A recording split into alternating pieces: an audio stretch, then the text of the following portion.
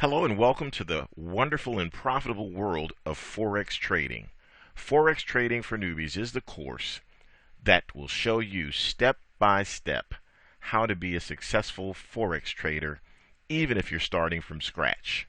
So without further ado, let's explore what's covered in this exciting Forex trading course. Hello and welcome to the Forex Trading for Newbies Forex Trading Course Overview.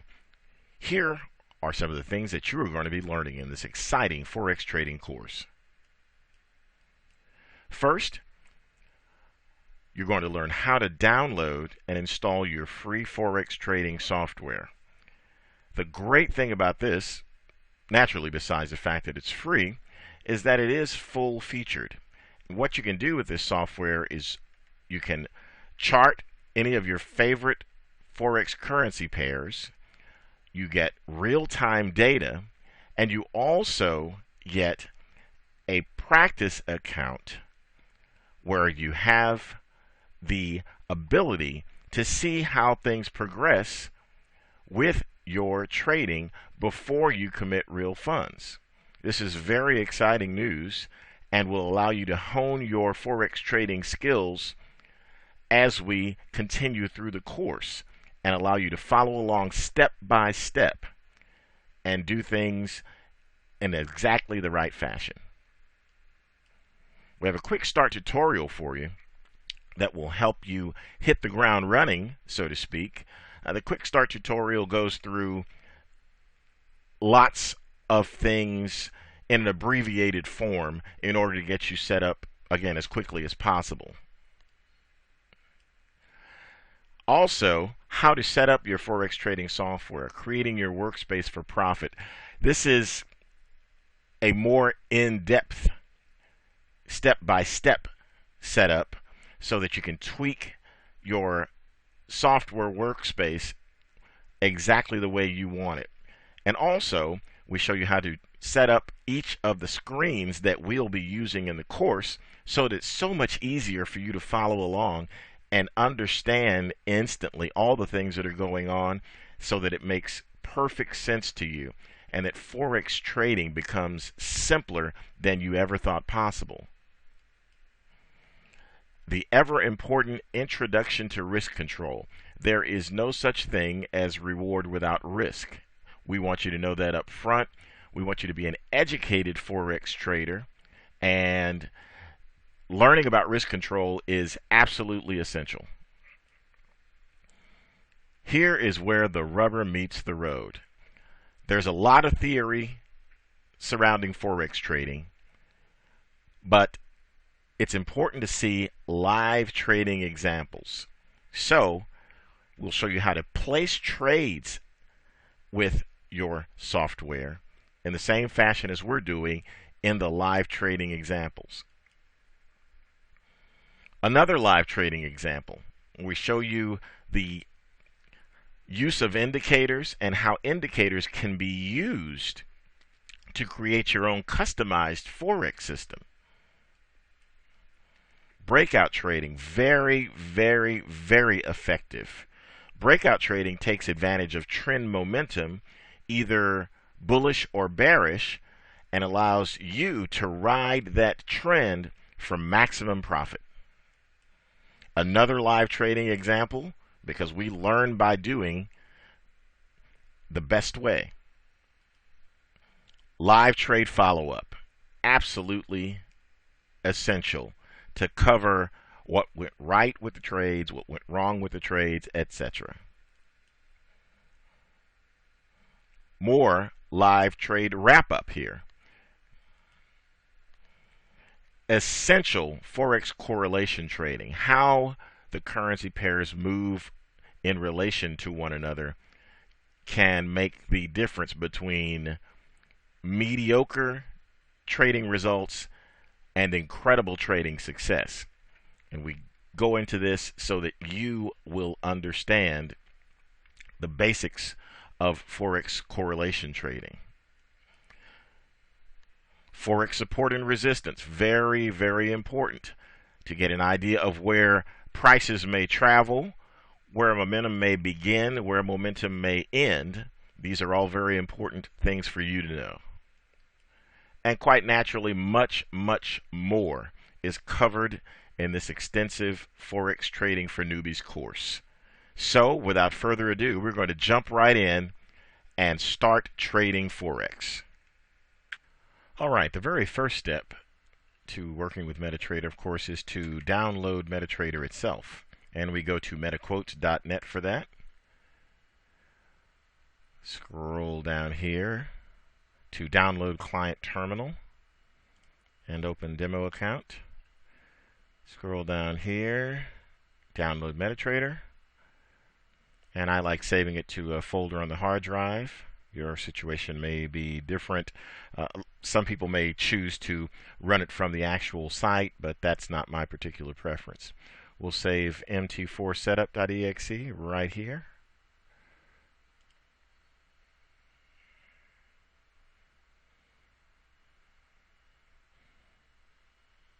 Looks like the site is busy today.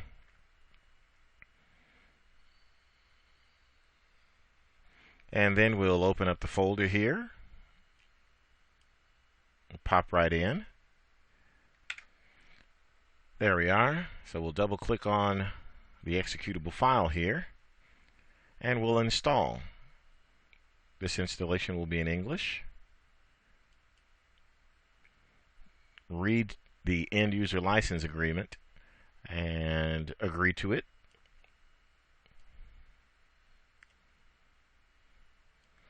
Decide where you'd like for it to be installed.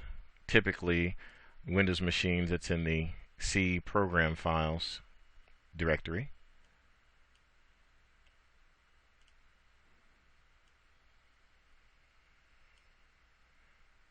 Okay, so here we go.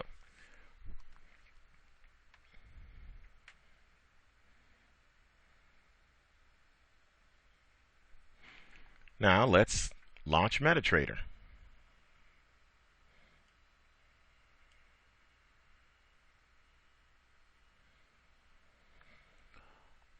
Alrighty, here we are. We are inside of MetaTrader. This is the default screen that pops up.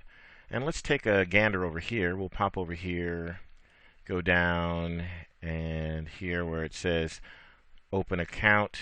And this is what you'll have to do in order to get the live data coming in. You'll have to put in your name, country, state, etc. All this information here, your phone number, the level of leverage that you'd like. 1 to 100 is the default here. The currency, your email address, as well as the amount you'd like to start off with. A simple example. We're going to start off with $5,000, a modest amount of money to start trading with in order to show that this amount of money can grow. You'll agree to subscribe to the newsletters before you can get a next down here, so you'll notice that. Now, I'm already signed up for this, so this is already all set. Once you sign up, you'll be here.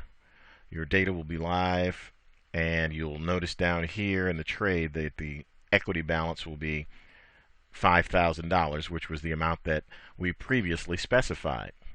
For setting up MetaTrader, this is what we've done. We've downloaded MetaTrader from the metaquotes.net site.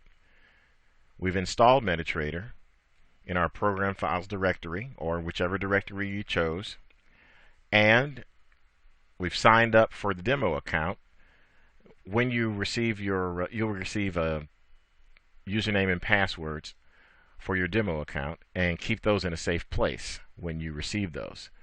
So we're all set to trade and explore trading inside of MetaTrader. What we're going to do next is we're going to explore the features of MetaTrader so that we can customize the look and feel and make it a comfortable platform for us to work with. Thank you. Hello and welcome to the MetaTrader Quick Start module. In this module, what we're going to do is we're going to show you how to get up and running with some customized screens so that you can begin to explore the different currency pairs at your leisure. So, with that in mind, the very first thing you're going to do is, after installation, we're going to go to the default charts. These are the default charts right here. And what we're going to do is we're going to right click and we're going to click on properties and we're going to click on colors. Okay? Now the first thing we want to do is scroll down here to black on white, thusly. Okay? And the very next thing we want to do is where it says bar up right here, we want to mark that as green. Where it says bar down, which is the very next tab down, we want to mark that as red. Bull candle, we want to change that from the default white to green. Bear candle, we want to change that from the default green to red. And we want to click OK. All right, there we have it. Now, this is what we'd like to see as far as our candlestick charts are concerned. So what we're going to do is we're going to save this so that we can bring this up anytime in any chart that we want. So here we go. We're going to right click, go down to template, go down to save template. Now I've already created this. So candlesticks, you can call it candlesticks, you can go and call it candlesticks 1, whichever you prefer. We'll just save it as candlesticks. In my case, it's going to ask me, do I want to replace it because it's already here in yours? Since candlesticks is not there, you don't want to replace it. But let me go back here, and I'd like to change this to candlesticks 1 with a capital C there, and let's save that. Okay, tells me it already exists, no problem. Okay, there we go. Now, we've saved that as candlesticks 1. Now, the very next thing we want to do is customize all the rest of our charts in this fashion. But before we do that, we are going to set up for trading the euro dollar US dollar. Now you can set up any currency pair that you like. In this case, we're going to set this one up as a standard. So in order to do that, you can see this is a pound dollar, and these are all different currency pairs here. What we're going to do is simply grab that and drag it, and it becomes euro dollar US dollar. Grab that, drag it, that becomes euro dollar US dollar. Grab that, drag it, that becomes euro dollar US dollar. Now we've done that, we've got that all on these charts. The next thing we're going to do is we're going to go to template, and I'm trying to remember to slow down here so you can follow along and do the exact same thing. And what we want to do is we want to apply the candlesticks 1 template to each one of these charts so that all 4 of the charts in our screen are candlestick charts. Template up to candlesticks 1. There we go. Now as you can see, none of the indicators are here in any of these because in the template we didn't save any indicators. Okay? So when you want to save indicators, you can do so simply by changing the template, by placing an indicator on here on any of the charts and then saving the template. Okay? Now, what we'll want to do from here is we want to look at various periods of the candlesticks. So say we wanted to start with daily here as our largest time frame. Then we wanted to go, well, let's not do that. Let's pop back Let's start here with hourly. For our purposes here, we're going to make that our smallest time frame. The next one was going to be 4 hours. That's already set up. The very next one, and all you do is click on this little tab here. Or there's another way to do it. You can click on the periods and go down here and set it as well. So we're setting that daily. We're setting this up as weekly. Okay? So, okay, we've got this 1 hour, 4 hour, daily, weekly. We've got perspective here, and we're focusing on the euro dollar, US dollar. Now, something very important for us to do as far as customization is concerned is to go over and to save our screen setup here as a profile. And give it a new profile name. You can call it whatever you want. Let's call it, I've already saved this one. Let's call it EUR USD candlestick.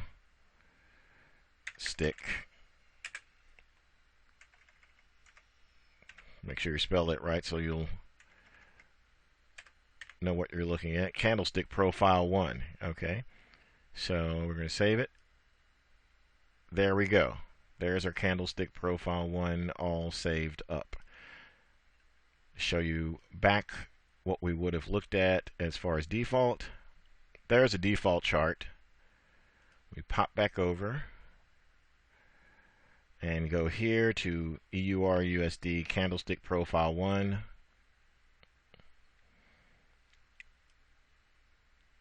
Set it up as such, and we are more than set to go. Now, say for instance, we don't want to do candlesticks. What we want to do is we really want to do these same period studies in hour, 4 hour, daily, and weekly, but we rather do it in bar chart format. Well, we can certainly do that. There's two different ways. We can click here for bar chart, and as you'll see, we'll get a bar chart that's a multicolored type of thing, and that's not what we're looking for. We'd like more of a standard type of bar chart. So what we're going to do is we're going to roll down here to properties, right click all the way down to the bottom to properties, or click F8. In fact, I'm going to left click to make this disappear, and I'm going to hit F8, and there we go. Okay. Let's go back to black on white, like this, and click OK. And then up here, click on bar chart. And there we have everything set up as a bar chart for us. Okay. You notice that if you zoom in, the bars get thicker. Zoom out, the bars get smaller. And I'm going to make sure that's turned on auto scroll. Okay. There we go. Okay, so in keeping with a quick start, let's save this as a template. And I'm simply calling this one bar chart 1. So I'm going to save it. I already have one named bar chart 1. So for you, you're not going to see this message. It's just going to, you're just going to save it, and that's bar chart 1. So let's apply the template. Bar chart 1. Bar chart. And bar chart 1 right there. So we've got bar charts all around. You can change these colors, of course, to anything you want. This is just a standardized place for us to start experimenting. Okay, so we'll go over here, and what we're going to do is we're going to save the profile as EUR USD bar chart 1. And there we go. So we're all set there. We can pop back and see how these things work. Okay, there we go. That's a default. There is our euro dollar US dollar bar chart set up here. Okay. So you can go to any of the profiles that you like. Now here's a quick way to get to each of the profiles as well. You can go Control 5 to the next one, or you can hit Shift F5. Control F5, Shift F5. Move forward and backwards that way. This is how that would look. That's all I'm doing. Is hitting Control F5. Now to move backwards, I hit Shift F5 and move backwards. There we go. Okay. So this is where you are. You're ready. You're all set. If you wanted to do candlesticks of your 4 favorite currency pairs, you could do that as well. Again, you'd simply find your favorite currency pair over here, and drag it and drop it to any of the charts here. When you're in the mode of trading, you'll want to zoom into the chart that you'd like to focus on. For instance, say I've looked at my overview here, weekly, daily, 4-hour, 1 hour, and these time frames can change depending upon which particular type of trading system that you're using at the time. I like to look at longer term and work my way down, and I call that top-down trading, so that I can get a good idea of the prevailing trend here on the weekly, which, as we can see here in this particular case, is up. Then the daily trend is up. The 4-hour, we can see the trends there. We can see some movement in a consolidation here, and we see a finer example of that consolidation here. Okay, so then I would go to my smallest time frame chart and move it around, get some perspective. If I have a methodology in mind, then I will place the trades according to that particular methodology. And what I'm talking about is an actual predefined Forex trading system. If I'm trading via candlestick patterns and I'm doing things manually and I'm looking for certain patterns, then I open up this particular chart and look for some patterns that would lend themselves to a trade of some type. As I'm looking over here, I'll be seeing spinning tops develop over here as far as candlesticks are concerned, and thinking that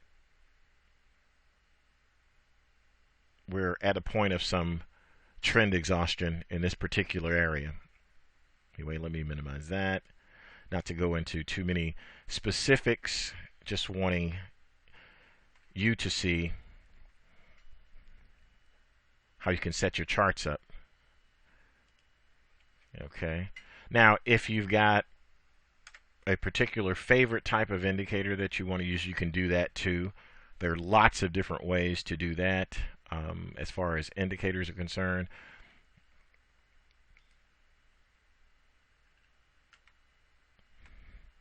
And what we'll do is, before we go there, what we'll do is scroll down, and there's indicators here. Say, for instance, you're a fan of moving average. There we go. Here's a moving average. This is a 100 period. Say you're interested in a 10 period moving average. Simple moving average, and applied to the close. All right, there we have it. There's our moving average. Now, just to show you in the quick start how this would apply to templates. So you want the moving average on this one, and that you wanted to save the template as candlesticks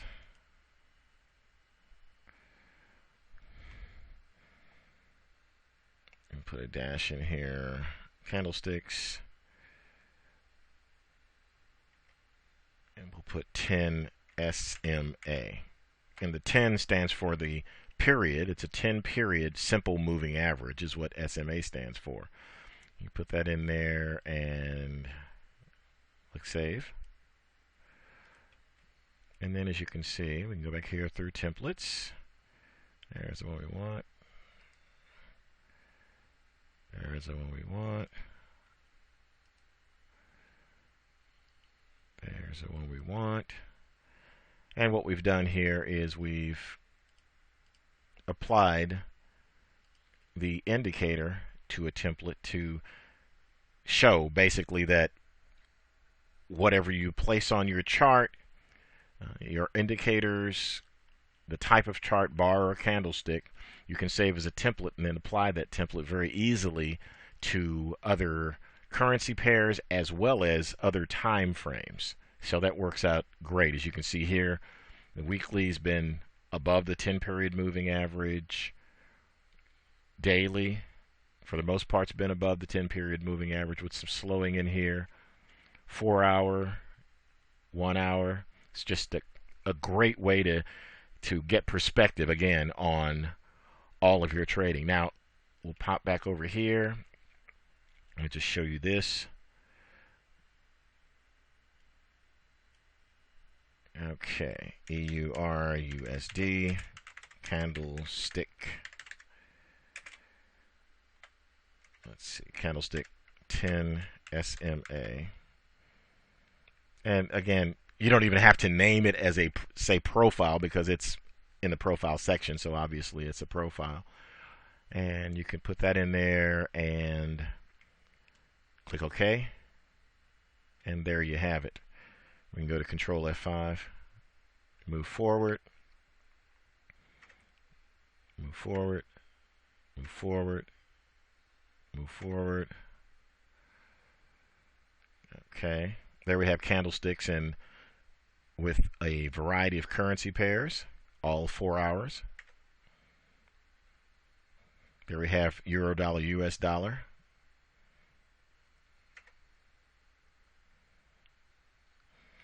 There's R set up there for candlesticks. Here's a same type of candlestick setup, but with the pound dollar.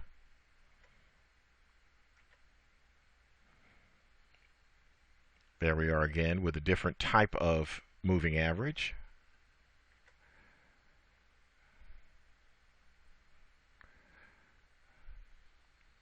There we are. There's our bar chart. We ran out, huh? And let's pop back down here. And that's it. Candlesticks. Oops, wrong one. Sorry.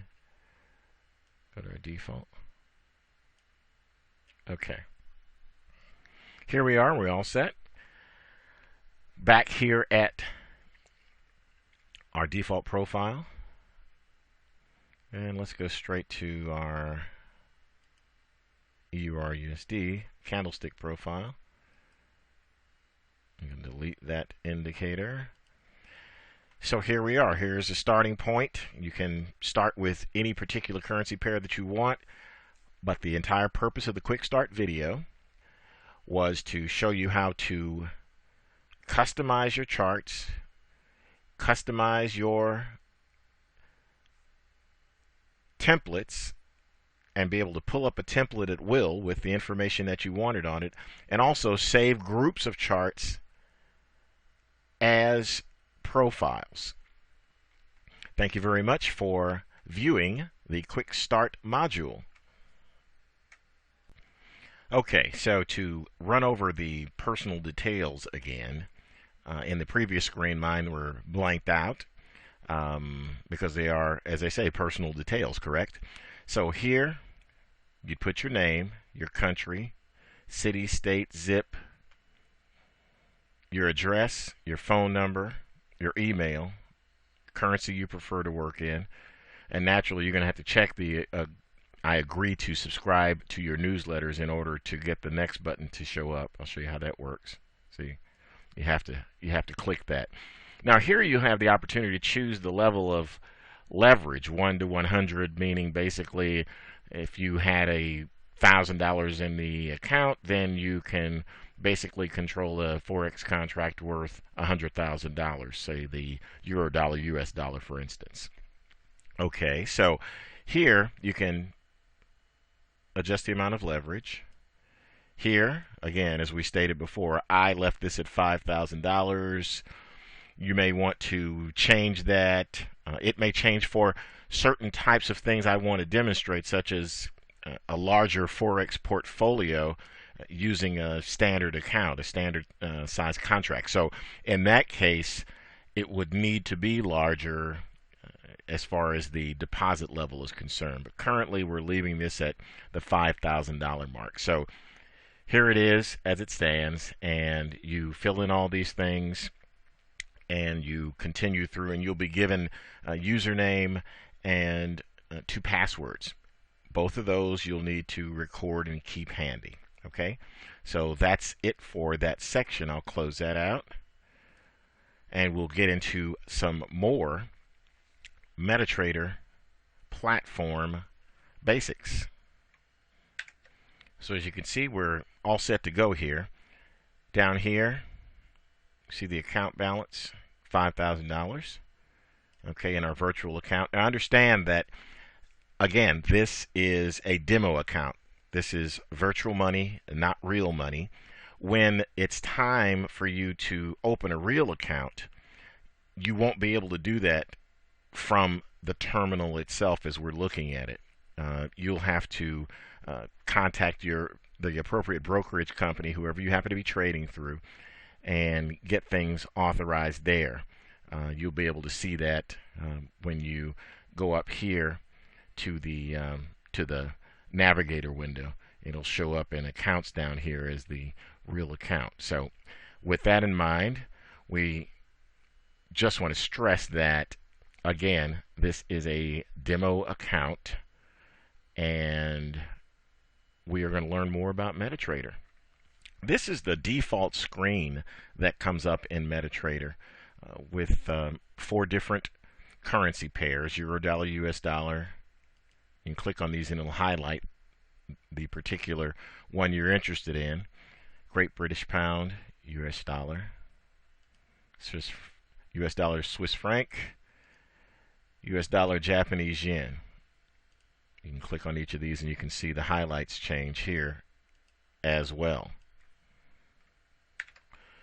One of the first things you may want to change would be the look and feel of individual charts. What I'm going to do is I'm going to maximize this so we have one chart here, and then I'm going to go down to the properties, and here are a number of the common types of things. You can have it as candlesticks.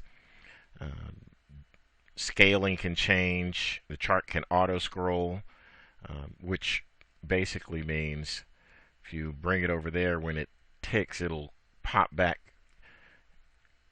as the price changes, so that you'll be right here at the most current price. So let's look back here again. Go to properties and colors.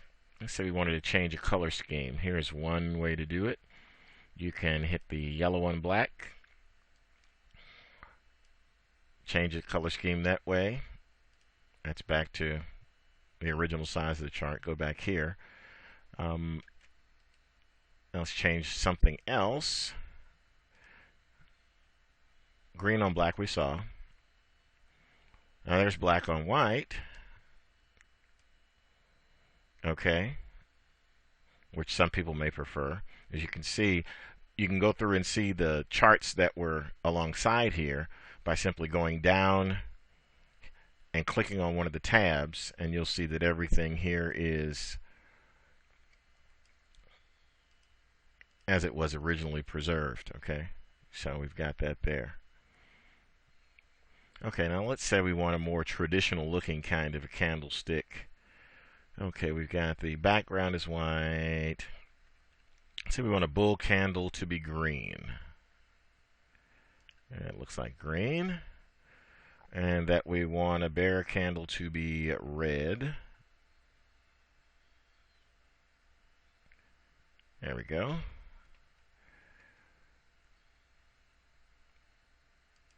Let's see, it changes here. Let's expand that out. And there we go. Completely different look, completely different feel. More traditional types of candles than you may see as the black and white, or the black, sort of the hollow and green, as we see over here. Yeah, the hollow one. And then a different color here. So here, bullish candles are green, and bearish candles are red. Let's go through an additional modification here. Okay. Let's see, the grid's gray.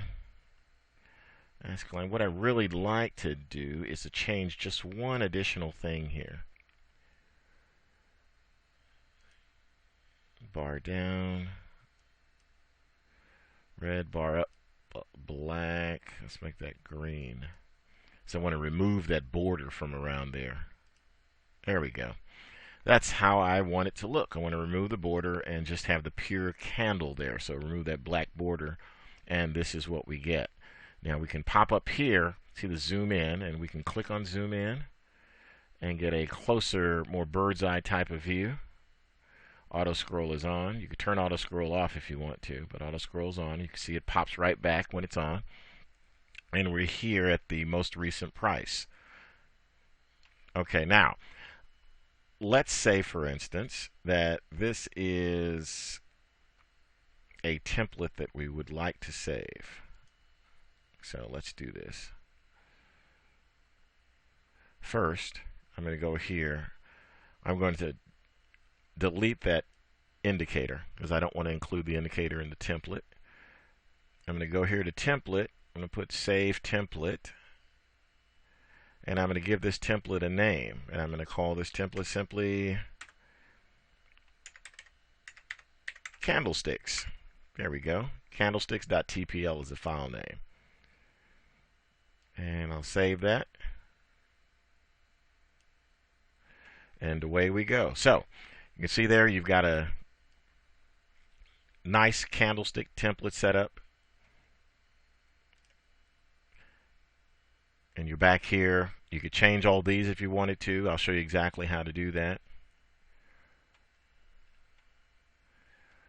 Okay. Okay, we'll go here. Go to template. Scroll down to your candlestick template. We just created this candlesticks template, and we'll watch this. There we go. Now, if you want to, you can create these templates, and you can set them up pretty much any way that you'd like. For instance, let's say you wanted something. What are we going to add in here? Bum, bum, bum, bum, bum, bum. We've got template. We got all that stuff.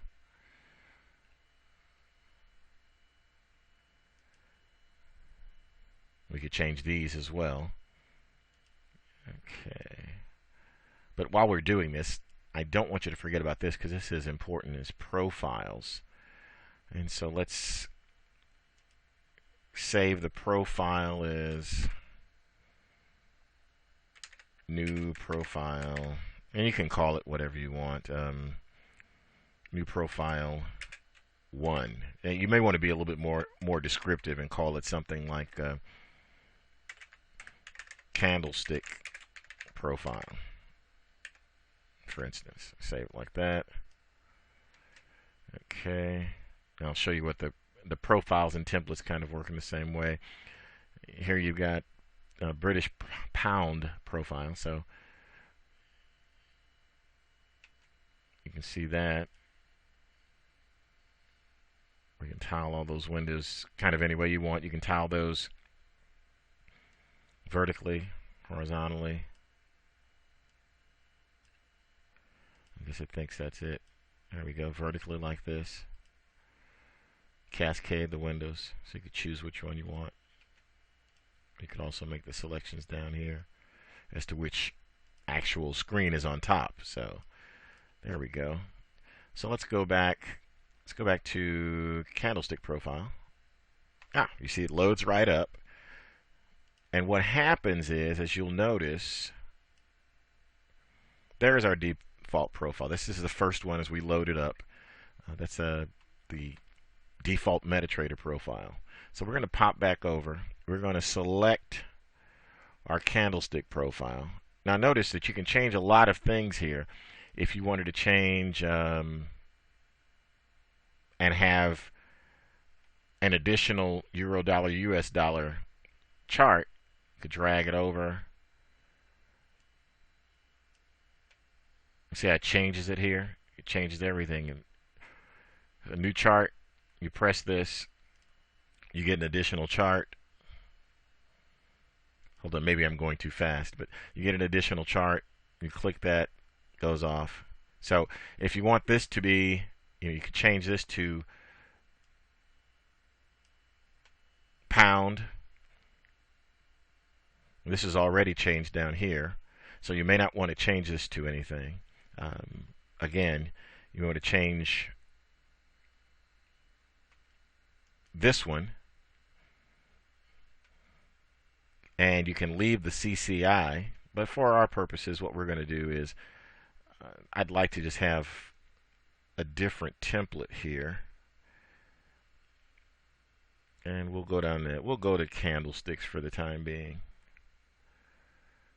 No, in fact we won't go to candlesticks. What we're going to do is let's just create a, for this, let's just create a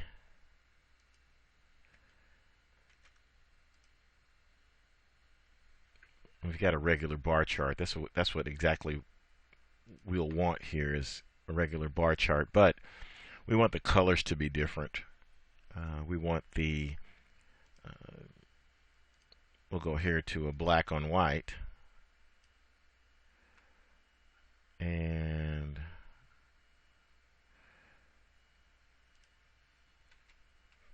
okay, I'm liking the look of that. This part doesn't show up that strongly there, but the bar chart is really what I wanted. As you can see, as you scroll in, it gets bigger and bigger. So, okay. I also want to transform this into a bar chart. It's easier for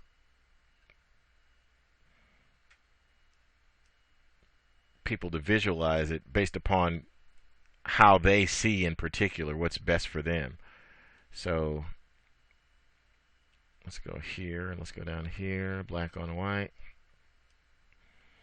There we go. So we've got that, and as you'll see as you scroll in, the bars get thicker a little bit as we go in. So, all right, that looks good. So far so good, right? All righty.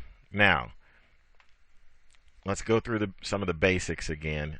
Let's say we want a plain bar chart. So what I'm going to do here is go to the indicators list on this one, and I'm going to delete that backed indicator because I just want a plain old bar chart right here. So I'm going to go here, right click, I'm going to scroll down the template.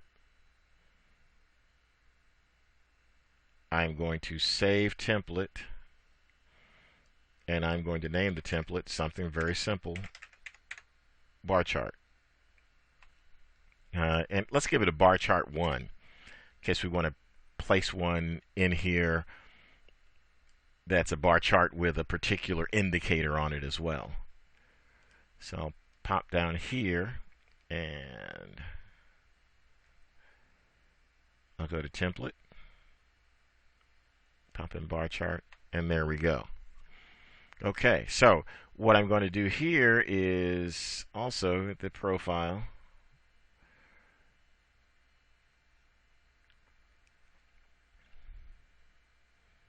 Let's go to default. Okay, see our default there. Now let's pop back and go to candlestick. And as you can see, the changes we made were updated automatically. So as we changed everything up here, the top two to candlesticks, we changed the bottom two to bar charts. When we went back to profile, it's all saved for us, so that's great. So you can save as many profiles as you'd like. You want to go through and change things around, you can as often as you like. If you exclude that chart, you want to add an additional chart, you can always do that. Again, go up here and say you want to add the US dollar, Canadian dollar. Bam, there you go. Now say you want it to be a candlestick chart. You go down here, you go to your templates, you click on candlesticks, you're all set. It's a beautiful thing. Auto scroll brings you out to the most recent price, and there you are. Again, that's just an example. So, but you've got a number of ways you can do things. If, for instance, let's just say, for instance, that you would like to set this up, and let's have a euro dollar, US dollars set up, and let's have these set up in varying time frames. So here I can drag this, all I'm doing is right clicking, dragging over to the chart, letting it go. Right clicking, dragging over to the chart, letting it go. If you wanted to go straight candlesticks on all these, you could do that too. So let's set that up. Candlesticks. Candlesticks. Now what we're going to do is we're going to set this. There's two different ways to change the period of what you're looking at, and we're going to get into more tweaks in the very next video. So I'll get back with you momentarily. We'll take a look at how to set up some even more interesting types of templates and profiles as we move along. All right, we're back. In our previous coverage, we went over filling out our account details and also basics of profiles and templates. And we started to construct this particular profile here with the euro dollar, US dollar chart group. And we'll continue with that here. What I'm going to do is I'm going to start off with an hourly chart here. You could change the time frame any way you'd like, and here's a demonstration of that. I'll make this larger so you can see. Monthly, big moves in the month. Weekly, daily, 4 hour, hour, M30, 30 minutes. You can see the little tabs up there. 5 and 1. Okay, and you can also change it this way if you'd like. Change the tabs this way. Okay. Now what we're setting up here is going to be specifically for the euro dollar, US dollar. We'll start off here with a 1 hour time frame. We already have the 4 hour time frame set up. We'll move over here to a daily time frame, and here to a weekly time frame. Okay, and basically the way we set this up is it's kind of in a top-down trading sense. So I'm going to first thing I'm going to do is I'm going to save the profile as Euro dollar, US dollar, profile 1. Okay, there we go. And we'll separate that so you can see that out. Okay, that's profile 1. Okay. All right. So here we go. Now, I'm going to expand this, and you'll notice that once that's expanded, all of the other ones are large too. Go back down and see them all in one screen. We could actually do that. But what we'll do in this is set up a what I like to call top-down trading setup. Now, top-down trading basically means you start off with a larger time frame and you look to see which direction the trend is in. Now, people can interpret the trend in a lot of different ways. Flat as through here, and we've been moving upward slowly. Let's see, I want to move the daily over here next to the weekly. There's a daily. We're still in an uptrend here.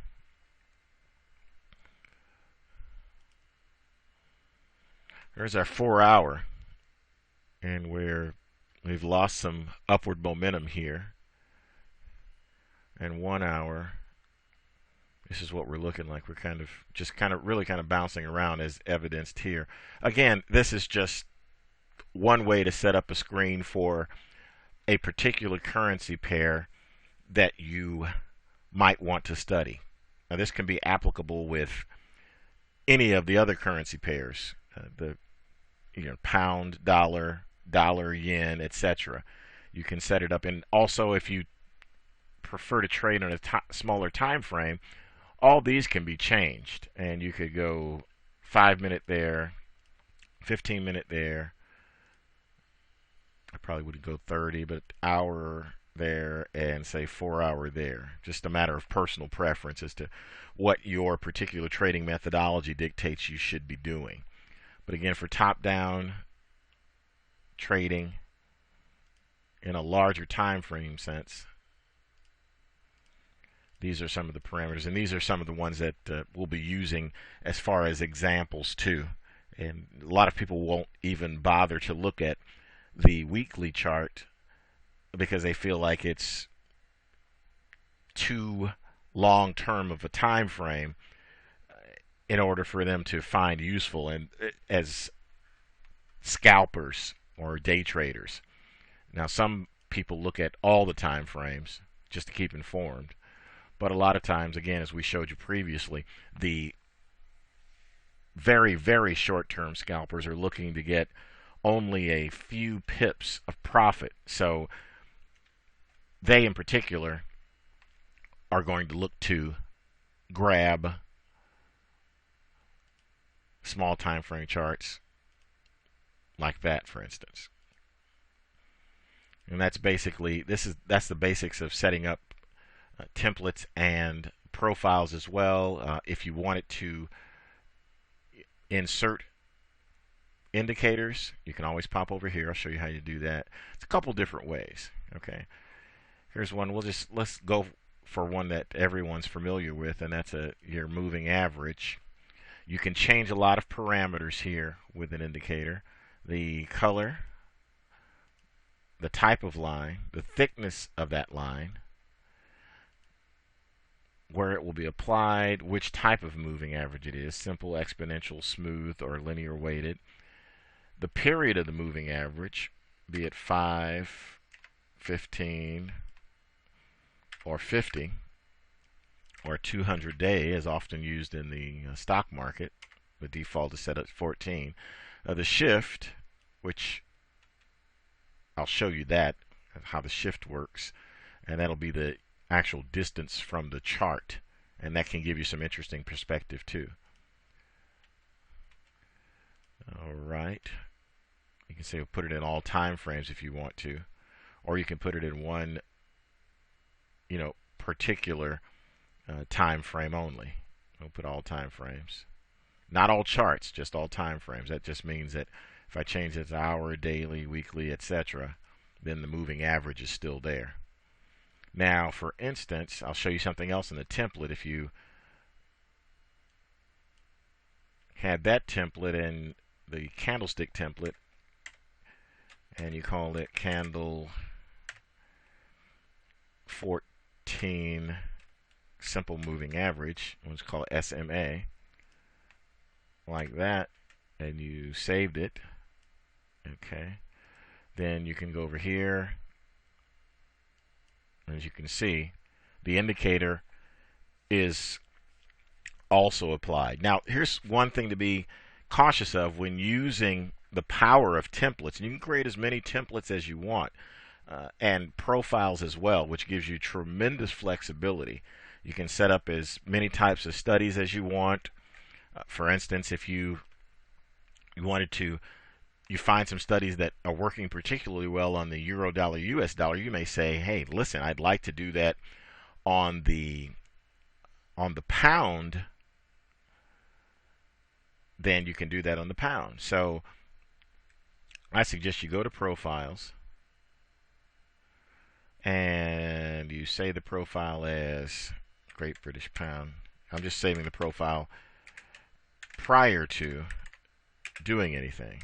Okay, basically this is kind of a new profile name. Okay, so here we go, and then I'd go through and I would simply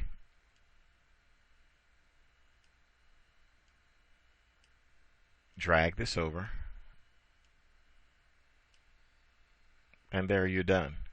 So you've got your profiles all set up for your Great British Pound.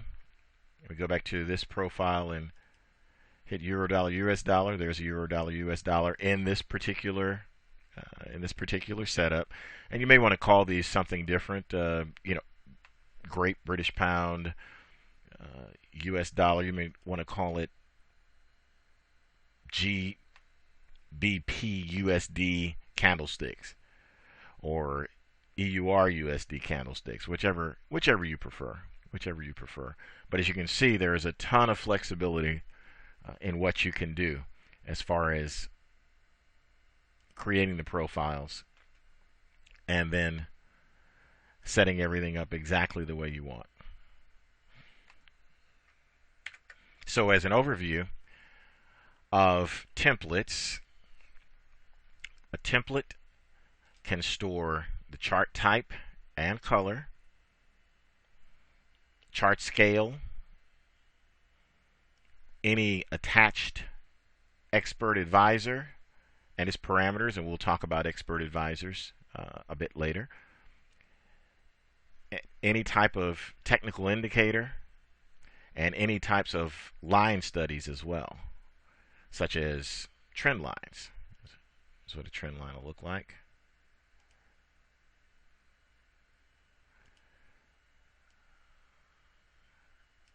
There's a trend line right there. Okay, just to show you what that looks like. And that's going to be in the objects list. 2 trend lines. You just delete those, and you're back to the normal chart. Okay, here's another way to access profiles. Up here you see profiles. Just click, go to the drop down menu, and it's kind of neat because you can kind of go to the next profile. We'll say, for instance, we're up here at the default, and you can go right through the next profile.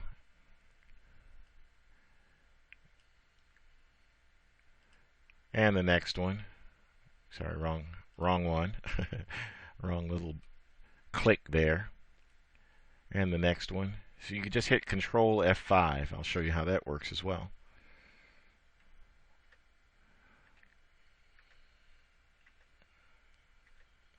It's kind of cool, huh? So now if you want to go the other direction, Shift F5. So Control F5, Shift F5, and that moves us back through.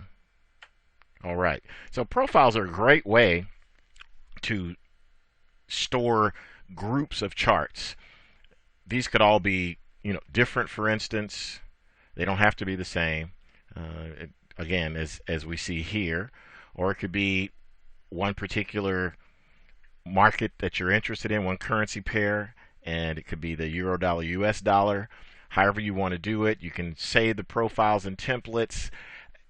And here's something that I really like about this. Once you save a profile, you save a template, it's there. So you get an opportunity to go back and experiment with it. So it means that get into MetaTrader and go in, and you can you click some buttons and don't worry about losing anything. It's here. It's all set up for you, and that's basically the coverage of templates and profiles.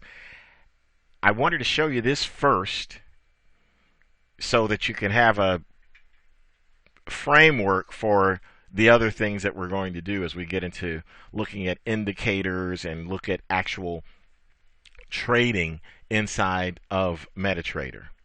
Thank you so much for looking at this module, and look forward to seeing you in the very next module. Okay, we're moving right along. We've successfully installed the MetaTrader client terminal. And the client terminal is exactly what we're looking at now on this screen. It's capable of receiving quotes and news, performing trade operations, that's buying and selling, managing and controlling open positions and pending orders, as well as its use in conducting technical analysis studies. You can see the various types of indicators here, and there are a whole host of indicators available for us to choose from. Something that I want to touch on before we go any further is the amount down here, the equity amount. I want you to keep something in mind. This is a virtual equity amount. Okay, so this is opened up on a demo account, and I like to stress this so that everyone understands this isn't real money. This is what's known as a paper trading or a practice account. Now, in order to fund your account, you'll be doing it through a compatible Forex broker. And here's something else to note, that you cannot set up a live account through the terminal. You can't authorize a live account through the terminal. You can get it set up so you can trade through MetaTrader, but you can't activate one through the terminal. This has to happen through your Forex broker, just to clear that up. Okay, so let's move along. What we're going to do first is we're going to explore the menu up top. File, View, Insert, Charts, Tools window, and the Help, of course. And one of the first things we want to do is we want to go to New Chart. When you click on the New Chart button, you see you've got a variety of currency pairs to choose from. Let's just pick the pound dollar here and see what happens. There we have it. New chart pops up. So we've got a whole new configuration here in this screen. Now we're going to go down to Profiles, and we're going to save this profile.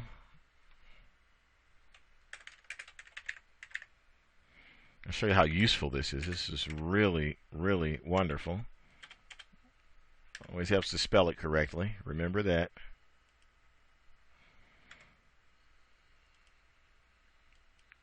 I'd already created such a profile. So, okay, so now I'm going to go to Profiles. I'm going to go to Default. Okay, that's the original, correct? All right, let's go to Profiles, and all your profiles that you have will be listed here. There's a new profile with the brand new added chart.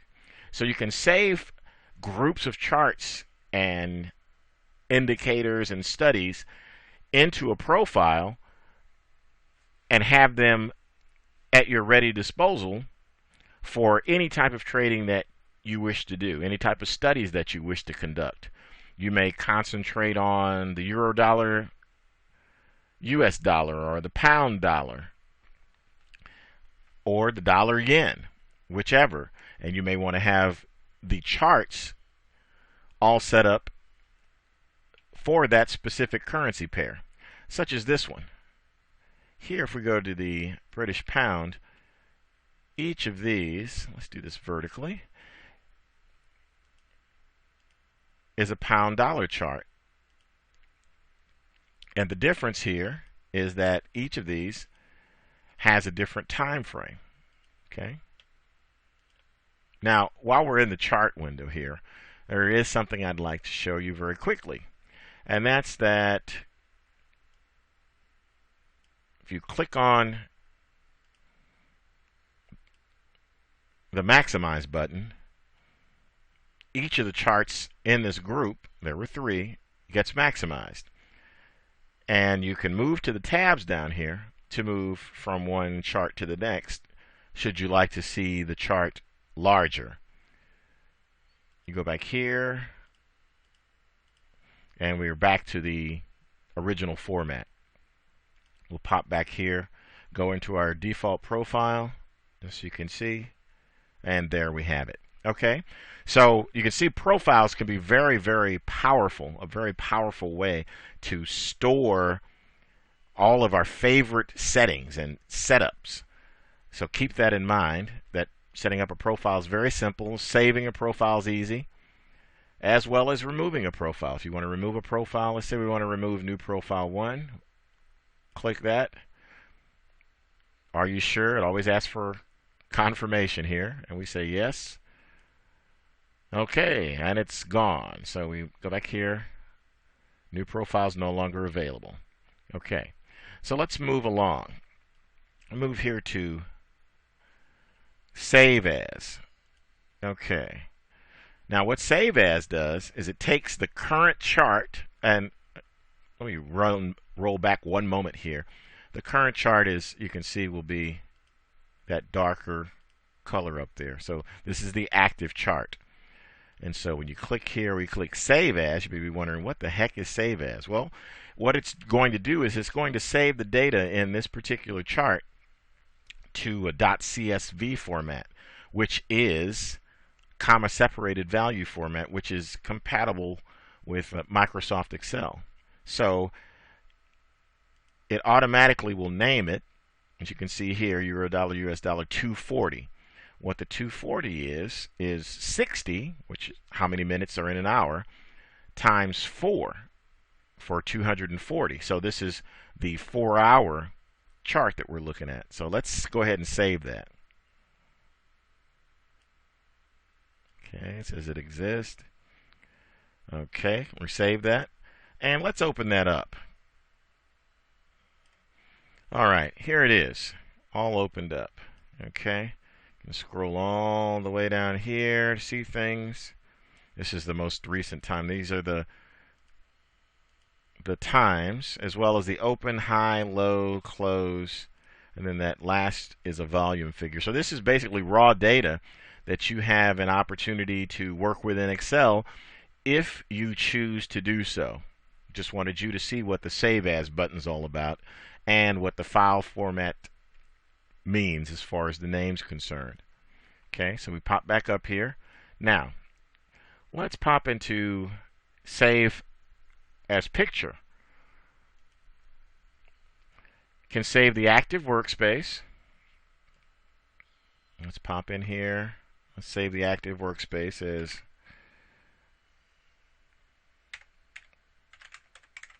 workspace. Let's spell right. Okay, 1.gif. And okay, so we've saved that. Okay, so this is actually not the screen, but this is the actual image of the workspace that's been captured, and it's in my image management program here. So you can see that works very well. Let's go back and let's save something different here. Let's say that you can save an active chart as is, or an active chart in an 800 by 600, which is a standard default size here. Or if you've got another size you'd like to save it as, you can do that too. But let's go ahead and save that as 800 by 600. Okay, we don't want it as workspace. We want it as chart. Just give it a quick name. And there you have it. There's the chart all saved. There's a picture of the chart all saved right there for you. It's very nice. Works very, very nicely. Okay, so we're going to continue on. And here, logins, accounts, open an account. You've seen that particular screen. Your print setup, depending upon what you want to do. Your print preview, you can basically print the chart. So if we're looking at printing, say, the 4-hour chart here,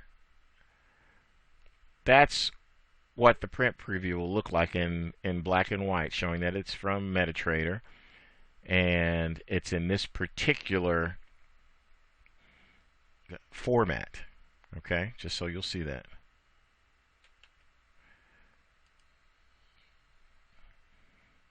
Okay, let's close that.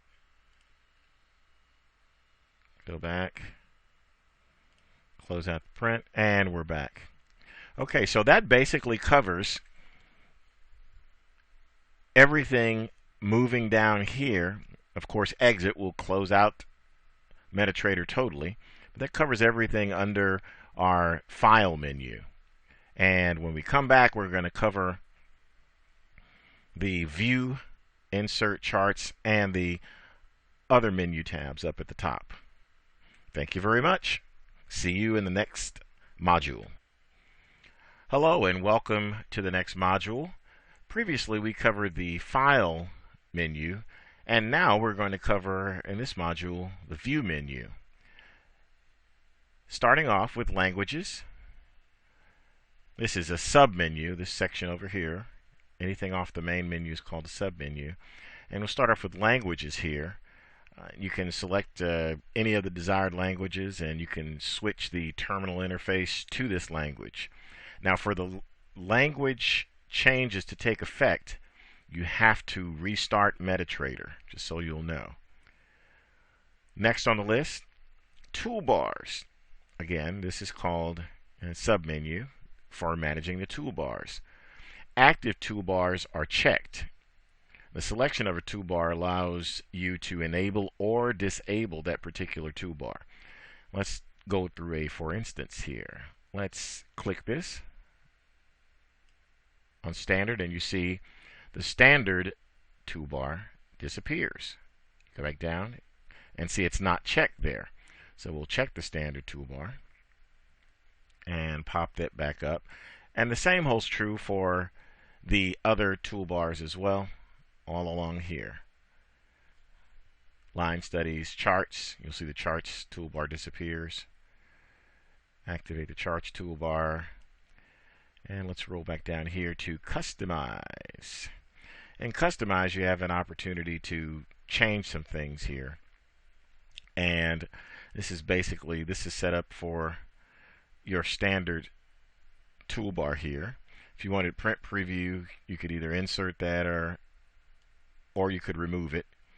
New order, you can see here, you remove the new order and you close that, then new order disappears. So go back to customize, to insert, get new order back in there, and you can see new order appears again. And you can do the same thing with any of the others. You want to go back through and you want to remove expert advisors, for instance. As you can see, when we go up here, expert advisors is gone, but we want to keep that in. Okay, so let's close that. All right, so let's continue on here. The status bar can enable or disable the status bar here, and that's located in the lower part of the terminal window. the data bar, let me show you this. And that bar is a little bit down at the bottom here, a little bit off the screen. You can see the current profile. Click to open a list. So you can go back through profiles just like in the, and we can see it's default, and default is listed down here at the bottom as well. Okay, let's move on to charts bar.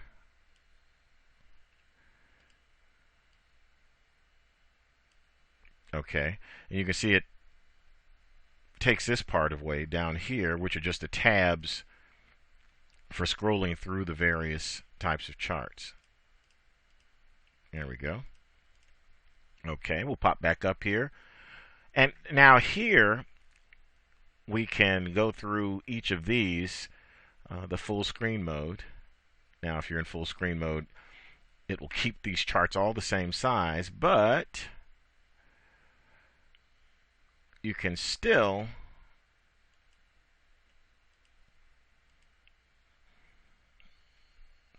maximize these and have lots and lots of chart room. So this is great. You want to just do one particular chart, then wow, look at that. That's great. We've got a lot of room here to work, and we can still also scroll through the various charts by clicking on the tabs at the bottom. Let's take that back to resize. And what I'll do here is I'll hit F11. We'll go back to the standard configuration, and we'll tile everything, and we're back set in the default configuration here with the default profile. Okay, now you can do things, Market Watch, which is window to the left, completely disappeared. You can also use a Control M for Market Watch. The data window, let's toggle that back in. The data window here, when you click on any of the charts, the data from the chart pops up, as well as the data from the indicators on that particular chart. So that's a real handy feature right there. Okay. Pop back over here, go to Navigator. And that takes the Navigator menu down here out. T for terminal. You can see it takes that information away down here. Terminal information.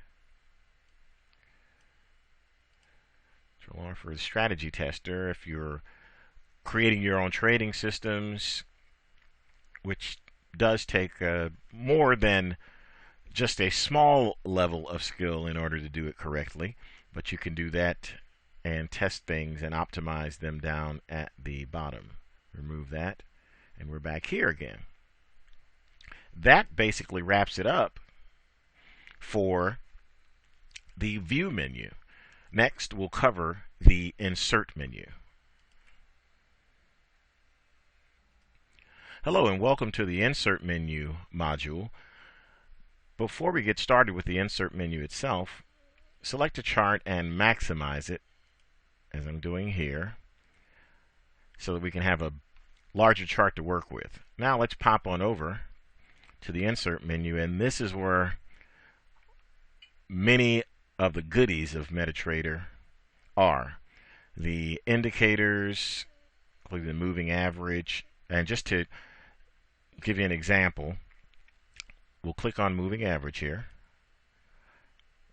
Dialog box pops up. We get an opportunity to change the color. If we wanted it to be blue, we can change whether we wanted solid or dashed line, the thickness of that line. We can apply that to the open, high, lower, close, or a number of other factors. We can determine whether it's simple, exponential, smoothed, or linear weighted. We can also set up a shift to the left or to the right, and also the period of the moving average. Here we've got a 14 period moving average. Okay. Let's set the visualization to all time frames. Levels we're going to ignore for now, Go back, and there we have it. Nice moving average. And as you hover your mouse over it, it'll tell you the period. And you can also see the value of the moving average at any particular time, which is also very useful. Now, to change the moving average, simply hover over it thusly. Now you can either delete the indicator, or you can go back to properties, and say you wanted to change it to a 100 period moving average. You can go back and you can do that. A lot flatter, isn't it? That's just the way it is. All I'm doing to move the chart, the data on the chart, is I am clicking the left mouse button, holding it down, moving it to the right or to the left, just so you'll know. Now we can pop down here and completely delete that particular indicator. Lots and lots more here. Oscillators, Bill Williams alligator, average directional movement index, average true range, which is very important and handy. And then these are categorized as to the type of indicators that there are. Trending indicators, oscillators, and here's a very popular one, the stochastics. And all I'll do here is just show you that the oscillator indicators show up down here in their own indicator section. Okay, and you can click on the left mouse button and hold it down and drag that section and size it the way you'd like. So if you want to see more that way, you can do that. Okay, so with here, stochastics, completely, you can eliminate that. And we can go back here to lines. As you can see, indicators, we've taken a look at all these. You can do custom ones as well. Volume, oscillators, Bill Williams, the alligator, fractals. Come here and do lines. You can do a vertical line, for instance. Vertical line with the value right there of the date. Pop down and do a horizontal line. If you want to do a horizontal line, say right there. Now, I'll show you something about the lines. You hover over it, it shows the value. If you want it to reflect a different value, like I said, we want it to reflect a little higher value of here, we can do that.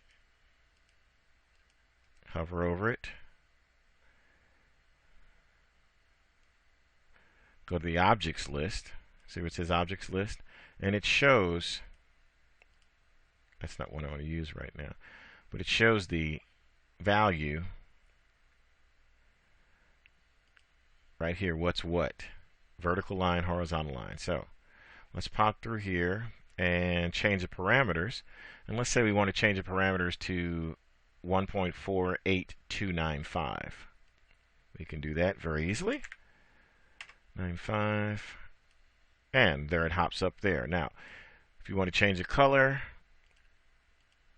no problem. Color change is easy. You want it to be thicker.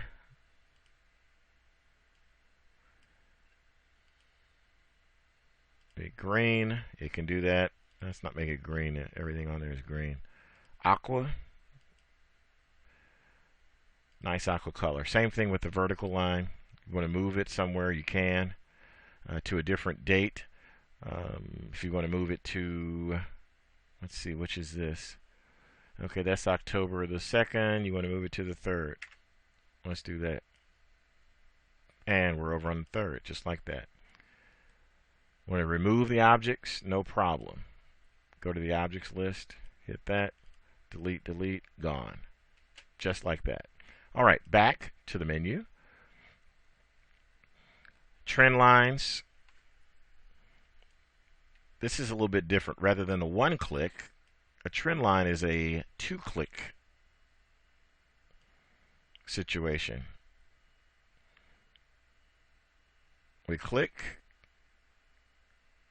and we draw the line the way we want, and then we release. We're going to do it this way. Put it on these, like that. Okay. Okay. You want to have the change the trend line parameters. See the values there. You can change that as well, and you can also delete that. Pop that way, delete, and we're out. Okay. And I'm just showing you these first few so you can get a feel for working with the menu, that type of thing. But some of these do deserve an extra explanation. Now the trend line by angle, this is really neat. Click, hold down the left mouse button. Now you see down where my cursor was, see it says 90 degrees. Now see, I want to draw something at the 45-degree angle. How about this? How about I go to properties? I go to object list, sorry. I want to edit that. Parameters, angle in degrees, 45. There we go. And it's interesting how the 45 lines up with that, isn't it? That's a topic for another day. All right. But that's trend line by angle for us. We can delete that. Go to the objects list. And there are a number of ways to do that. I thought I deleted it. Select, delete. There we go. All right. So let's pop back up. Channels. Linear regression, standard deviation channels, Fibonacci channels. You've got GAN lines, GAN fan, GAN grid. You've got a little bit of everything. Here, if we start talking about the linear regression channel, it's a statistical analysis tool, and it's just used for forecasting of future values on the basis of available data. If the trend is ascending, then one can logically suppose that the next bar will be a bit higher than the preceding one. The linear regression method allows you to have a statistical demonstration of such logical conclusions. Now, for this tool, 2 points must be drawn. Okay.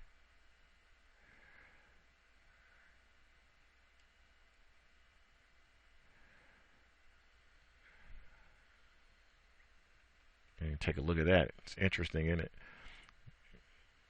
Capture everything within that channel.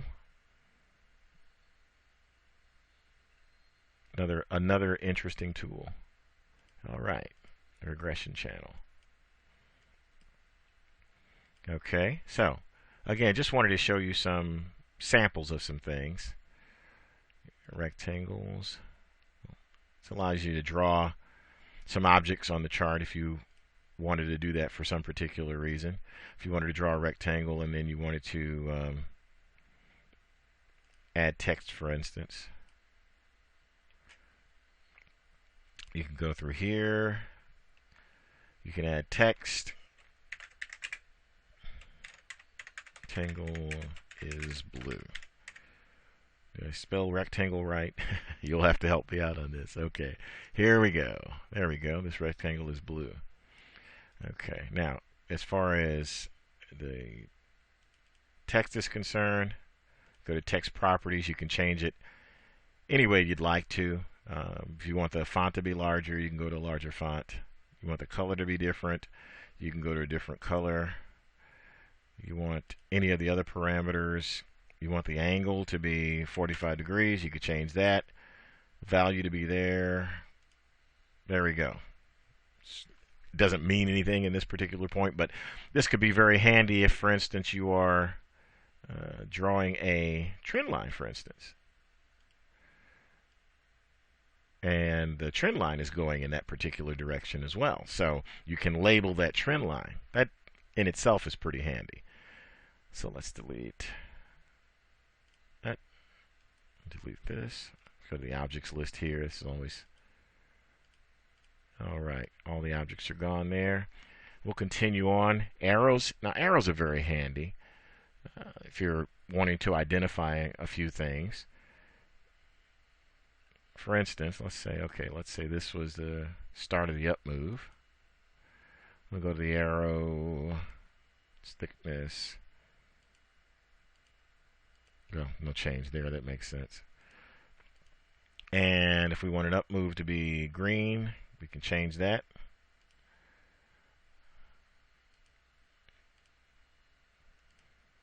And there we go. Big green arrow right there. No problem. If we wanted to do another arrow for something along the lines of a down arrow, we can do that. Okay, it kept that color, but we're going to go straight here to red for down. I'm going to thicken that up just a bit to make that one a little bit larger. And so, as you can see, handy. These can be moved around as well, so if you want to move them from place to place as you experiment and learn things, that's fine too. Okay, so I'll just leave those there. We'll continue down. Now, Andrew's pitchfork and some of these other things, cycle lines, can be very handy as well. So we'll pop in Andrew's pitchfork. Now, this tool is drawn on 3 points and represents parallel trend lines. On the first trend line, we'll start here. Second, we'll go here. Third, we'll go here. Okay.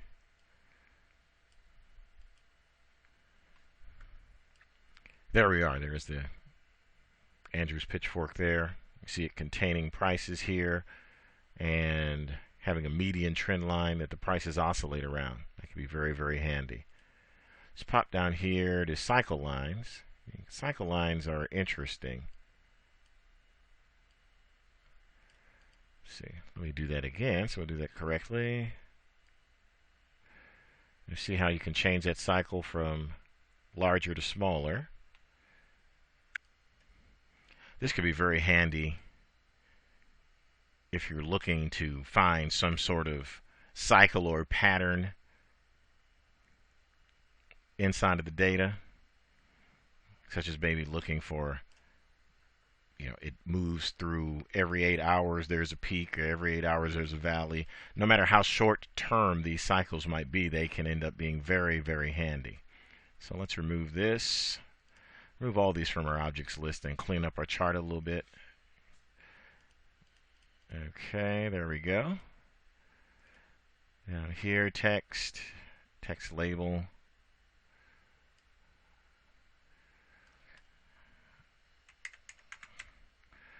Okay, we'll just put this as peak.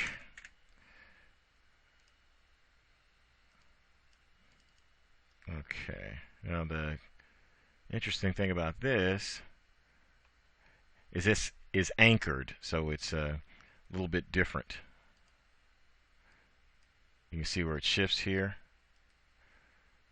Label properties, bottom left corner. But it's still, you can just move it around to wherever you'd like for it to be. And you can also change the properties of that particular label. Right here in parameters, you can angle it as well. X distance, Y distance, and you can change the name, the color, the size of the font. If you run it really big, no problem at all. So that wraps up the coverage of the insert menu. And next we're going to go on to the very exciting chart menu. Thank you very much. In the previous module, we explored the MetaTrader insert menu. In this module, we're going to explore the charts menu. And before we get started, I'm going to simply maximize the Euro-Dollar US dollar chart here. You could do the same as you follow along. And let's go through. All right, objects. The objects are going to be such things as the arrows and horizontal lines, etc. In fact, I'll do a quick example. Here's a horizontal line. I'll place a line there, and as we go in the object submenu, we can click here and give us a list of the objects, and there's that particular object. And you'll notice something here too. as you hover over, you see that that horizontal line has an identifier of 34,695. Objects list here, 34,695. The identifiers are there so that you keep the ones you want and don't accidentally erase the wrong type of object that you have on the chart. To delete that, we could click that button, or we can pop back up here, delete last. Should take that off since it was the last one. It was the only one that was there. Let's move down further, and as you can see, in each of the menu items here, there's also some hotkeys. Alt 1 for bar chart. We'll click that, and there's a simple bar chart, open, high, low, close. Alt 2 for candlesticks. You can use Alt 2, or you can go to chart, scroll down. Line chart. Line chart's typically done with the closing price only. It gives you different perspectives, and that's why the variety of charts is laid out like that. We'll go back to our initial default of candlesticks here. Okay, foreground chart, or you could set it as a background chart. Now you can see that won't do anything initially, but if you set it as a foreground chart, which is the standard,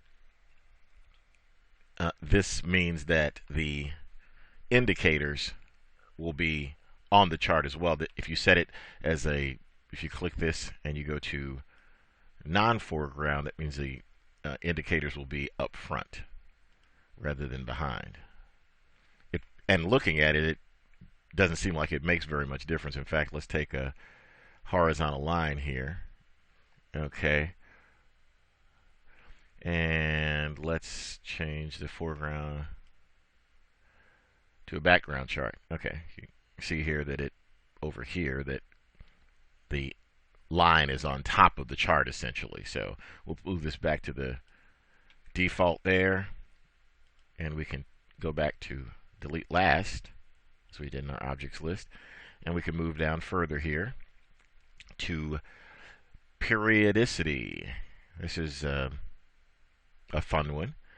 We can move the charts to different periods, 1 minute up to the big picture monthly, and lots of different places in between, as you can see right here. And there are numbers of ways to do that. You could do this on this particular toolbar as well.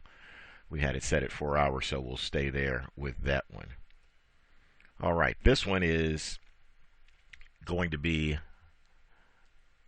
very useful for you. These are templates. Now, say for instance you wanted to create a new template. So let's just set this up, and let's say we had a horizontal line, and we put the horizontal line there. Go to charts, templates. What else do we want to do? Let's see, what will I want to add? Oh, let's set this as a bar chart. And I don't want to jump ahead here. Let me show you. Let's save the template. And you're asked to name the template once that pops up, and we'll call it new template 1, and we'll save that template.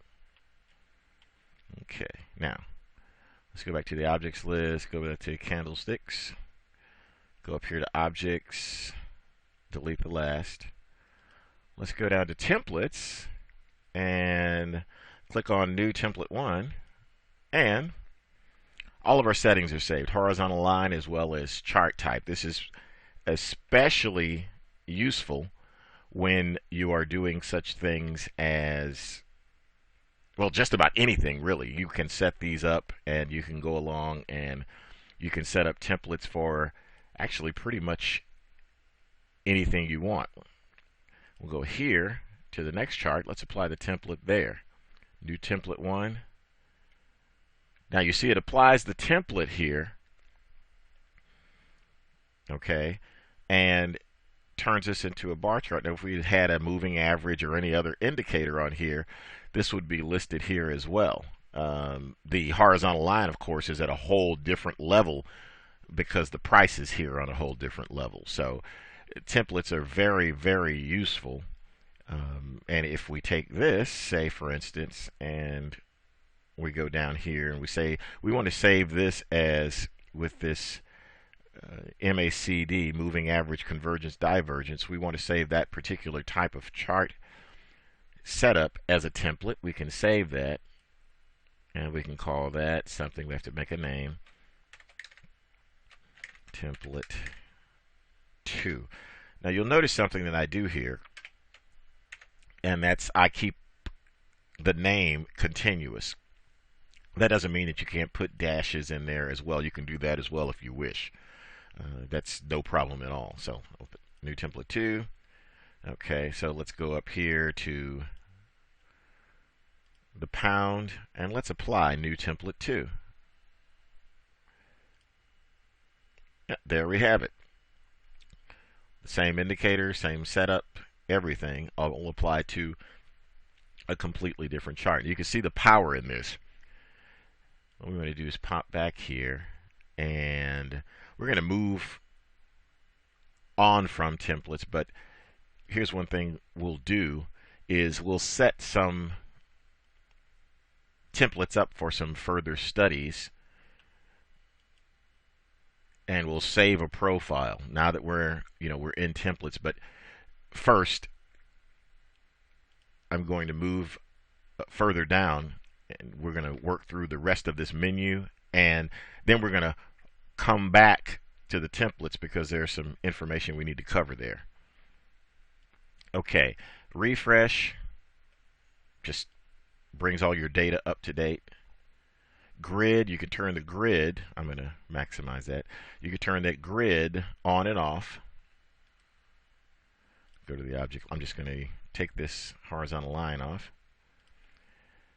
You turn the grid on and off. You can also set up so volume is visible if you use volume in your studies. You can turn auto scroll on and off. See, that's auto scroll off, auto scroll on. It pops back and sets it up so that the rightmost part of the chart goes to the most current price. Okay, so here we go. Chart shift. You can move it away from here if you want to see, you want space in here to look at where the price will be going. Gives you more space there. And you can set that, you can change that basically by moving this particular line. And you see the little arrow up here to move that line. So we'll move chart shift back to standard. Zoom in. And get a little closer in on the charts. You could do the same thing with the plus or minus keys here. Zoom out.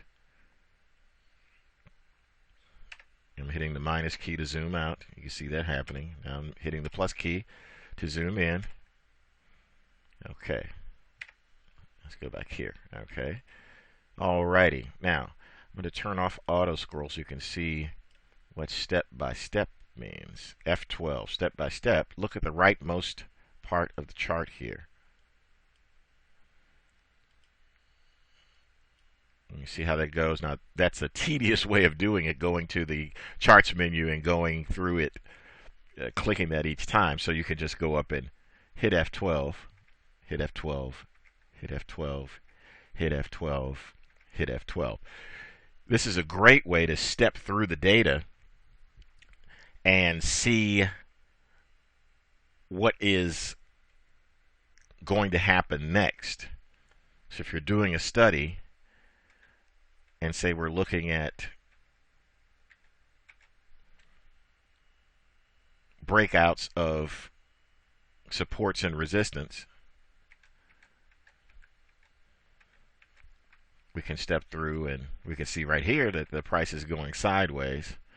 It's formed a channel in between here. Again, we can chat about this type of thing later, but that we have a breakout here. It's just a great way to kind of practice too and see ahead of time which types of chart patterns lead to the types of significant moves, which lead to the types of profit that you're looking for. I'm going to go back and I'm going to set this on auto scroll. Okay. We've gone through step by step. Now let's go through some properties. Click on properties. Okay, properties of this particular chart. There are three default, at least in the current version of MetaTrader, default color schemes. The one that we see is the first default, the green on black. There's a yellow on black. You can see right there. Click that, it turns yellow on black. And let's go back to, I want to go back to candlesticks here. That was our standard. You can also reach properties by simply hitting the F8 key, like this. And there's black on white. Okay. Let's see how that works. Black on white. Okay. Now, what we'd like to do here is let's set up a candlestick chart. We're going to modify this particular chart, and then we're going to save it as a template. Almost got tongue-tied. Save it as a template and be able to use that template whenever we want. Okay, so here's what we're going to do. We're going to start off with this color scheme, and then we're going to modify this to set up the types of candles the way we want them. Okay, so the first thing we want to do is we're going to go here to bull candle, and we want the bull candle to be green. You can see the colors, a little prompt pops up there. So click green for that, for the bull candle. Now the bear candle's set up as black, and we want that to be red. So scroll down and left click your mouse on red, and here's the result. Now what I did is I just hit the plus key to enlarge that. Now you can see the border around there is black, and let's remove that border, and this is what we'll do. We'll change that bar up border to green to match the up candlestick, and we'll change the bar down border to red to match the bearish candlestick. And there you go. Hit plus again. Nice, pretty candlesticks. And a nice move up there too. So this is what we want to do. Let's go here, charts, template, save template. I've already created this one, but you go through and name it candlesticks 1, like this. See, if it's already in there, it'll tell you that it exists, and do you want to replace it. I've created this ahead of time, so yes, I want to replace it. You won't see this because you'll just be creating candlesticks1.tpl for the first time. And there we go. Okay, so that's how that chart looks with all the other ones there. Now, I'll show you how to apply this template.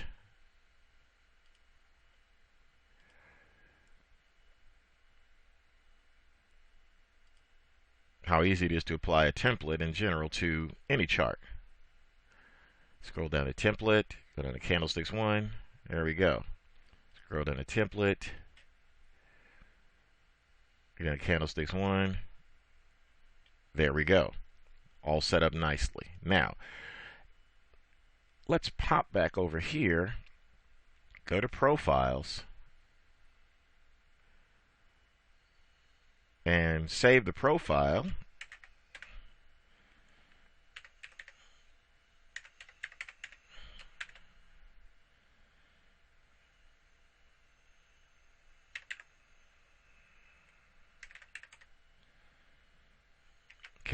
Candlestick profile 1.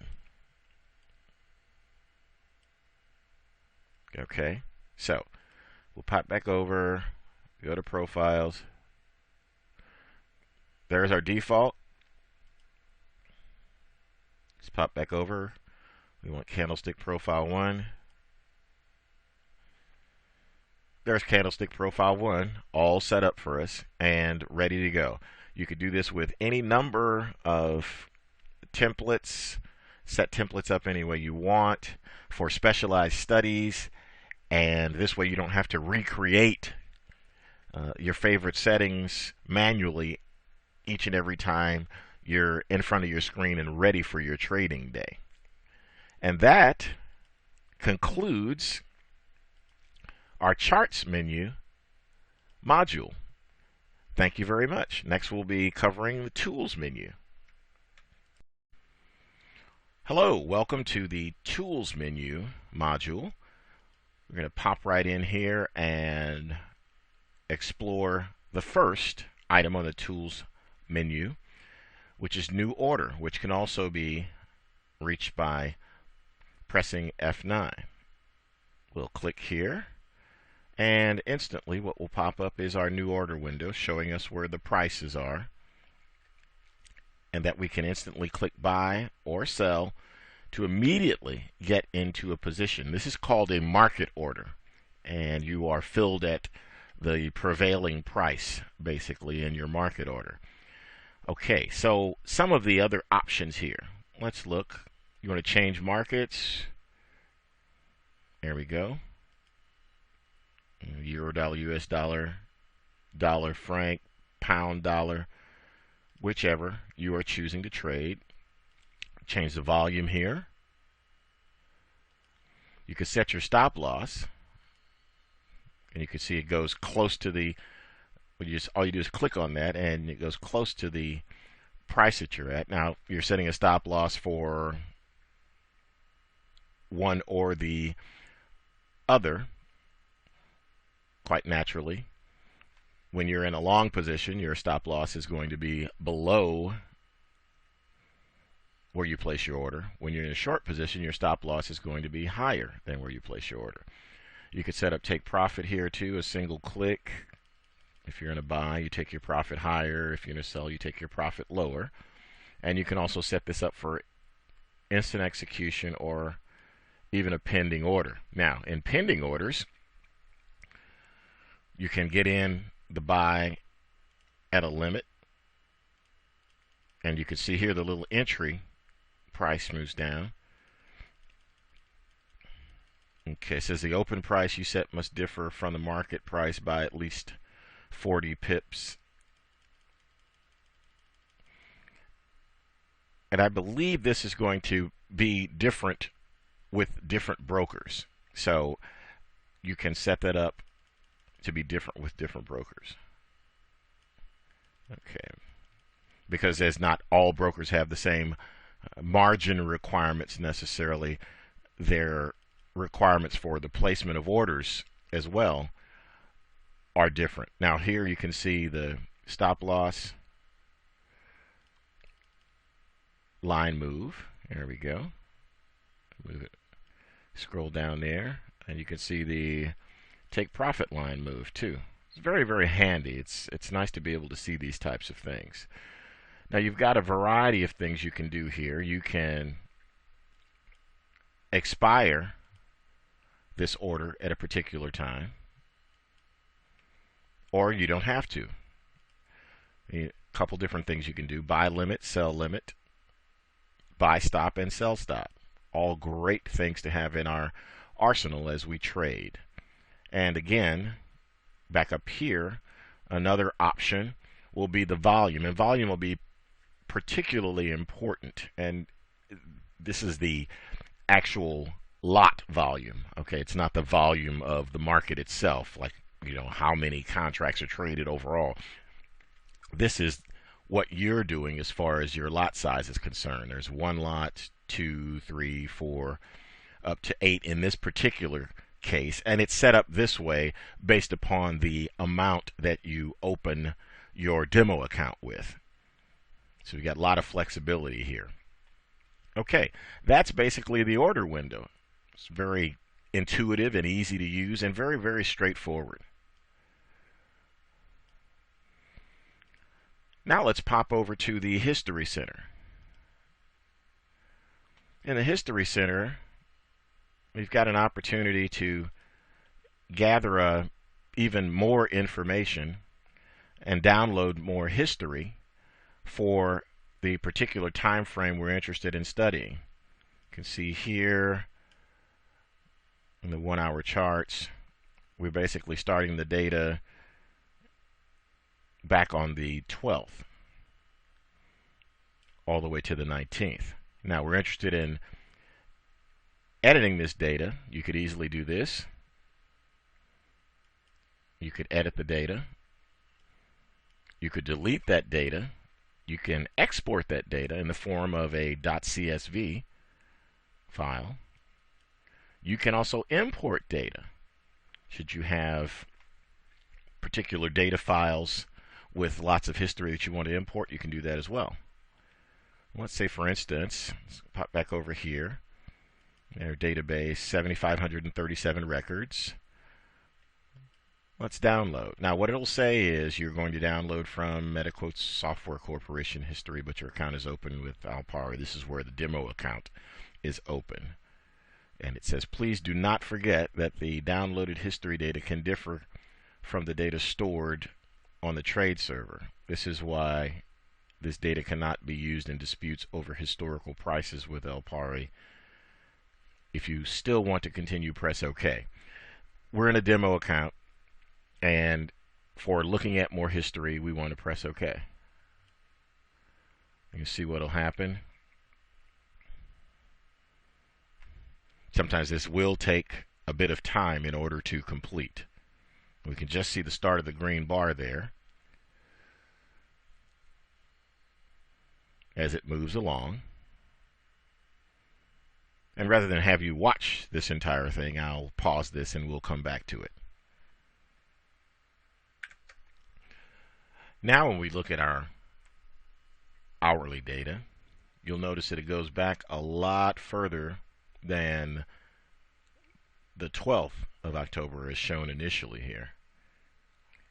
So we've successfully downloaded additional data with which we can study the euro dollar US dollar. You can do this for each of the currency pairs that you're interested in and get more history in order to get more data to study. All right, let's close this out. And let's move on up here. We've covered History Center, global variables. Now, global variables allow for a number of things.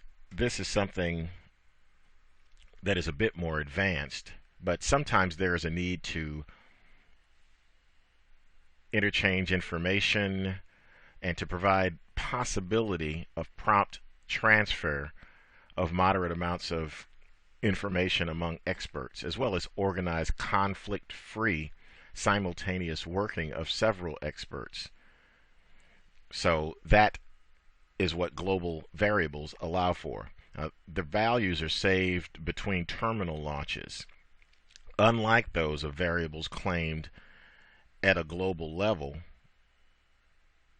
they are set at every expert launch and lost at every expert remove. So that's separate for those non-global variables. Global variables are available within 4 weeks since their last call from experts or manual modifying. Now, All installed global variables, their values, and the last time they were called will be listed in this particular window. And using the buttons, you can add a new global variable or delete an existing one. You can change the name or value of a global variable, all in here when they are available. Okay, we'll close the global variables window. Let's move on to the MetaQuotes Easy Language Editor. Let me pop this open for us. And there we have it. There's the Easy Language. It's called the Meta Editor. And as you can see here, this is designed so that you can edit or create expert advisors, and if you want to modify or create indicators, etc., you'll be able to do it inside of the meta editor. A lot of people don't necessarily do much in this particular area unless they are creating their own particular types of indicators, or if they're creating their own trading systems, expert advisors here. So let's close that out. You'll know where that is should you need to use it. And we'll pop down here to options. Okay. Server options here are pretty straightforward. Keep personal settings and data at startup. Enable news. You can enable the news if you want to. You can enable the DDE server for it. It's a dynamic data exchange server. If you want to exchange data between MetaTrader and another application like Microsoft Excel, for instance. Charts show the trade levels, and this is an example of a trade level up here at the top. The little gray line, it shows where well, actually this is the price level. You see the price level here, and also when there's a trade on, you'll see trade levels that are dotted lines. The green one will say buy, the red one will say sell, and that keeps you in touch with exactly where you are with relation to your trade and the current prices. Show the open, high, low, and close. We like to do that. Show the ask line. If you want to show the ask line, you can do that. You can also show period separators. If you're looking at intraday charts and you wish to see the day start and day end, the trading session day start and day end, you can see that as well. You can click this if you wish to print your chart in color, if you happen to have a color printer. Down here, max bars in history, you want this set to a high number so that you can download lots and lots of bars for intraday studies, such as 1 minute bars. And max bars in chart, 65,000. So you can set it up that way as well. But in fact, let's go ahead and let's set that to a higher number here to match the number of the max bars in history right here. Okay, that's all set. Next, we're going to move on to the Objects tab. We've covered the objects previously, and the objects are such things as the horizontal and vertical lines that we place on a chart in order to mark specific levels or areas that we have an interest in. That can also include trend lines as well. So we can show properties after creation just by clicking that. I leave that open. You can select the object after creation. This is handy when you want to move an object immediately after. You can select the object by a single mouse click as well. And this is particularly handy too, rather than having to double click on the object and then move it from there. Here, where we speak of magnet sensitivity, let's cover this for one moment here. Okay, see that there's varying levels here, magnet sensitivity. Now, you can anchor the checkpoints of objects to different bar prices to locate them more precisely. In this magnet sensitivity field, the option is listed in pixels. So you can define the number of pixels for the level of sensitivity. For example, if you specify this default value of 10, then the object will automatically be anchored to the bar if a checkpoint of the object is located within a radius of 10 pixels from the nearest bar price that's open, high, lower, close. Now if you want to disable this option altogether, you simply click on 0. And we'll leave it at the default of 10. And then we'll move on to the actual trade menu here. Okay, in our trade window, we have an opportunity to set up some things to happen automatically. Symbol by default, you can set up a symbol you want here, last used, or automatic. Now here, size by default, last used, or you can select which size you want as the default there too. Okay. And deviation by default, you can set it up from 0 to 5 pips. And you use last used here. And the deviation simply accounts for the fact that the symbol price can change within the ordering time.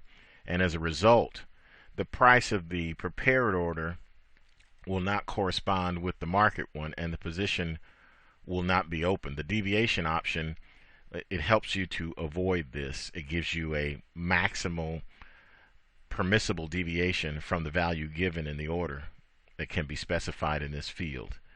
Now, if prices do not correspond, the program will modify the order by itself and open a new position. So this just gives you some additional flexibility, and this is all within the, quite naturally, within the order screen that we have had an opportunity to take at previously on the tools menu. Now let's move on to expert advisors. And you have a number of choices here. Allow live trading. You can click that on and off.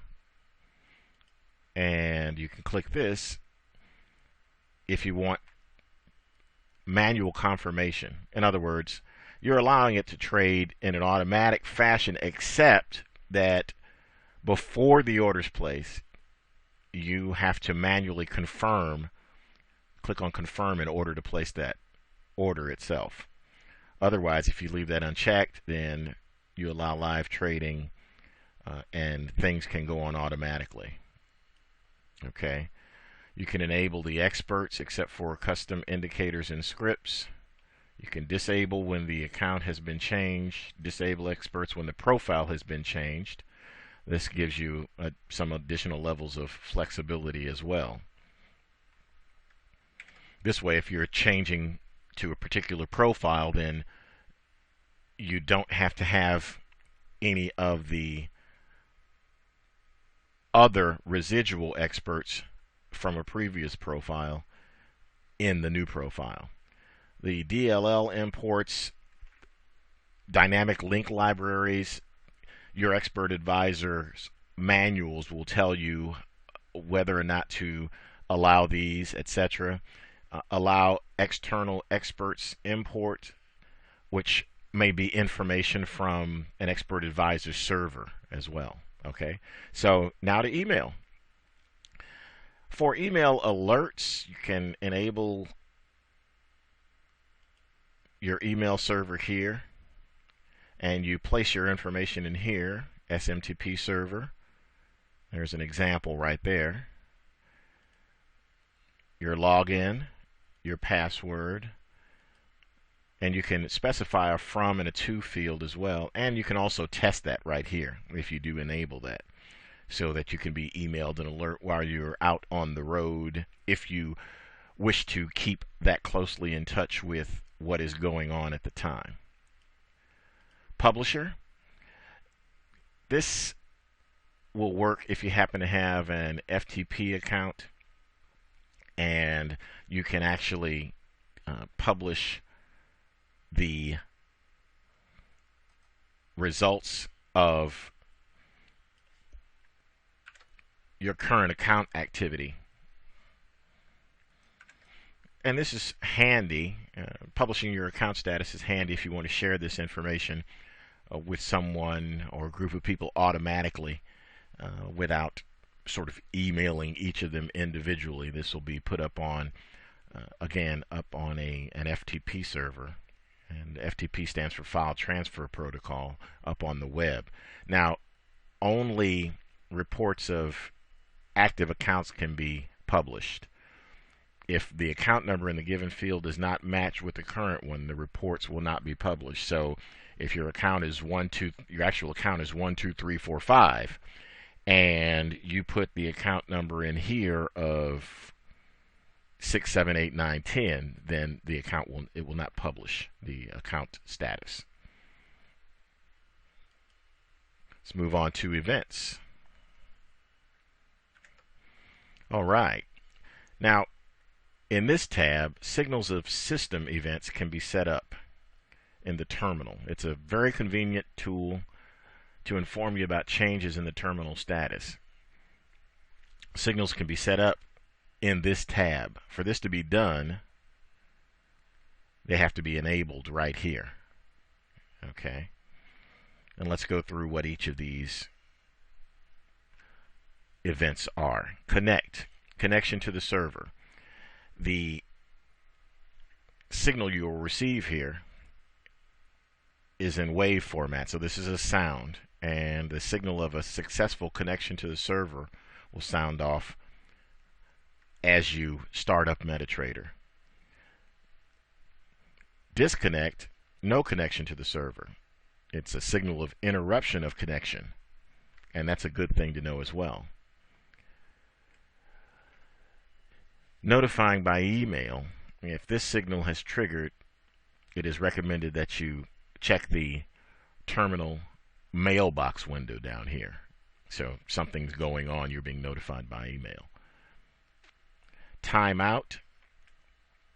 A certain time range is predefined by performing trade operations. If this range has been exceeded for some reason, the operation will not be performed, and this signal will trigger. And then you can hear that signal.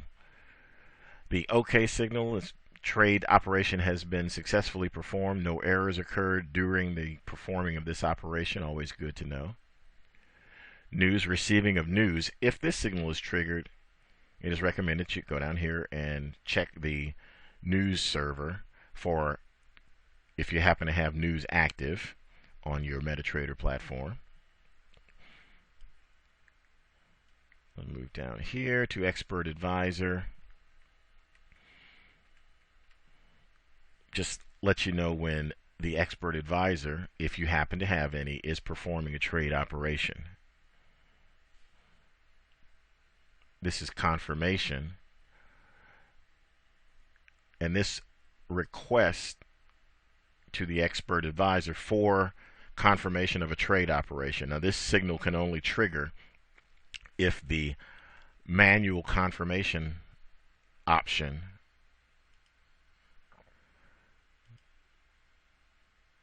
that we could set back here is checked. Okay.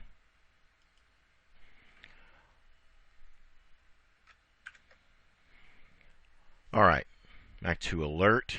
Performing of an alert function by an Expert Advisor, and that alert wave will sound. Requote. If the price changed during preparation of a trade operation, then requote will sound the same alert wave as the alert up here. Trailing stops means the trigger of a trailing stop here. It's basically the trailing stop order if it happens to be active. Now, not all of your brokers that will allow the use of the MetaTrader platform will allow trading with trailing stops. So find out ahead of time whether or not the broker that you're going to use will allow the trading of trailing stops. If you don't use trailing stops, then that's fine. If you do, however, it's going to be important that your broker allow that. That covers the options. That also covers all the things here in the tools menu. And next we'll cover the window menu in MetaTrader. Thank you very much. Okay, welcome to the Window and Help menu modules. Previously, we've covered the File, View, Insert, Charts, and Tools menu, and we'll start now with Window. We'll see the first order of business here is New Window. When we click on this, a list of available Forex pairs is going to pop up, and there we have one that we're going to choose as default, and we'll just click that. The standard chart pops up here, bar chart. Of course, if we wanted to modify that, we go down to our handy templates and we simply change it to any of the templates that we have there. Next order of business is Cascade. And this is what this looks like. If you want to tab this way and take a look at each of the charts in this fashion, you've got an opportunity to do so. Next is tile horizontally, tile vertically, and you'll see with 4 charts it looks pretty much the same. When you take one or the other chart out, that changes things there. Arrange icons, it's pretty much doing the same as these here are doing. And when you click on any of these items listed here, it immediately goes to the chart. See that again, highlights the 1 hour, highlights the daily,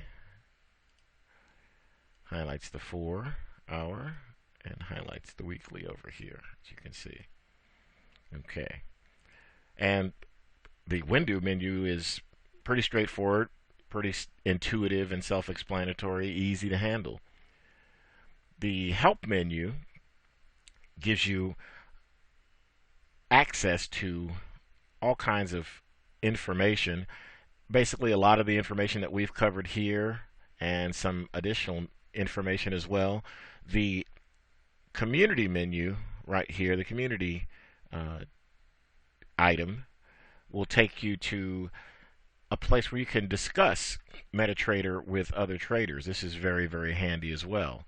And the About will allow you to see the version of MetaTrader that you're currently using, etc. And that covers the Window and Help menu. Thank you much. Hello and welcome to our Toolbar module in MetaTrader. Let's jump straight in by exploring the Standard Toolbar, which is right here. And here's something else about toolbars, is you can grab them and you can move them.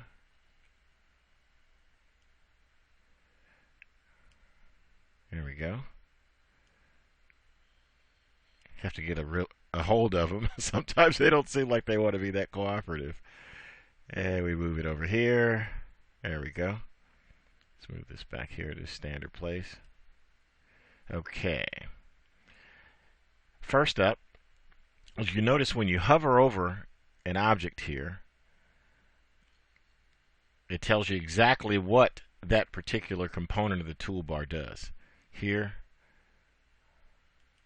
new chart. Next one is profiles. Back to the default. On profiles, new profile 1, profiles, candlestick profile 1.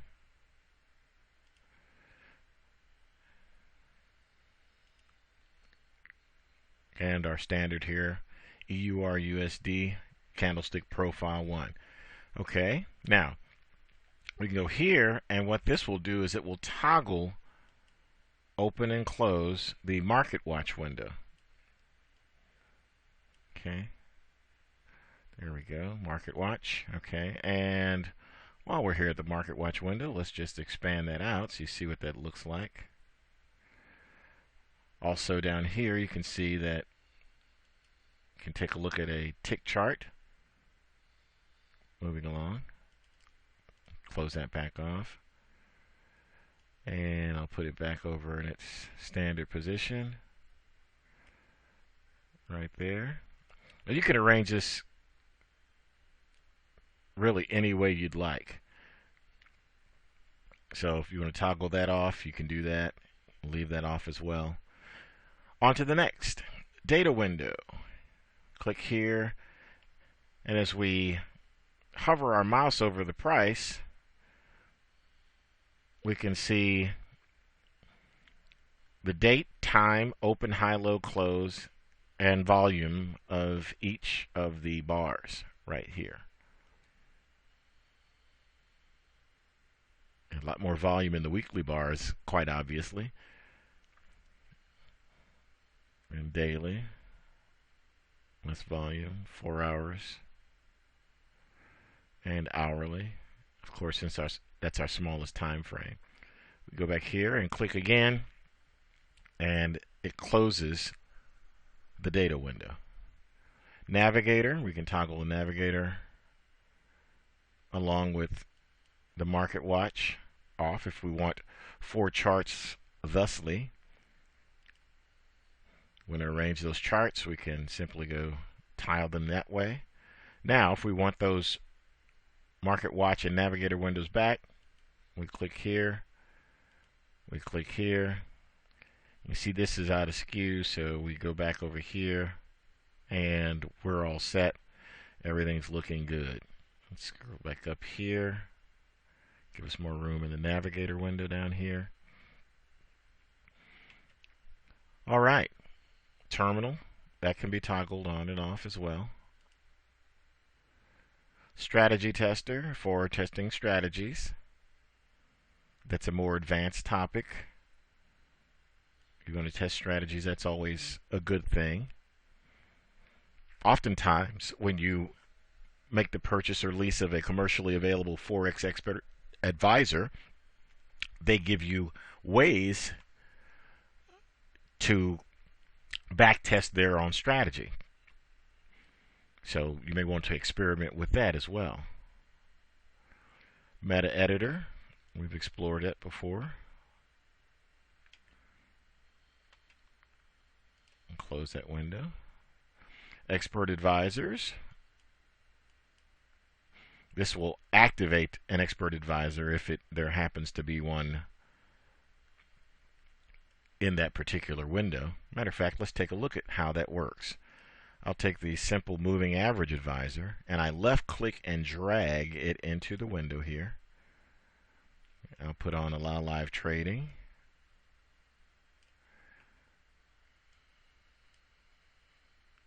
And as you can see here, there is an X through that. Okay, right through here. I'll go over here and click on Expert Advisor, and you'll see the smiley face. The smiley face indicates that the Expert Advisor is active and ready to go. Okay? So what I'll do is I'll go down here, Expert Advisors.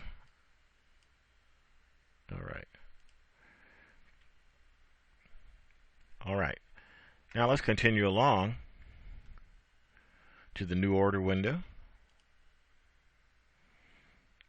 Alright, there's our new order window showing our bid and ask prices, also showing our buttons for buying and selling, either at the market, which is indicated by instant execution, or pending orders, which we have opportunities to do buy limits, sell limits, buy stops, sell stops, etc. And that covers the standard toolbar. Okay, we're going to pop right over here to the charts toolbar. Now, clicking on this transforms this chart into a bar chart. Now, what I'm going to do is I'm going to make this chart larger. Clicking on that takes it back to candlesticks again.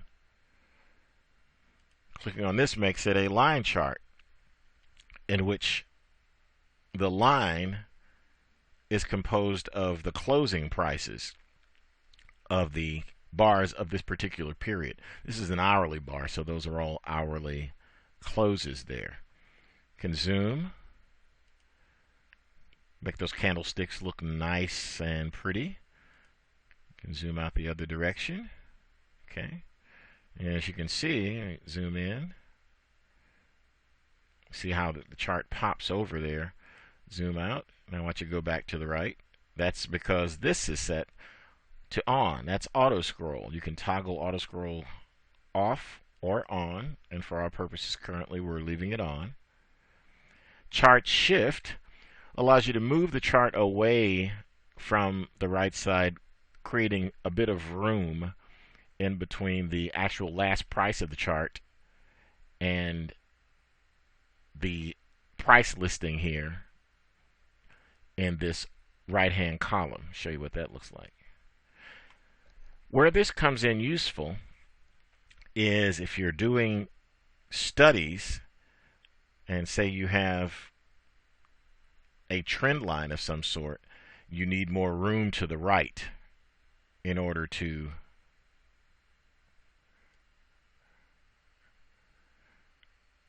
see where the prices are going to go. So this gives you just a bit more room to the right if you're looking at that particular type of trend line. Now that was drawn arbitrarily for everyone who's saying, hey, wait a minute, that doesn't look like a legitimate trend line. And you can move that, kind of toggle it there. Okay, so I'll take that trend line, which is going to be on the objects list, and I'll just delete that, and I'll set that back to normal there. Okay, this is our indicator button right here. We can see lots of different indicators, also classified by the category of indicator: trend, identification indicators, oscillators. There's an example of stochastic, just show you a number of indicators on a chart. Oftentimes traders will use indicators in combination and use one indicator to confirm the trend that is shown by another indicator. I was trying to think of the right way to say that, but it basically can be used as a confirmation mechanism. So it can, say for instance, we're looking at going long when the price closes above this particular moving average. Then we may look down at stochastics and we may say, well, that's over the 80 threshold. I may not want to go long at that particular place because it's already on the overbought side. Again, these are some general interpretations. At that point in time, perhaps I'd look to go long somewhere else where there's good confirmation that the indicators are lined up and that I have the best possible opportunity for a move in my chosen direction. Okay, so let's take these off. Delete the indicator, and we're back down here to normal. Okay. All right, so that's very handy. You can add as many of these as you want. It also shows your custom indicators, ATR, which is average true range, ATR period, It's very, very handy indicator. It's basically an indicator of volatility. This is a 14 period average true range. And when the average true range goes up, means the market is more volatile. When the average true range goes down, means the market is less volatile at that particular time.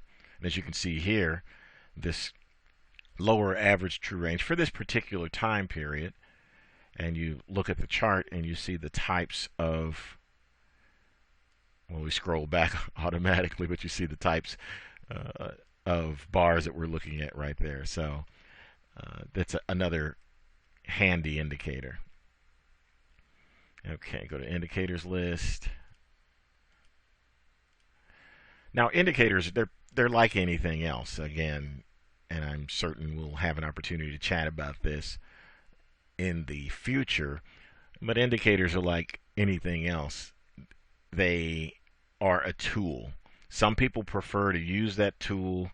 Other people prefer to not use that tool because of strange experiences they may have had. But it makes sense that some people will be successful using indicators, others won't. Using the right tool for the job is the correct thing to do. Trying to use a screwdriver to nail a nail into wood is not the correct way to go. And therefore, make certain that you are using the right indicator for your desired results. Templates. Another great quick way of grabbing some templates here. Go down bar chart.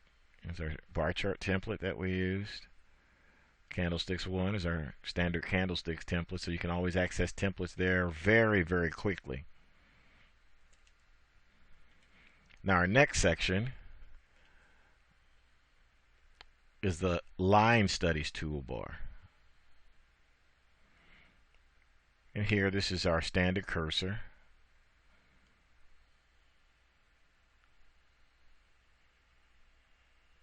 Let's go here to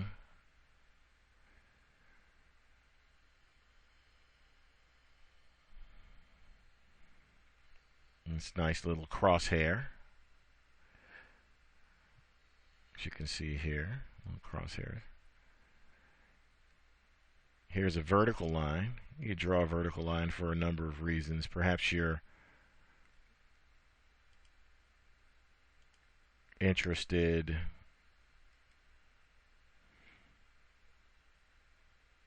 in looking for some type of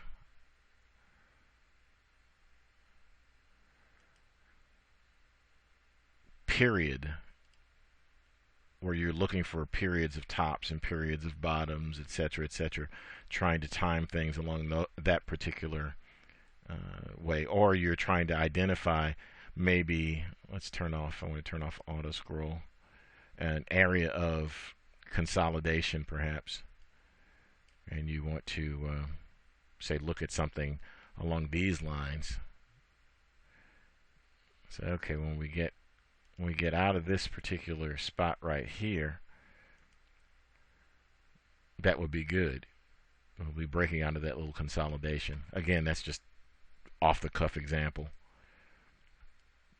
You can hit Control B, or you can right click to get the objects list and delete all those objects just like that. Auto scroll's not on, so let's remember that. Okay, horizontal line, same thing. This is good for observing levels of support and resistance. You see support forming down here, resistance forming up here, more resistance bouncing off that level and staying in this kind of wide channel. Double click on any of the lines, horizontal or vertical, or you can double click on it to see the properties, or you can right click, go to horizontal lines, properties, and change the properties there. Or there's another way to do it. Go to the objects list, find the horizontal line. This is 1350. That's the current one we're working on. But just to show you, you can see right there that it says horizontal line 1350.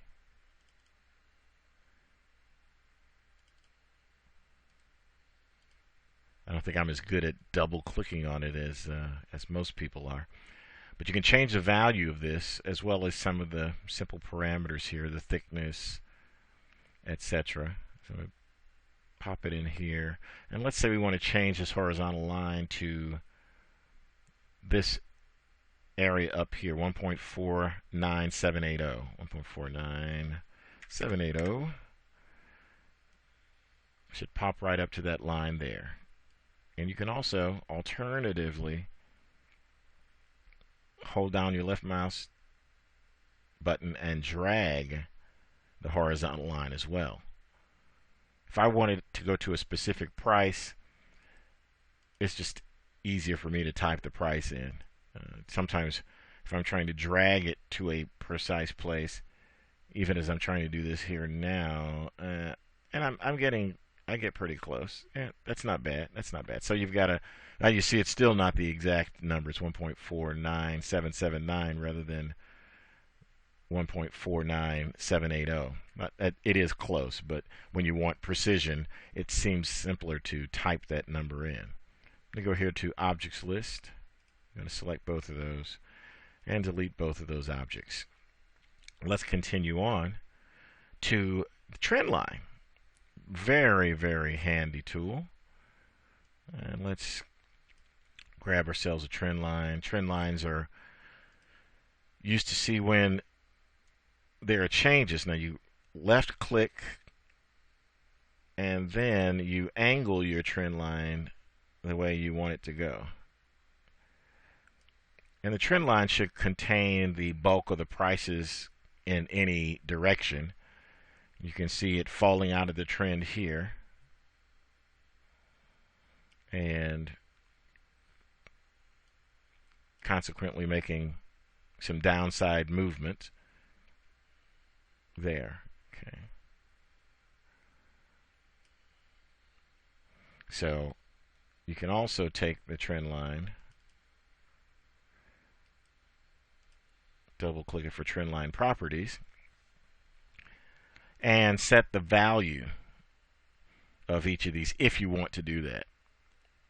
Actually, it's easier for me to kind of move the trend line the way I want it to go.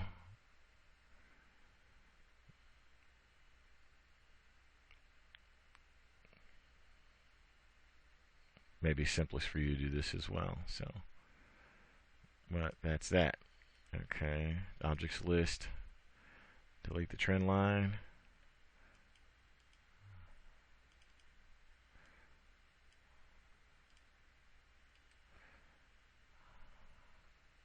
There we go. All right. Next, we're going to explore the equidistant channel. Okay. There we go. There we go. Okay. It's just an example. It's one of those things that when you place your anchor somewhere, you have to watch what you're doing. So we probably should, let's just do that again, just so you'll see. I'll delete that one. Go up here, we'll grab this, and I left click here, and then I drag.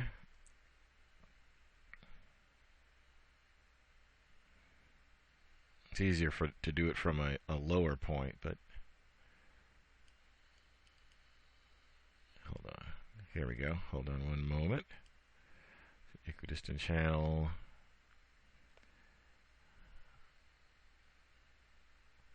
Left click.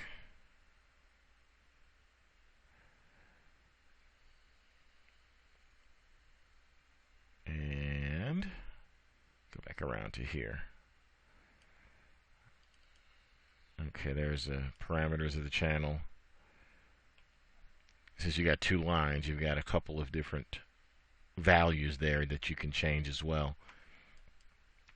Just a simple trend channel. You could do the same thing with two different trend lines, of course,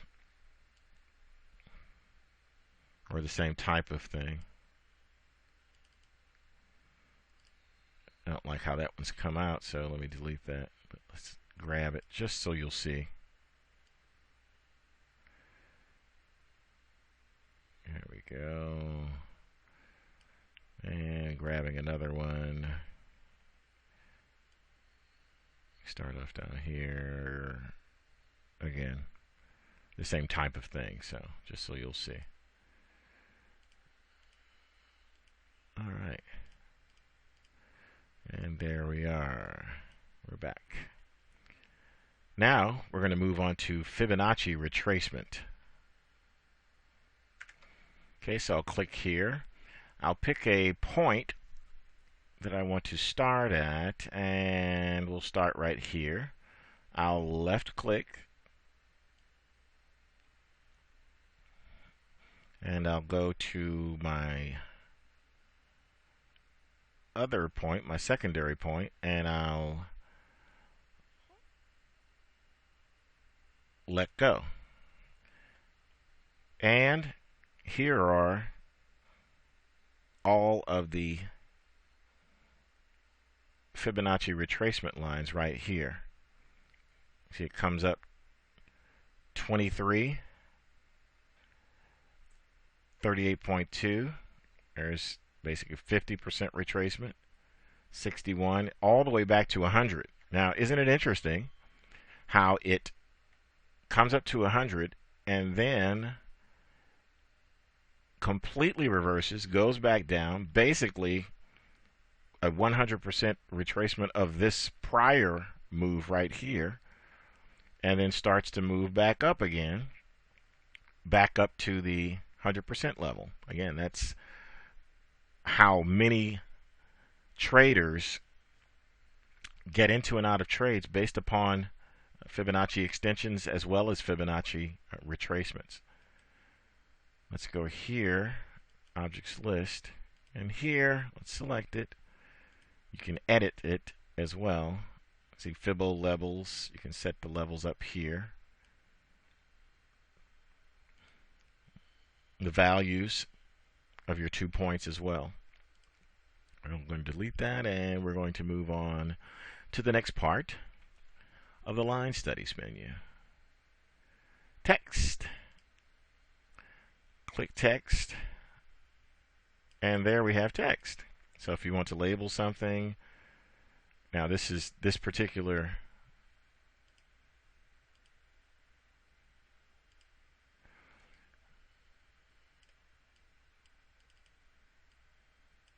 text label is text, but you could change that to anything you want.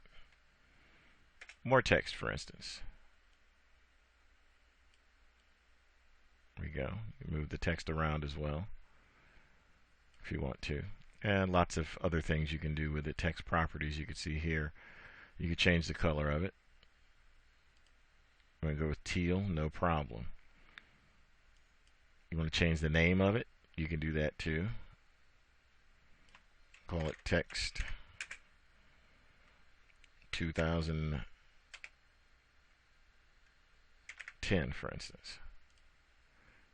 You see when you hover over it, that's the text label that it has as well. I just hit delete. Text label. You want to label something in particular. Top left corner gives you lots of different places you can place things here.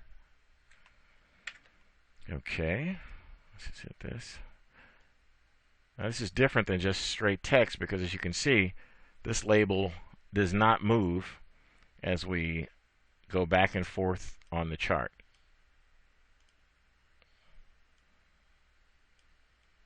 So where the label is back here. There we go. Now that can be handy if you want to label, say you're having a particular study, And you might want to call it moving average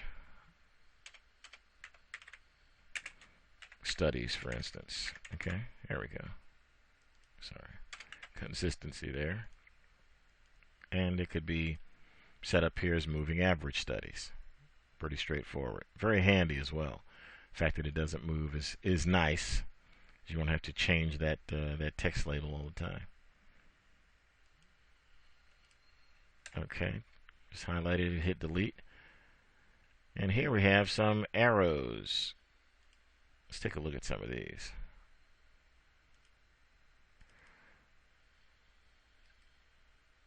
Objects list. See what kind of changes we can make to this. Determine how thick the arrow is, etc. What color it is. You want to change it to teal or green. You can do that. You can see right here. I keep calling it an arrow. It's thumbs up. Indicates anything that indicates a direction with a point on the end. I typically refer to as an arrow. Let's hit a thumbs down. You might want to color your thumbs down red. Check sign. Stop sign. Up arrow. And that's handy too when you're doing your studies and you want to indicate that, okay, this is where things moved in this particular point. So, same thing goes for down studies.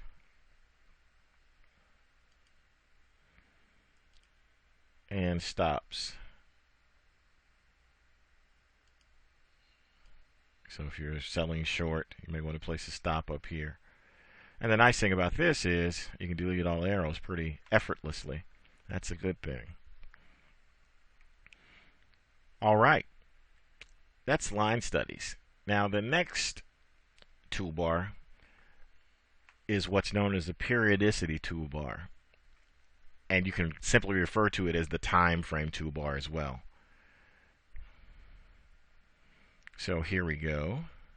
You can change the time frame of any chart simply by clicking on any of these. But you can also do it over here.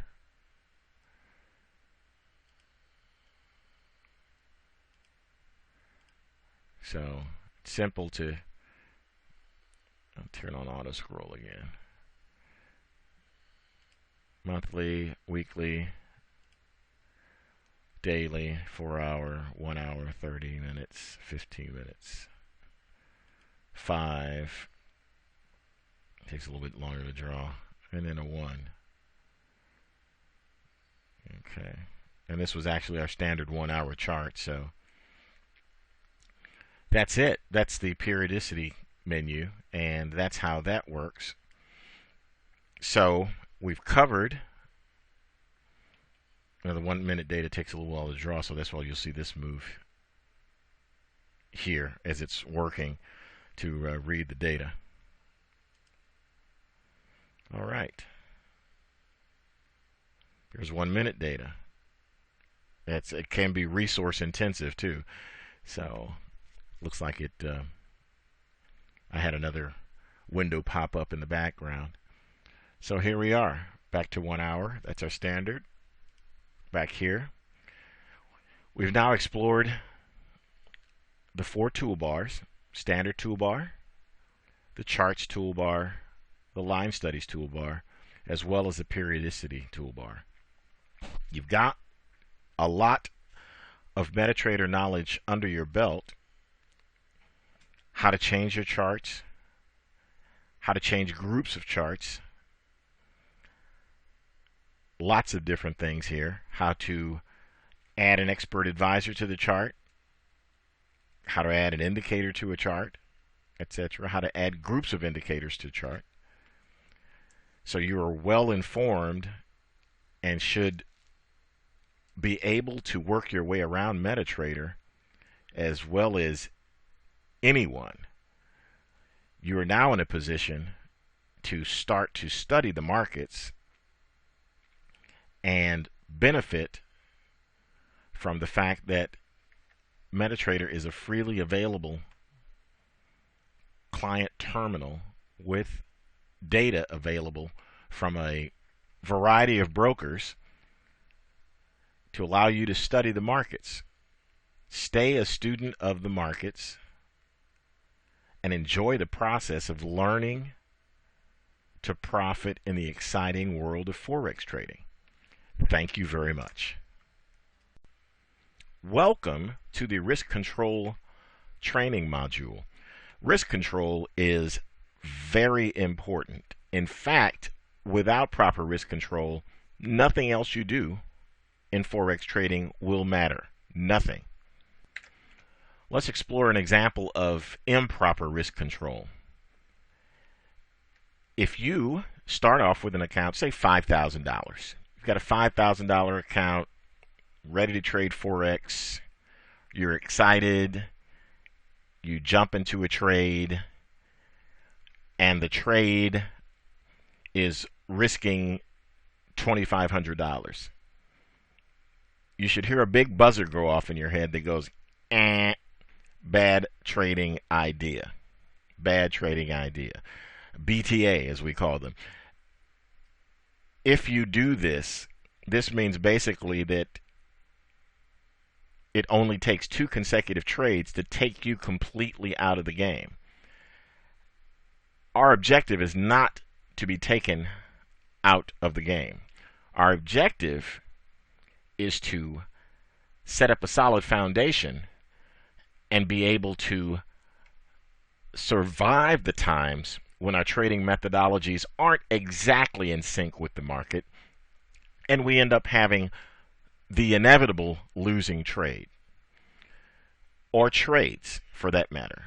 2 consecutive trades, 3 consecutive losing trades. These are not unusual in Forex trading. And wrap your mind around that, because losses are a natural part of it.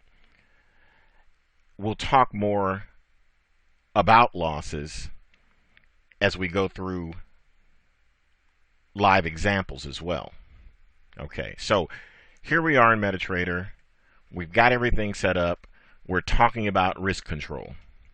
Okay, so what do we do to control our risk?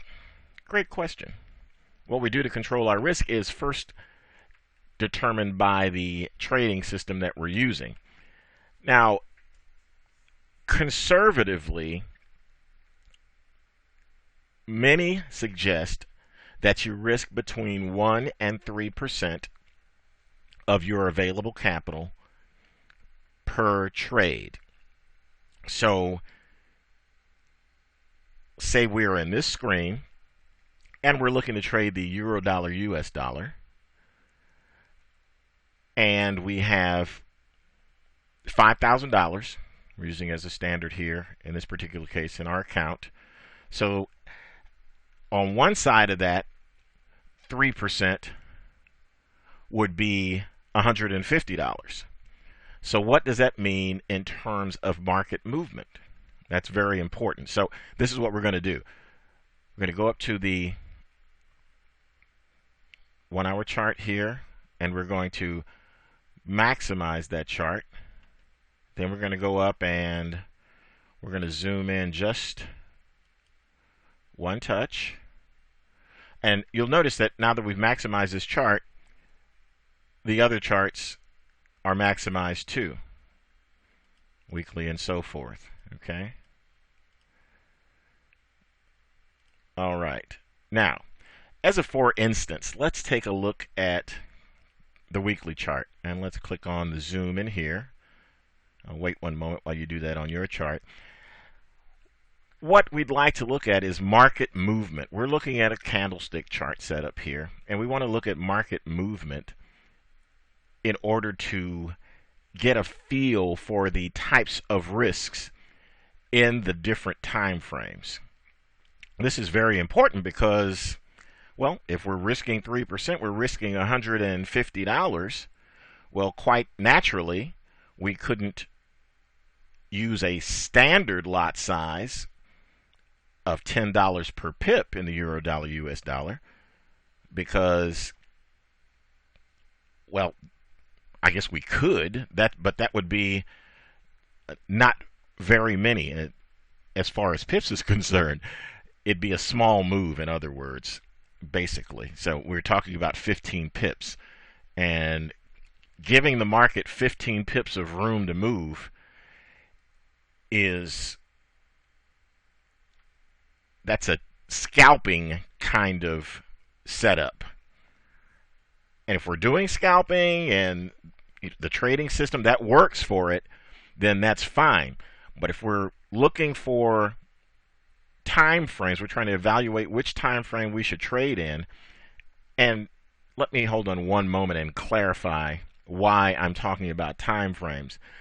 Because the larger the time frame, like the weekly being the largest time frame here in our set of charts,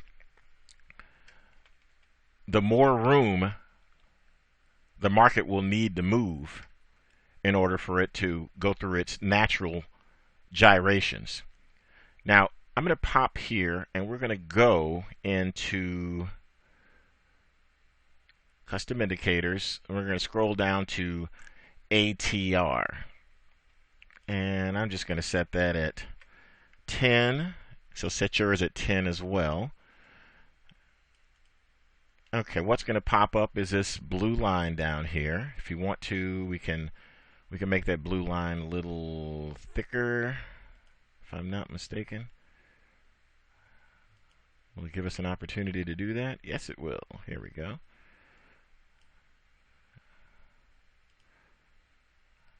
Hold on.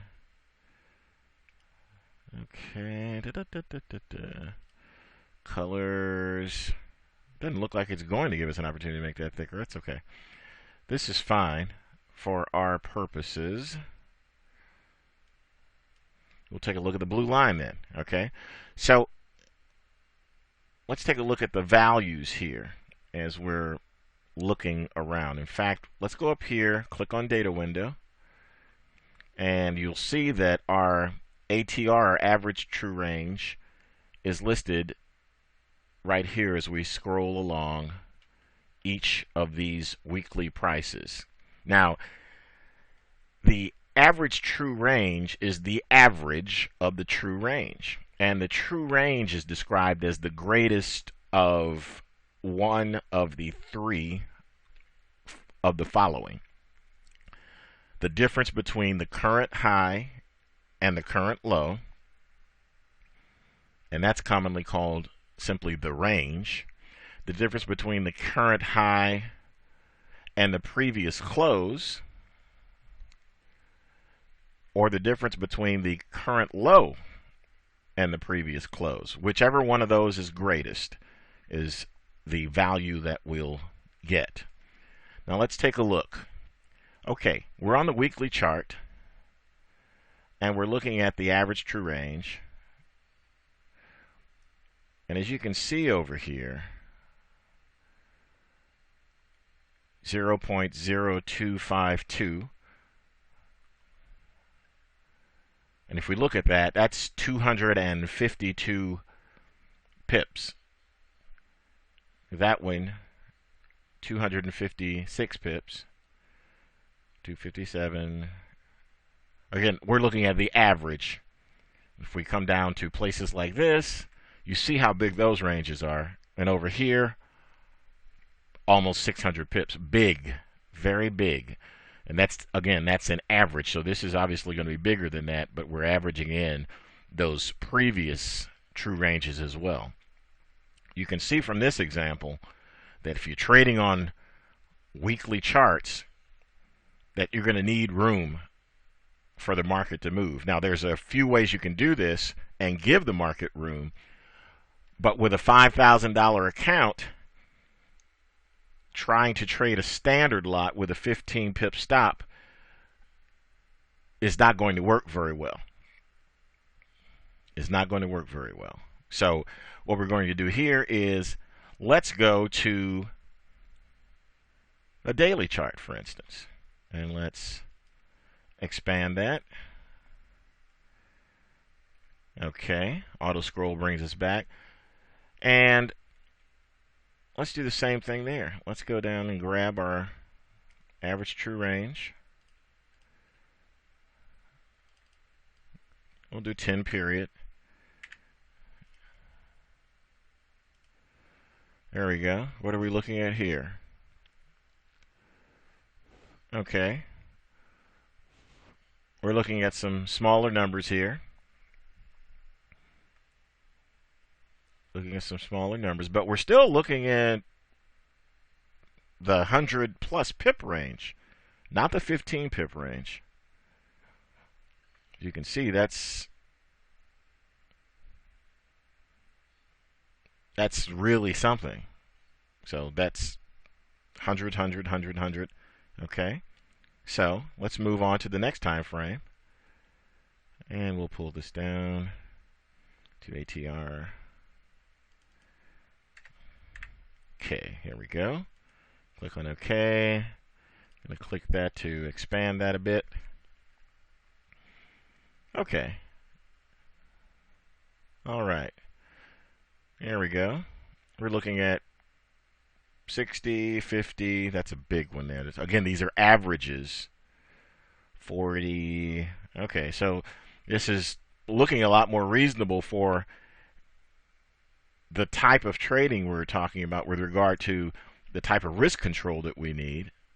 But this would still, even the 4-hour would be too much for trading a standard contract with a $5,000 account with a 15 pip stop. Again, adhering to the 3% rule. So we're going to move down to 1 hour, and we'll do the same thing as we did before. ATR. And I'm simply changing this to 10 periods for the sake of consistency here. Okay. All right, you see much more reasonable ATRs here. Okay, and the ranges perhaps that we're talking about, still not giving us much buffer room as far as that's concerned. But at least we see how the different time frames show us different ranges of price movement per bar. So let's close this down. Close down this window. And go back here. Now let's say that the trading system that we've chosen does use daily charts, and we want to trade using the daily charts. But we see the sizes of some of those moves as we move along here. There's a few ways that we can control our risk. It depends on what the system is and what it dictates as far as the price movement is concerned.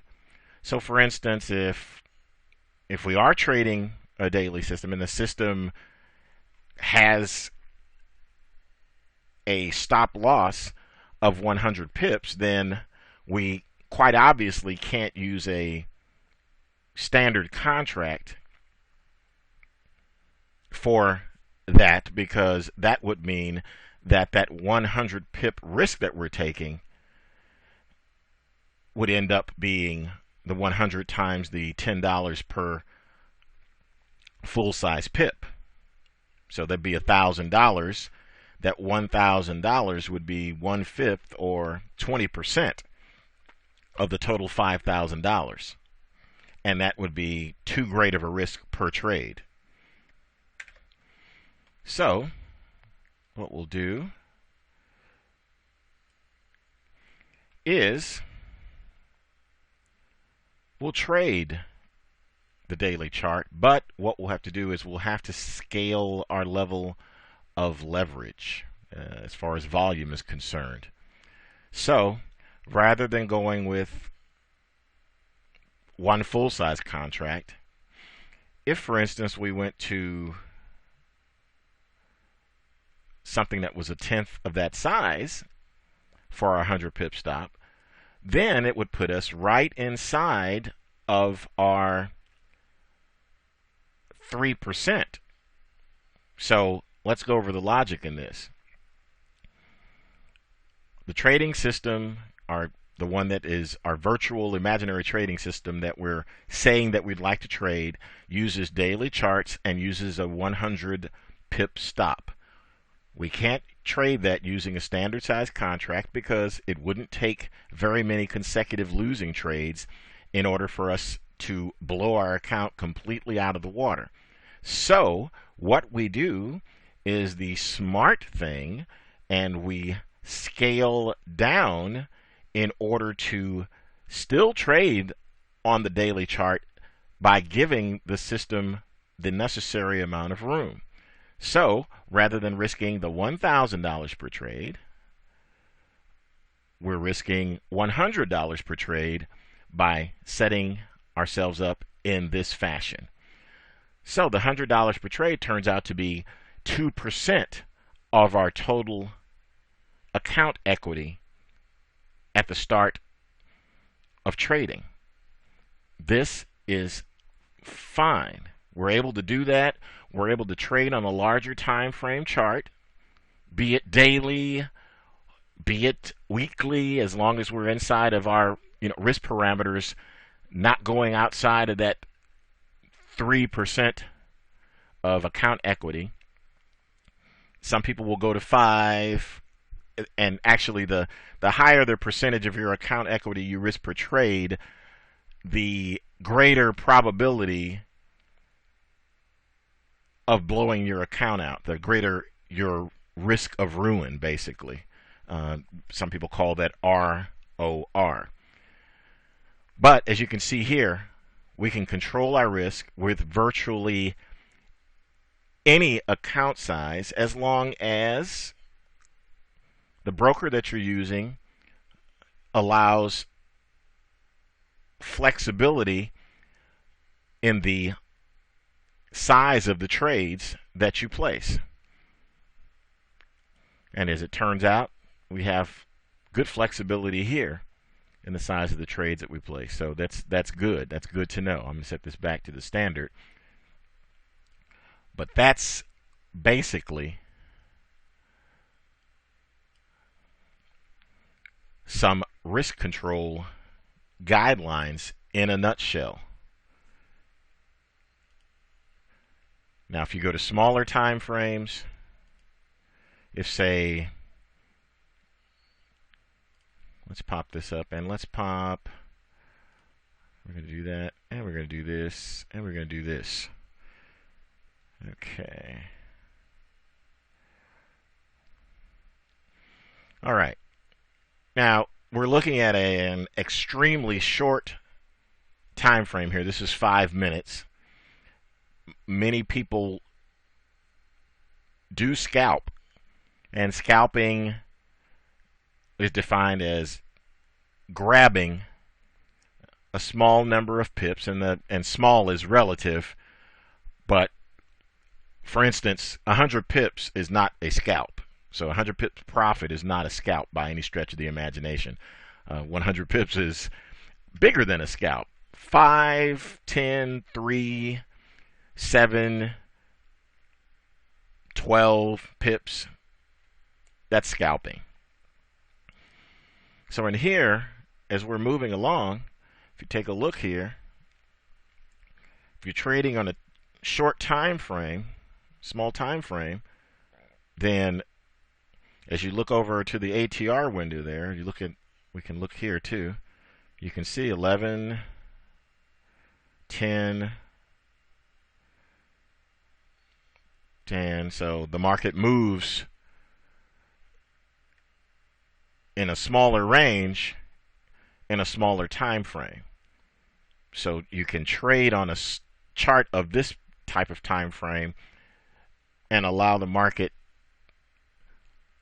room to move with a smaller number of pips. See, the objective is to be able to have a trade go profitably and not come back and knock us out of the trade by hitting our risk control measures. So we have to have enough room in there for the trade to move without just the regular noise of the market knocking us out of trades. We don't want to set our stop loss, which is our risk. This is the amount that we're risking, and say it's 100 pips for a certain type of chart. On a daily chart, if we set our stop loss to 1 pip, we would just get stopped out over and over and over and over and over and over again. So that makes a stop of that magnitude for that time frame pointless.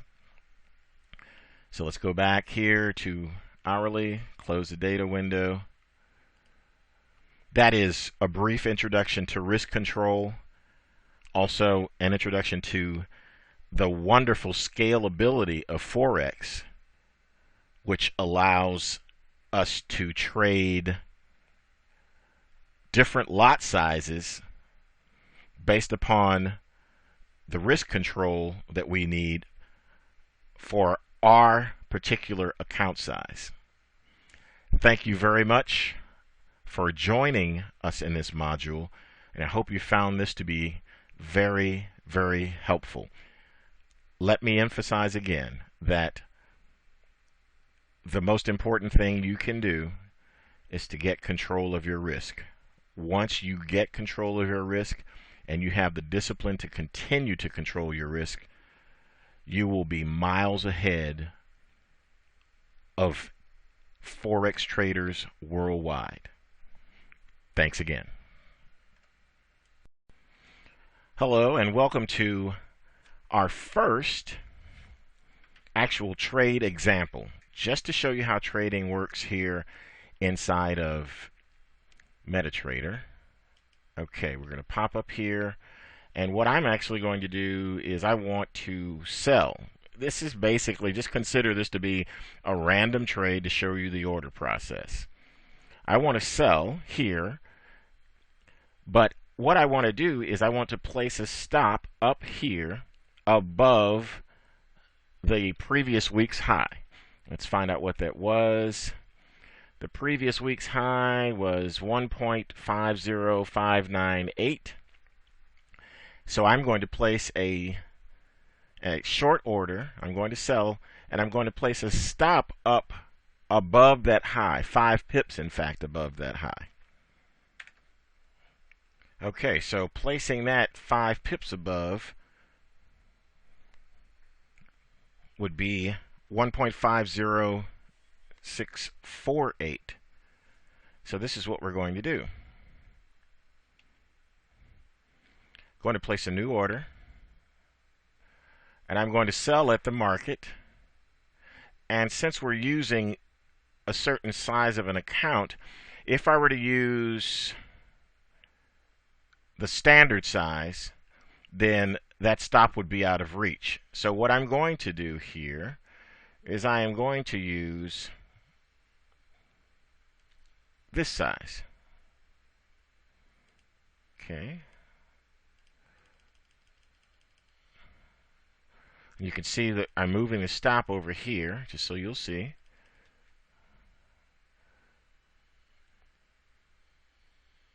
Now, here's another way to do that. You can simply type that in. 50598.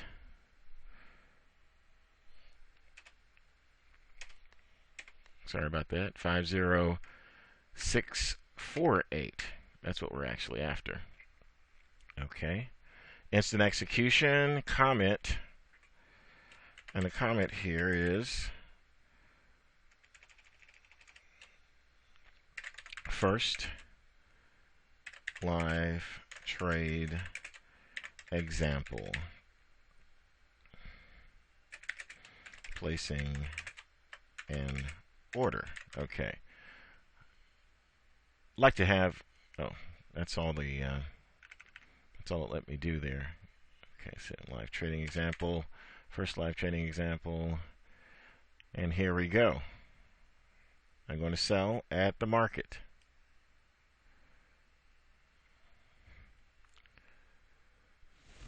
Oh, there we go. It says successful. I'm going to press OK. And you can see from up here that we are officially short. And let's go down here to account history, mailbox, trade. Okay.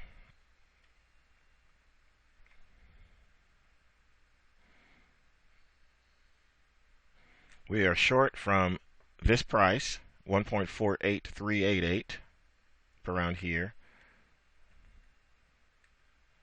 There's our stop loss. We don't have a price target in currently.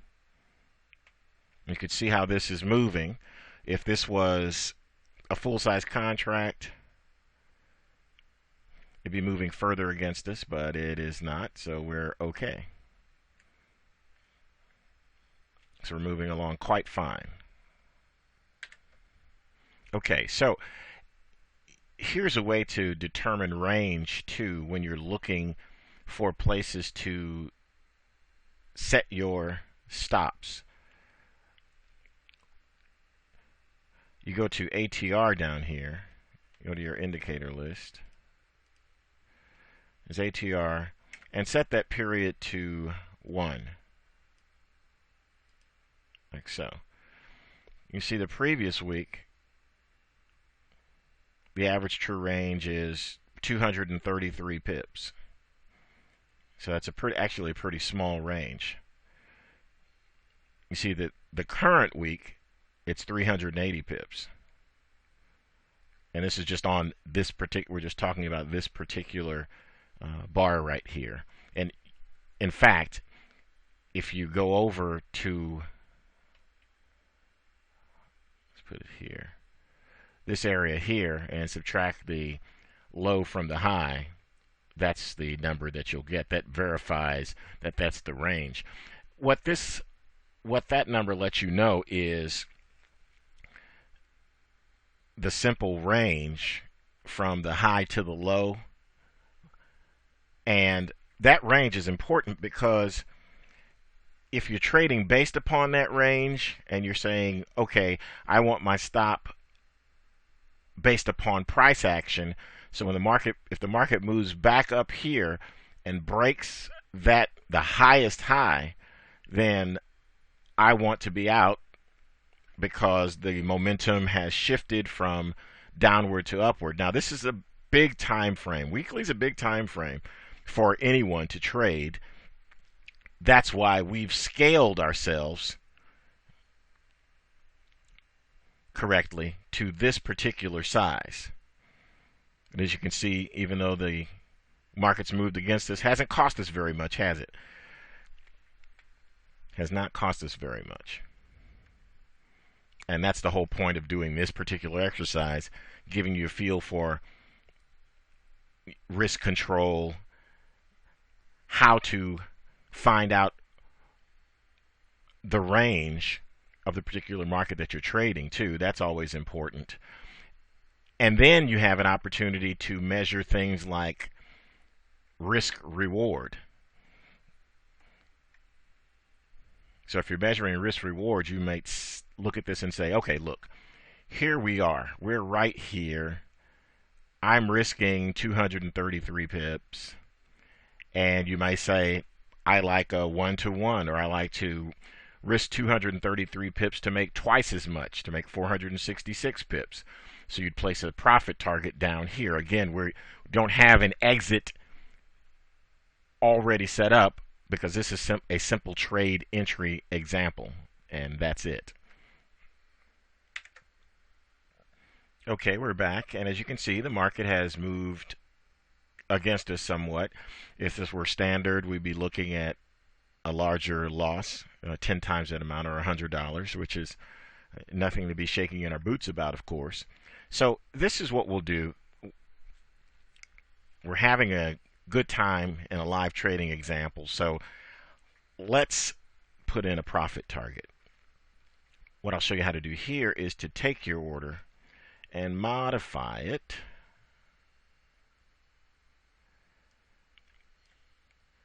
And we'll add a profit target here. So if we're looking at risking roughly 233 pips or so, then let's make our profit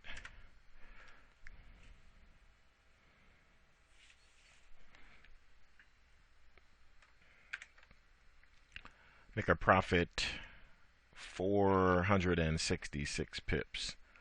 So if we go below, we're going to base this on our entry point, 43728. Okay. So we're going to modify that, take profit, and click modify.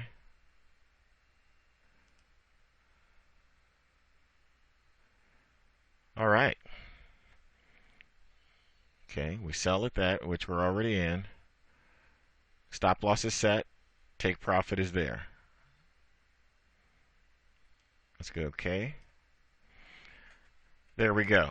This shows our take profit point, which is right down here. Not exactly close, but we're looking at something that's twice the size of what we're risking here. So if you look at that, the distance from the entry to the stop, this is twice the size of that. And again, for the purposes of example. So what we're going to do is we're going to let this trade develop. I'm going to close our data window here. And I'm going to take a look at the trade on a smaller time frame.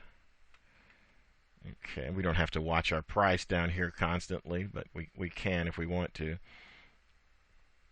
We can bunch this up a little bit. Okay, so it's good to see where our stop loss is. You can see our stop loss is just above the high action here back about a week ago or so. So we're here, and we sold right here, which was right at a previous high. Now, if it does break through and go up, then we've got potential of previous high. It may go up to here before we encounter some slowdown in the trade, some resistance, and we'll have an opportunity to talk about support and resistance as well. Okay, the auto scroll pops back. So you can see here the market is continuing to move up past our entry here. So we're going to leave this and we'll come back to it and we'll see how this trade develops, and we'll have an opportunity to do a lot more live examples. Of course, this is our first live trade. It's our first sort of jumping in there example. There are no methods for anyone to copy or emulate. This is an example only. So we'll see you in the very next module with an update on the current trade. Okay, here we are back at our live trade example, and as before, we were short the euro dollar US dollar, and let's take a look at where we are today. And this is the very next day. We're up 123 pips. So in this case, we're using a lot size of 0.1 rather than 1 in a standard account. In a standard account, this would be, or standard lot would be $1,237 basically. So 123 pips would be $1,230. That's how far we'd be ahead in this particular trade. Okay, so let's go down here, take a look at modifying our order here. Now we can get out here or we can stay in here. We have a couple of different choices. And again, this is an example trade. So I'd like for you to see an example of getting out of a trade at a profit. What we're going to do is I'm going to expand here so you can see the move that has been made from our short entry. Market did go up, move against us, came to our favor, came back up, and then proceeded downward from there. Okay, so here we go. Without further ado, let's get out of this trade. Modify, delete order.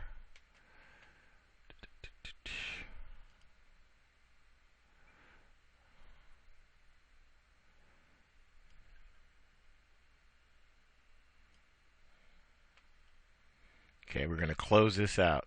So put instant execution. I'm going to close the sell out. And more, the market's still moving down. So here we go.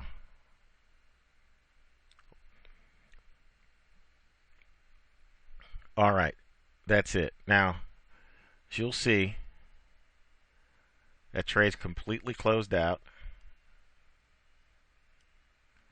Let's go back over here. And this is something that you always check.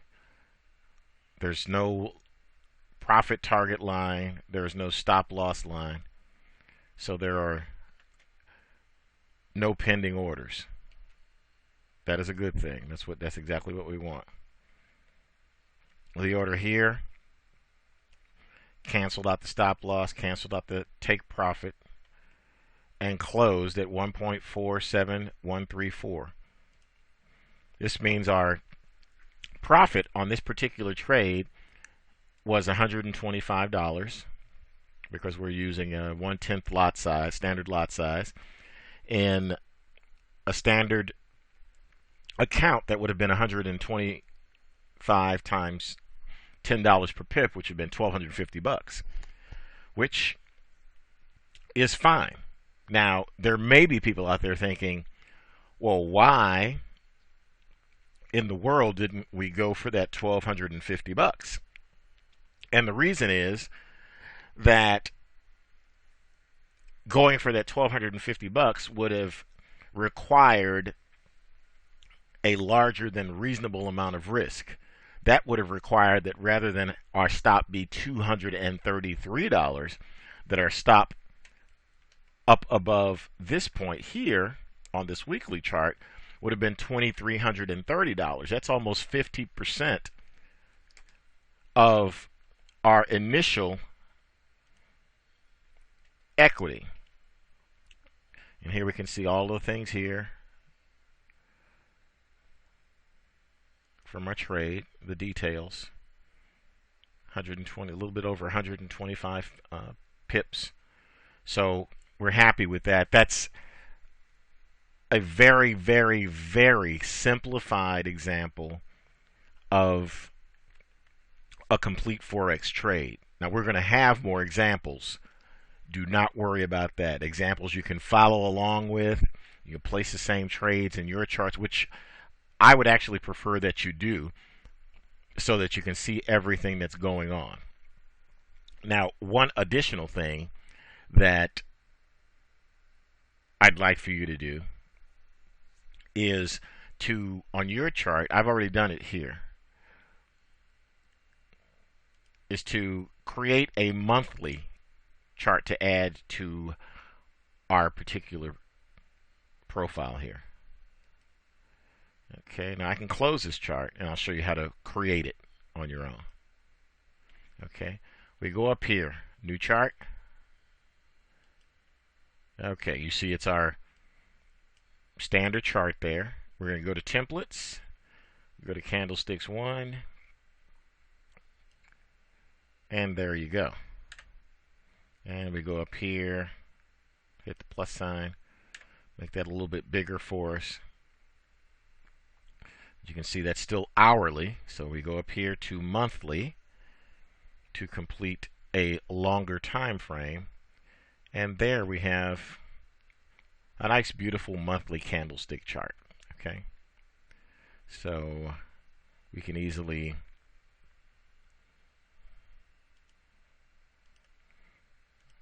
hide that behind the ones we look at more regularly. Or we can go up here and say we're going to tile them horizontally, hourly and 4-hour, and daily, weekly, and monthly, which is fine. We can do it in this way. And each of these, of course, when we want to look at them, we can just go and look at them on a larger scale. No problem at all.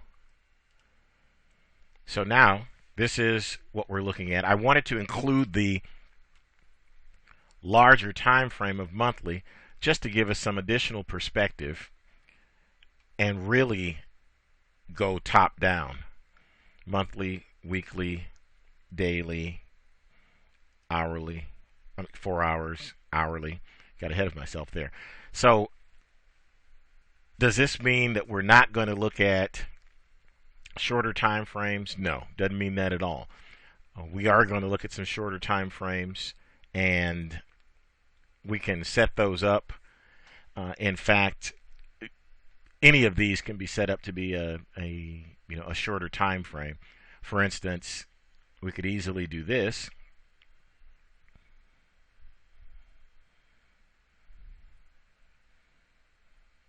Okay. That's saved as that. So let's just say we want to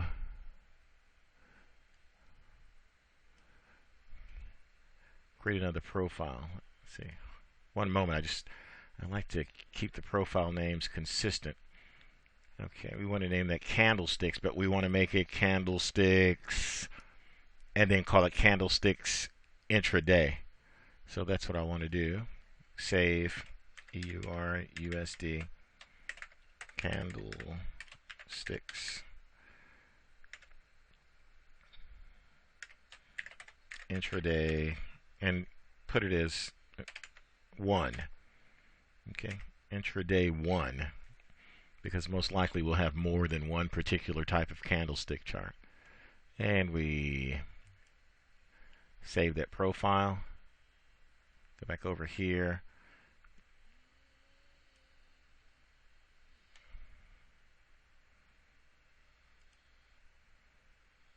Okay, I didn't save this particular one from the last time. That was our monthly.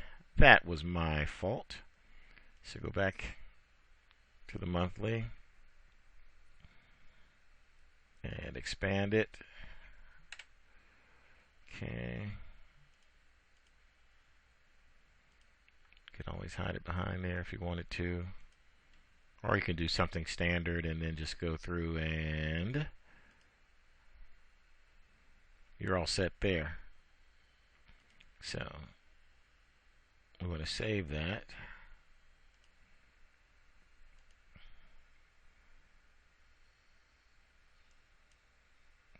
And we're overriding the old one, basically. Yeah, we want to override it. So profiles, and let's go down to our candlesticks intraday. There we go. And here, all we have to do is change some time frames. So let's say we wanted to look at a 5-minute chart here. And a 15-minute chart there.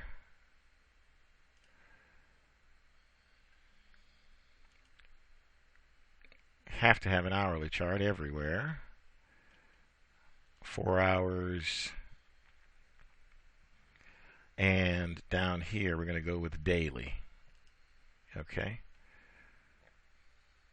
So there we have that.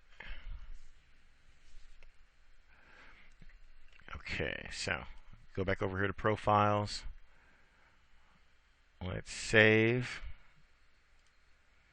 as Euro dollar US dollar candlesticks intraday 1. And save that.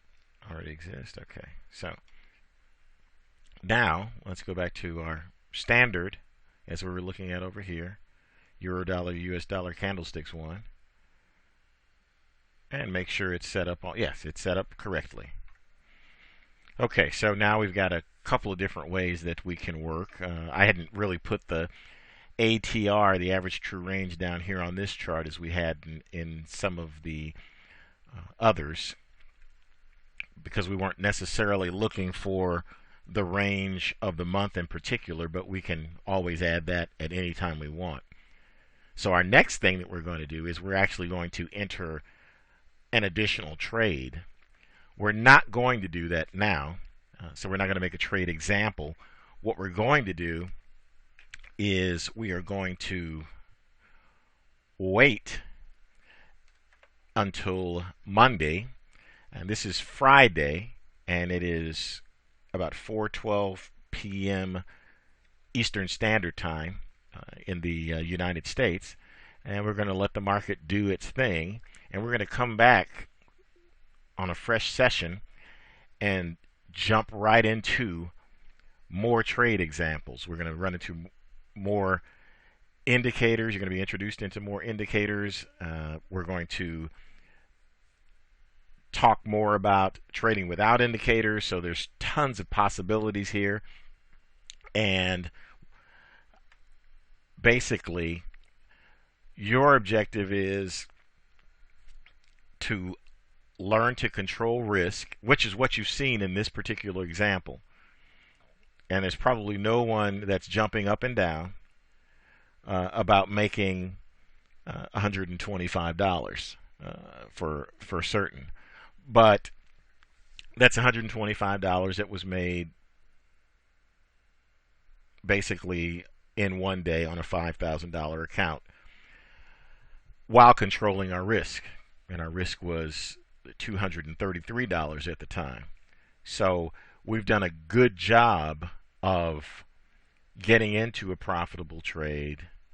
We've managed that trade by managing our risks, and we've exited that trade. And in this particular case, we've exited the trade at a profit. Not all trades will be profitable. Let's not get disillusioned about that. Losses are a natural part of trading, and learning how to deal with them emotionally, psychologically, is extremely important. Because all through life, we're basically taught to have everything be perfect. In trading, things can be very profitable for you without them being perfect. Sometimes pretty far from perfect, actually. So trying to get 100% winners, I don't want to discourage anyone from that particular goal. Well, yes, I do, because it's a goal that doesn't make any sense. Most of the time when someone's looking for a high percentage of winners, it is because they are nervous about having losses. One reason that new traders are nervous about having losses is because the risk is not being controlled.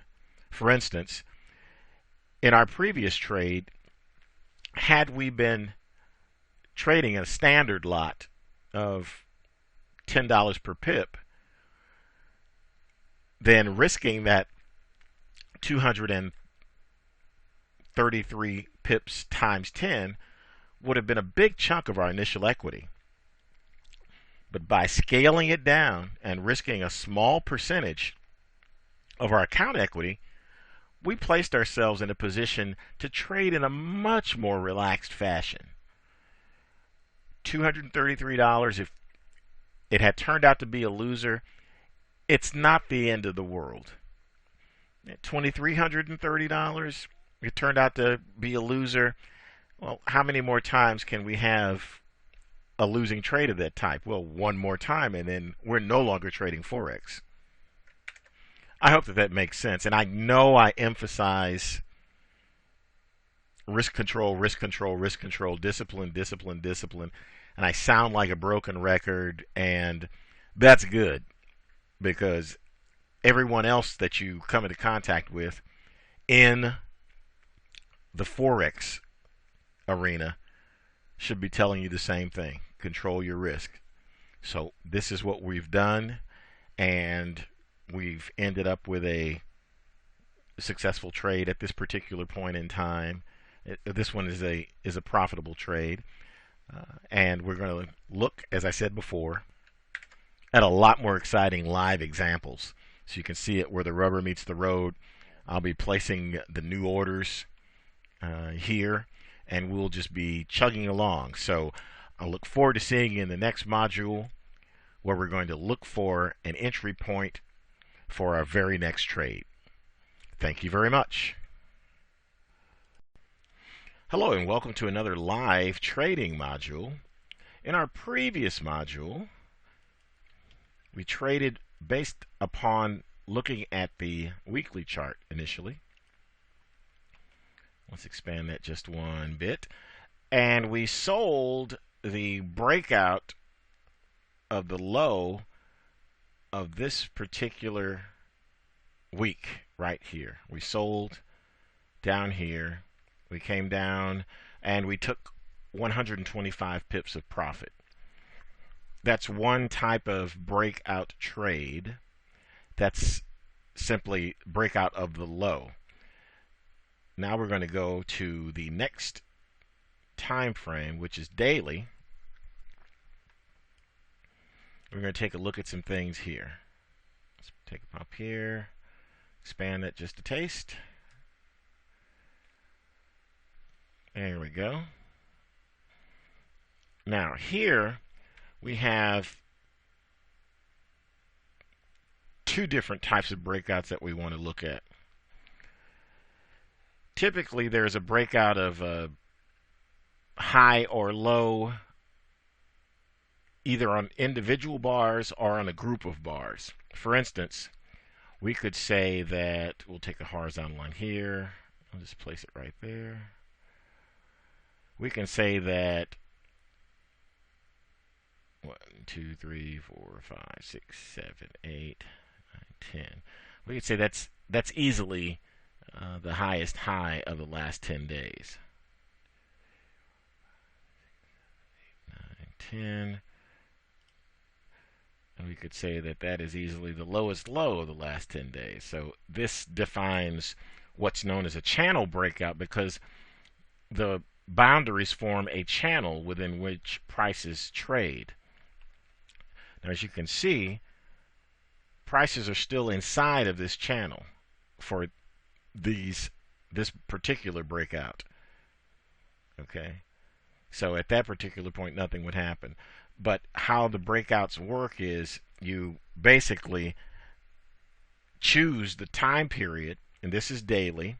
Then you choose how many days, or if it's weekly, a weekly chart, you choose how many weeks you want to use for a breakout. Now in this case, that was a 10-day. Let's take the objects list real quick. Got to remove both of those.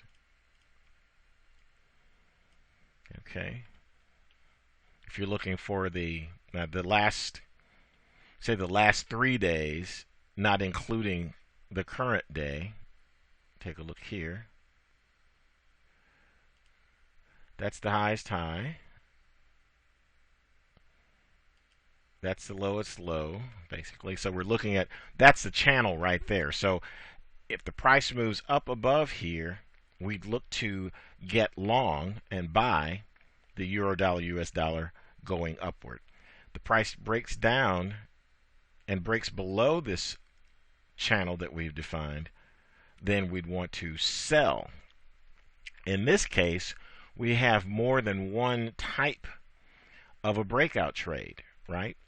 We have not only the breakout of these last 3 days, we have something special called an inside bar.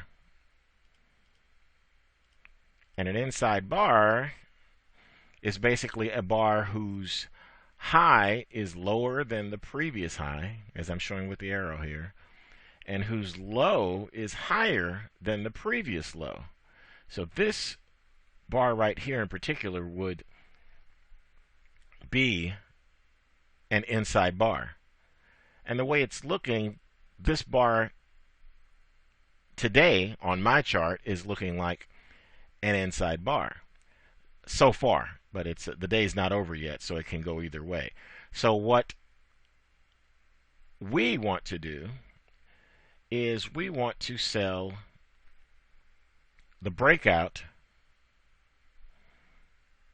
on either side of this particular daily bar. So let's take a look and see what the range is and make sure that it's going to fit within our parameters. High minus the low here looks decent. High minus the low here doesn't look too bad either. And that would probably be the bar that we'd want to do, is this particular one right here. Even though a lot of people trade the inside bar, they'll trade right here, the extremes of this bar.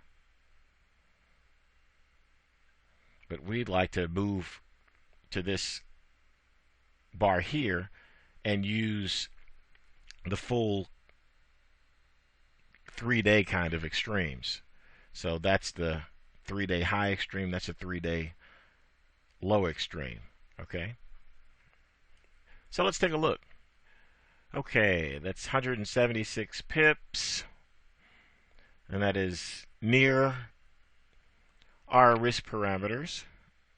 176 pips, and what we'll do is we'll buy on a breakout of this bar plus 3 pips, and we'll sell on a breakout of that low minus 3 pips. So let's do our calculations here.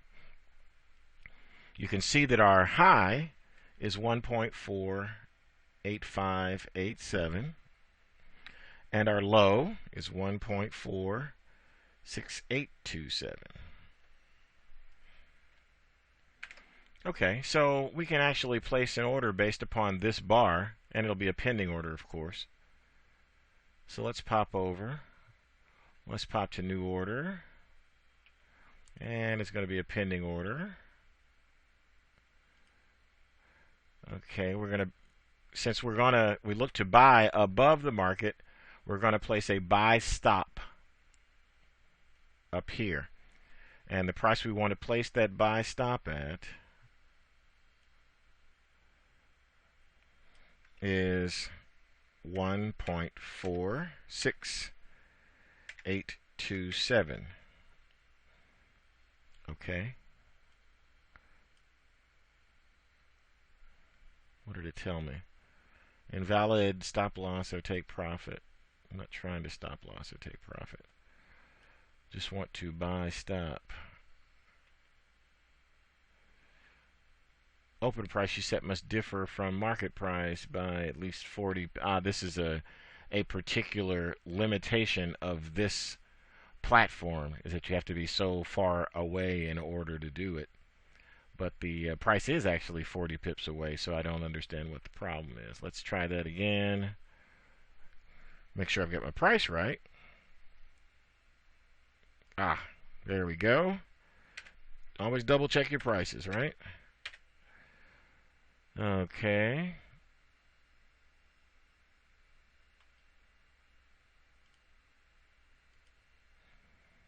Let's start with a whole new order here, since this one seems like it's going to give us challenges.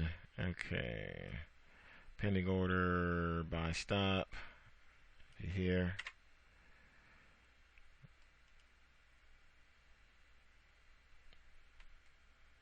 Okay. We've got a buy stop in place right up here, right where we want it.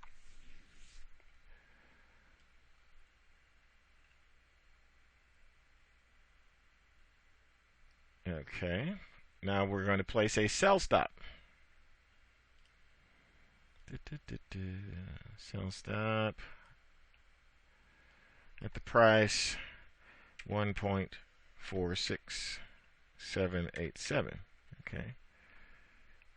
And I think the problem before was perhaps I was putting the sell stop price where the buy stop price should have been. Okay, so here we go.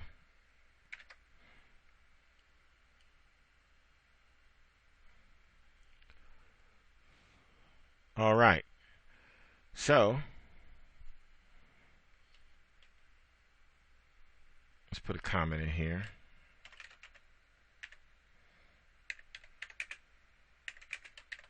Let's call it breakout of inside bar and last. How much?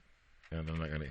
Let's call it breakout of inside bar low. Okay. I'll say that okay. Not sure if they'll let us go through here and because I'd like to label the buy stop. Okay, no, it's fine. Okay, there we are. There we are. We've got both trades in place. You got sell stop here, buy stop there. So this is not one of those trades that's going to be an immediate trade, as you can see. This is what I like to call a set it and forget it trade. I love set it and forget it trading, and let me tell you why. The orders are placed. Your research is done. The parameters are set up. Conditions come around. You see those conditions. You place your pending orders. And then you simply do one of the hardest things for traders to do, and that's wait. And trading is easier once you have patience. Trading is a lot easier once you have patience. So you have to learn to wait, because here's the thing. You want to wait for the right moment. And you want to be as selective as possible in choosing your trading opportunities. Think about all the times in life where you waited for something and you can tell yourself, yes, that was well worth the wait. And I'm not talking about being on hold with a phone company or any of those types of things. I'm talking about things that a great meal or a great relationship or what have you that you waited for. A great trade is the same way. It's worth it. It's absolutely worth it. Otherwise, we're just out there doing things randomly, and we let what we want get, which is to have some trading action, get ahead of what the market wants to give us. And we want to take what the market wants to give us because it's just sitting out there. Just sitting out there waiting. So this trade there's nothing else for us to do here. We are all set, and we'll see how things develop as we see this trade progress. Thanks, and I'll see you in the next module for a continuation of this trade and more live trading. Okay, here we are with more live trading. We've just recently placed this particular trade, an inside bar, a breakout, using daily bars.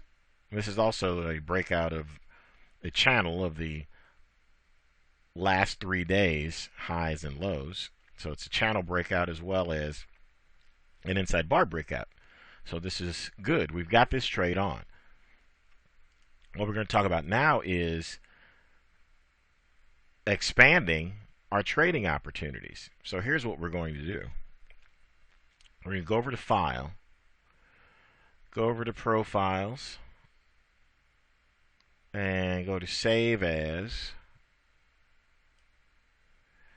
and we're going to go to USD CHF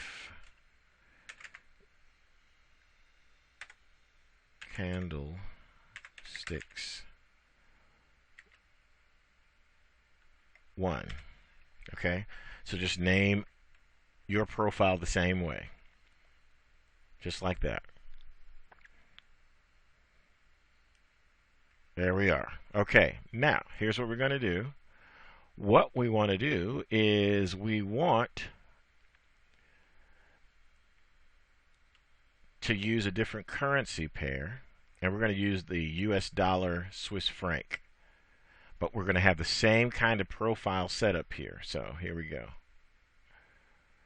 drag, drop, drag, drop, drag, drop, drag, drop, drag, drop. Now here's something that you'll notice is that when we do this, all the trading lines from our orders showing where our orders would be are gone. That's because we don't have any orders in this particular currency pair, but we do have orders in the euro dollar US dollar. Just pop back over, go to profiles. Okay.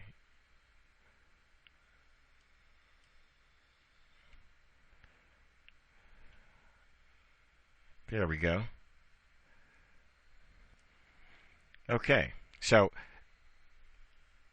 the whole point of this is that you can create profiles like this for any number of currency pairs. You may have your very own favorites, or you just may want to follow along with what we're showing you here and develop your own favorites.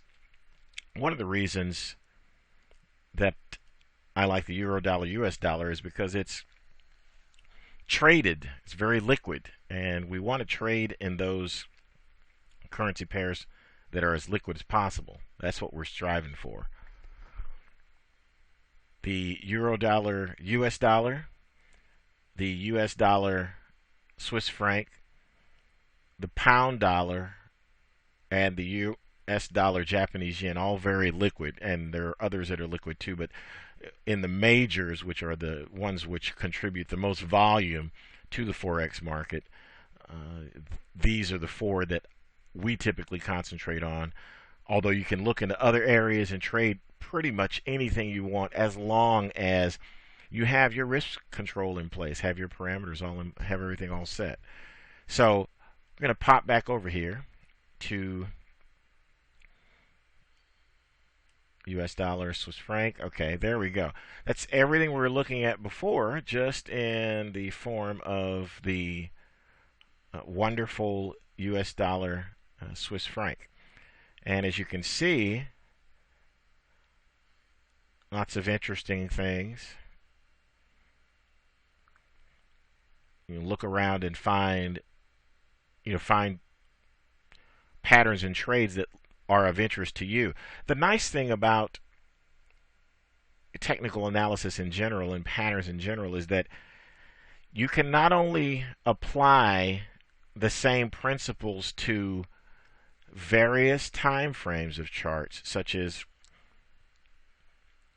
monthly, weekly, daily, but you can apply them to different currency pairs as well. And things such as our simple principle of the inside bar can work very, very well. In fact, I'm going to pop through here. We could take a look at a couple of these here monthly. You can work our way back and take a look. Where was there an inside bar? Okay, there's an inside bar. There's a breakout. Now, two different ways to trade inside bars, as we stated before. Either the breakout of the high and low of the inside bar, or the high and low of the bar preceding, or as some people say, engulfing the inside bar. So this broke out to the downside. It didn't ever go back up to get stopped out, and it continued down so far. So that's a good trade. This in and of itself is actually an inside bar. It's a big inside bar right here. Here's another inside bar. Break out of that low. That's looking good. Here's another thing to consider as well. Take a look at this monthly inside bar right here. If you're considering trading it, think about the size. Okay, this is a 1,000 pip bar. So if you're trading on either side of this, then you're talking about 1,000 pip. If you're going short, you're talking about 1,000 pip stop loss on the other side of that. If you're going long, you're talking about 1,000 pip stop loss on the other side of that.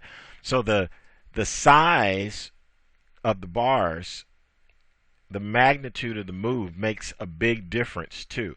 Some may have the pattern that you're looking for, but not be of the right type of range of volatility that fit within your risk parameters. See, for instance, this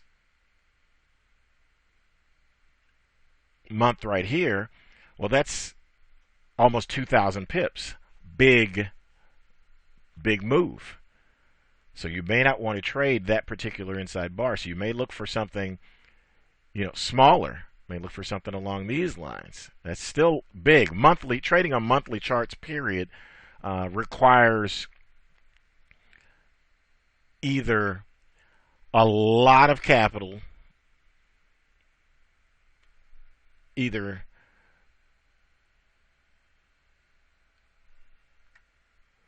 that or scaling your trades, your lot size as such that you could take these particular types of trades. And if we're taking trades like this and we're looking at 500, say 500 pips, 800 pips, 400 pips. So if you're looking at 500 pips, we would essentially be looking at a little bit over 3 times what we are currently looking at with 5,000, our $5,000 demo account here, right? So we have to have 15, $16,000 in that area for that to work out. It's 555.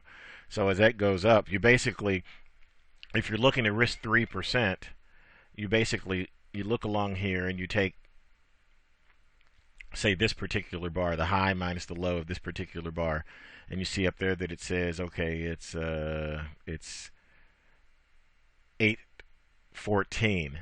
Basically multiply that times 33 and you get a rough idea of where you should be with regard to the standard trade. 814 pips with a lot size, not a standard lot size of 1, but a lot size where each pip is $1 rather than each pip being $10 like in standard lot size. So it'd be $25,000, and you multiply that times 10 for doing a standard lot, keeping those risk parameters. Some people choose to risk larger amounts. They choose less conservative ways of trading, I guess is what I'm attempting to say here. In preserving your capital, of course, it just makes good sense. Just stick within 1 to 3%, and because you don't know, no one's right all the time, and you don't know when you're going to be wrong next. And why have one mistake cost you your entire account? Doesn't make sense, does it? No. So okay, and close this out. And here is another profile, another set of opportunities to trade in this market. Could look at the very same thing here, this daily chart,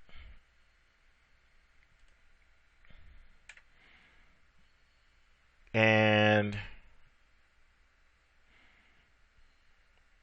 we don't have a clear-cut inside bar here. This particular day may end up being a clear-cut inside bar with this green bar here engulfing all of it, but we don't have one really clear-cut right there. So we could trade a breakout either side of this. I like to wait for an inside bar before we make a particular move in that direction. We could see if we could do this on a weekly basis. It's already broken out up there. The week's just starting, so we can't really tell very much about that. So we're just kind of taking a look at some of the different types of markets. Now let's pop down here.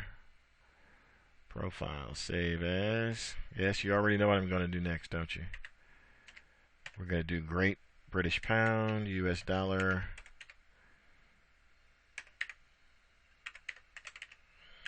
Candlesticks 1. This doesn't necessarily have to be candlesticks the way we're trading it using inside bars currently, but we'll be looking at some additional things and candlesticks will be one of those. Using candlesticks will be one of those trading methods that you'll find very handy. Okay, here we go. Okay, so we're going to drag and drop, drag and drop. Again, we're just creating another profile, and creating profiles gives us may give us some additional trading opportunities. That's what we're looking for, rather than simply waiting for one particular currency pair to do all the things we'd like to see it do. We multiply our opportunities by multiplying the number of trades that we get involved in different markets. That's a basic principle of diversification, but we have to be careful because it has to be a truly diversified trade, and I'll talk to you more about that in a bit. But for now, let's take a look. Let's enlarge our charts here and see what the Great British Pound has to offer today. That's interesting on the monthly. Okay, just actually is kind of meandering along there. The weekly is, of course, following suit. Yeah, daily is okay. Nothing. We could look at things. Maybe some bottoming out here due to these particular types of candlesticks.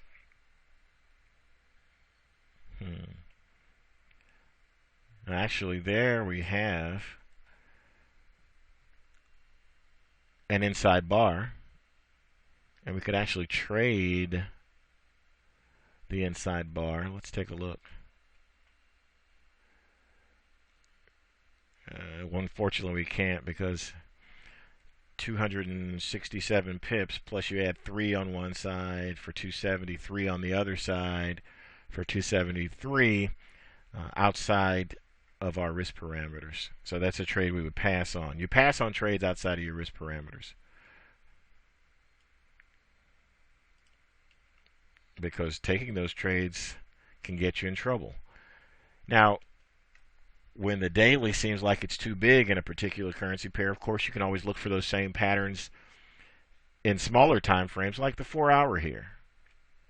4-hour is this is a very popular time frame to trade, and it's short term enough for those who enjoy the action itself of Forex trading, because it can provide a lot of trading opportunities, while long-term enough to produce some nice, meaningful moves, as we can see here.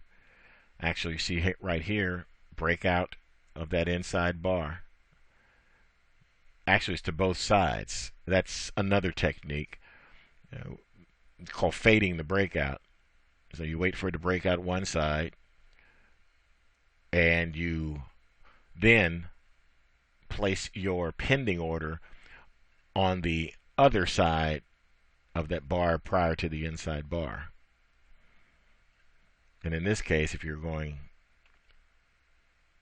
have first gone long, perhaps, and then down here short to stop yourself out. But you want to stay short. Another inside bar here. And this inside bar, as you can see, spinning top. We'll talk about candlesticks, but spinning top, inside bar, and you can see here the slowing down of that particular downside momentum. Going back up. That's actually called an outside bar, when the high is higher than the previous high and the low is lower than the previous low. That's kind of the opposite of an inside bar. Another inside bar, no breakout to the downside. There is a breakout here to the upside. Let's see, we would have still stayed long based upon the breakout to the upside. And once you're in an inside bar trade, it's going in your direction, let it continue in your direction. Right?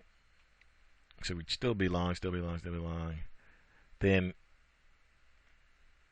you could either trade again the breakout of the inside bar itself or the bar prior to the inside bar. We'd be doing that to the short side. You can see all these things here, which mean that upside momentum is slowing down. You can see that in these candlesticks at that doji and the spinning tops here. But nothing I would trade in particular right here, looking at the 4 hour or even the 1 hour. But again, it's here in case you want to come back and take a look at the pound dollar. Or we both want to do that later. So okay, we're going to pop over here, and basically this is our exercise in profiles.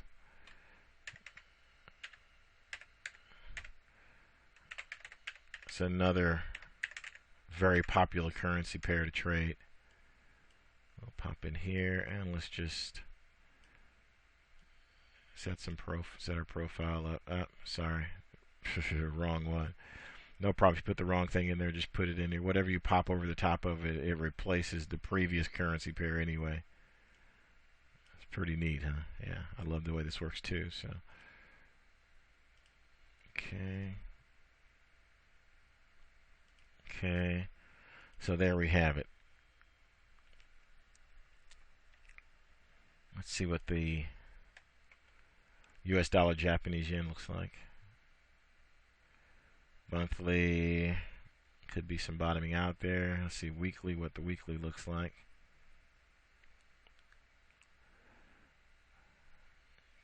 Okay, just approaching some previous lows back here from December 08. That's interesting. Daily, let's see what things look like. Okay.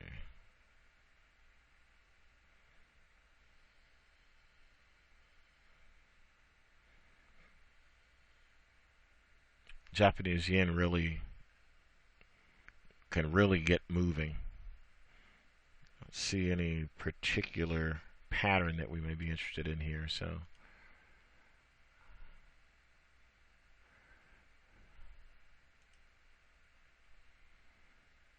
okay, let's see, 4 hour.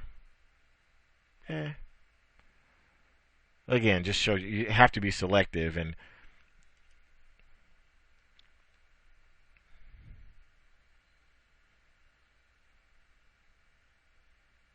mm, 1 hour.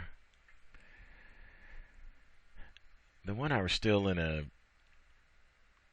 breakout of this particular inside bar, the low of that inside bar. This one doesn't look too, it's not down there, so I'm not necessarily thrilled about what I'm seeing in these particular trades right here. So we'll probably just get back and take another look at those at another time. Here we are back at our euro dollar US dollar trade. Nothing's happening, so there's nothing else to do here. But we've got some additional profiles set up, and the takeaway, as they say, the things to be learned in this particular continuation of trading real time is that when you do find good patterns and good trades like inside bar breakouts, then you can do those on a number of different time frames as well as a number of different currency pairs. So this, it always gives us something, some potential that's somewhere and something that we can do. All right. Until the next module, well, we'll be looking at live trading once again. Thank you. Okay, here we are back again today, and we're in our trade. We are officially short the euro dollar US dollar. And let's take a look here. Let's go down here to, okay, so we are 38 pips to the negative currently. And judging from the looks of this, we've been about 53 pips to the positive. So we've had an opportunity here to take profits if that is what we wanted to do. We wanted to stay in this trade longer for the purposes of demonstration and not set any trailing stops. We'll pop in here to the hourly and take a look real quick. We broke through here and sold off. Went down nicely. Now actually when we were 53 pips to the good, we could have actually placed a break-even stop right back here where we were in the market before. If, again, our trading methodology was calling for that particular type of stop. Okay. Now I'm going to start on the larger time frame. We're going to work our way back and look at a few things, and we'll also talk more about stops and stop placement as well. The monthly chart right here, we're taking a look at the monthly. I just wanted to make that a little larger. You can make your adjustments here by zooming out or zooming in. Zoomed in for a taste here. On the monthly chart, again, it's been a strong upward move, strong downward move, strong upward move. And we haven't broken out of the previous month's high or low. So there's nothing really significant happening. We're really in the middle of the range here. Okay. All right. Pop over to weekly. Here we go. All right, into weekly. Now we were previously short based on a weekly chart because we found a weekly chart pattern, and we found a weekly bar that was small enough to fit into our risk parameters at the time. So we sold at the break of that weekly low. Now here, as it happens, we're selling the break of this weekly low, and it has broken down. We have some negativity there, as evidenced by the red candle, but it's early in the week. Now here's what we really based our trade upon,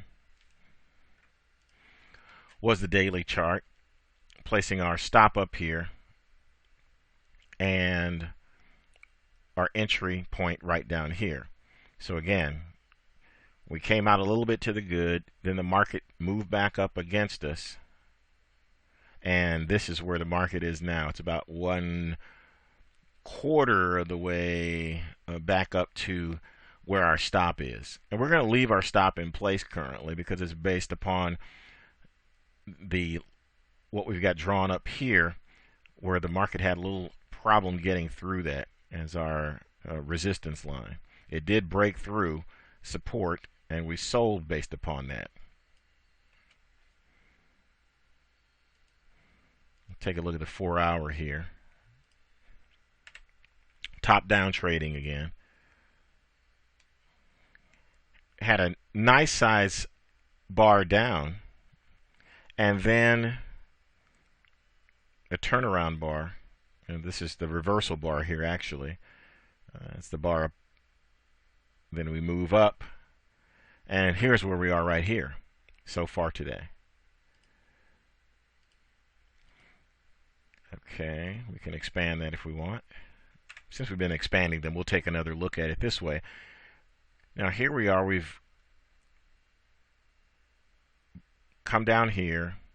We started to move up, and we really are kind of meandering, but then we do have a push back into the territory here inside of our trade. In fact, we take a look at that on the 4-hour. We're inside of that, back inside of our channel. We make profits when we get outside of our channel. We make losses if the price goes up to this point. And it's important for you to see these numbers. Again, that sometimes the market will immediately go with you and you're in a profit, and there are times when it simply will not look back and it'll continue in that particular direction. In this case, it went nicely with us and then it reversed and went back and moved in the opposite direction. So that again is, a natural part of trading. One tendency that many traders tend to have is to want to move the stops. And it's, believe me, it's quite natural. No one enters into a trade and go, hey, I immediately want to lose. That's not how any trader's mind works, even the most successful traders. So the tendency is, wow, you get a little bit to the good. I'm going to, protect my profit here. And you keep hearing sayings such as, you can never go broke taking, a profit. Well, that's not exactly true. The account equity, which is the sum total of the amount inside of your accounts, and follow the arrow here, we'll go down to the bottom here. We're about 85 pips to the good in our account. That's thus far. Okay? And that's the equity. Your account equity grows when the sum total of your winners is greater than the sum total of your losers. So, for instance, if you have a series of winning trades and they all add up to $15,000, and all your losing trades all added up to $10,000, then you've made a $5,000 profit on top of your initial equity, whatever that might have happened to be, what that might have been at the time. So the tendency, again, as we stated, is to want to do something all the time. And you can do that, again, dependent upon your trading methodology. You can set your stop to break even. You could set your stop back here, and you could trail it along these highs here. I'll give you an example of what that looks like by putting some horizontal lines down. And you won't be able to put very many down because it didn't go very far in our direction. But once it got down here, you could actually do that, and you'd be able to pull a profit out, which at this particular time, that doesn't look like such a bad idea, does it? Wow, we could have grabbed a profit instead of being currently in a loss. Well, a lot of things happen in the middle of a race that don't really have anything to do with the outcome of the race. And the market's moving to and fro, fluctuating as we call it, is completely natural. Giving the market enough room to move, that can be the challenge. That could be the challenge, especially for individuals with smaller account sizes, but it could be the same challenge for, let me erase that line, for people with large account sizes if they are risking too large a percentage of their equity per trade. Okay, that was a long-winded way of saying we don't have to do anything with our stop. We're going to leave this trade as is. We're going to leave our stop up here. And yeah, we could actually trail it down to any number of these points in an effort to reduce our exposure.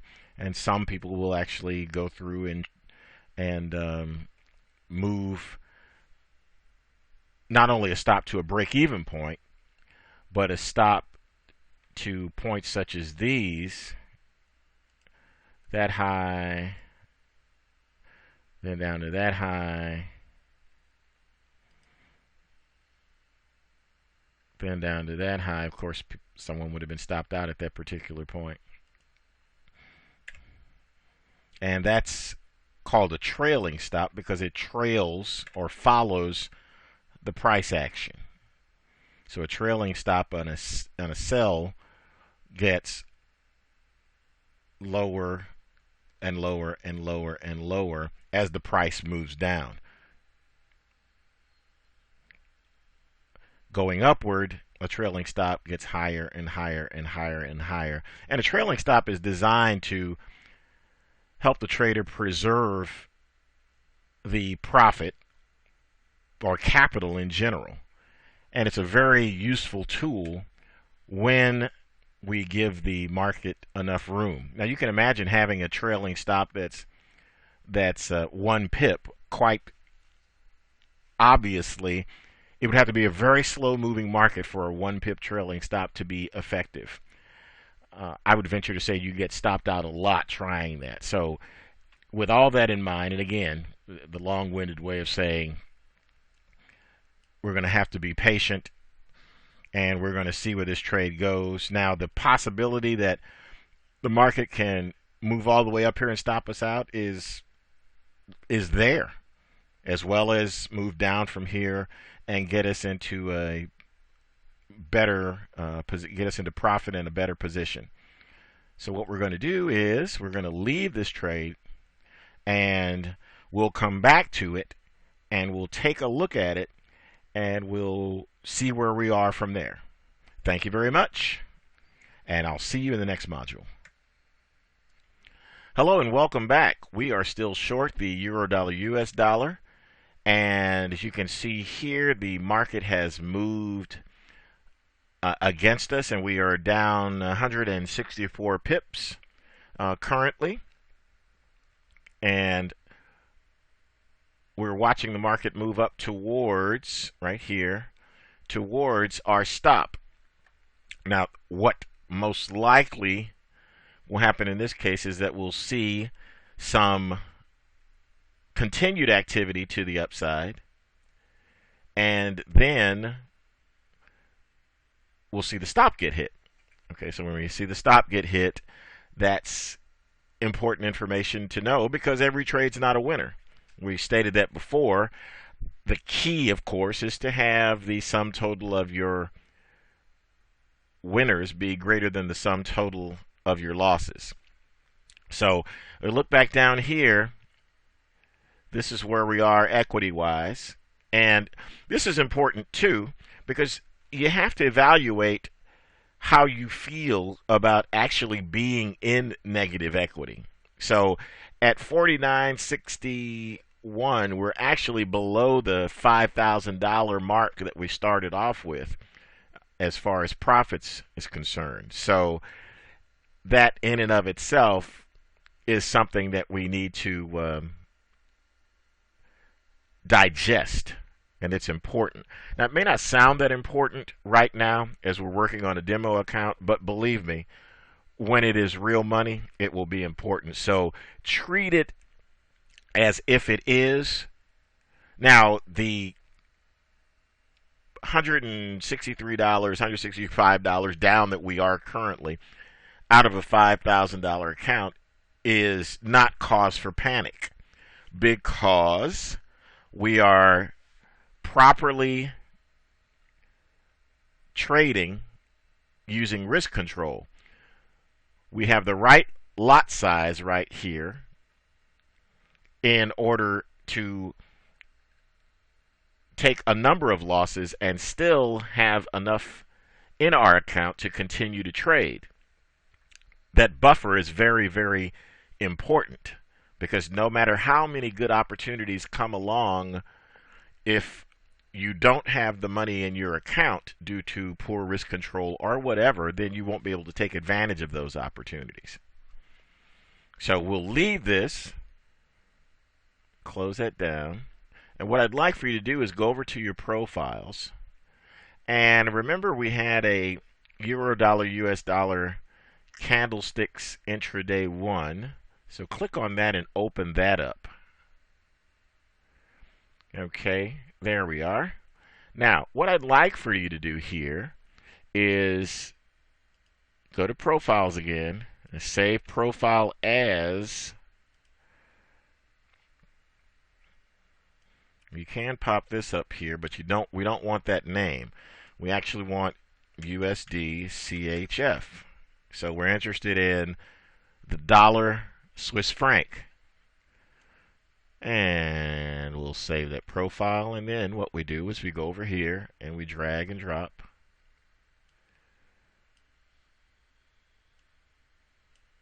There we go. Drag and drop in this manner, so that we have this one intraday as well, because what we want to do is look at a shorter term trade. So what we'll do is we'll take a look here, and let's enlarge our charts. Daily. We're just kind of meandering back and forth there, so there's a breakout right here to the downside of that daily bar, so that would be an interesting trade. It'd be interesting to see what would happen down here to a breakout of that, but we're looking for something shorter term.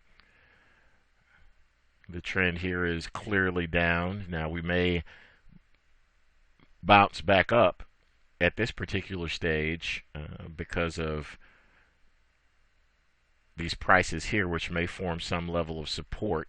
And again, support being a place where prices do not seem to be able to penetrate on the downside, and resistance is a place where prices do not seem to be able to penetrate on the upside.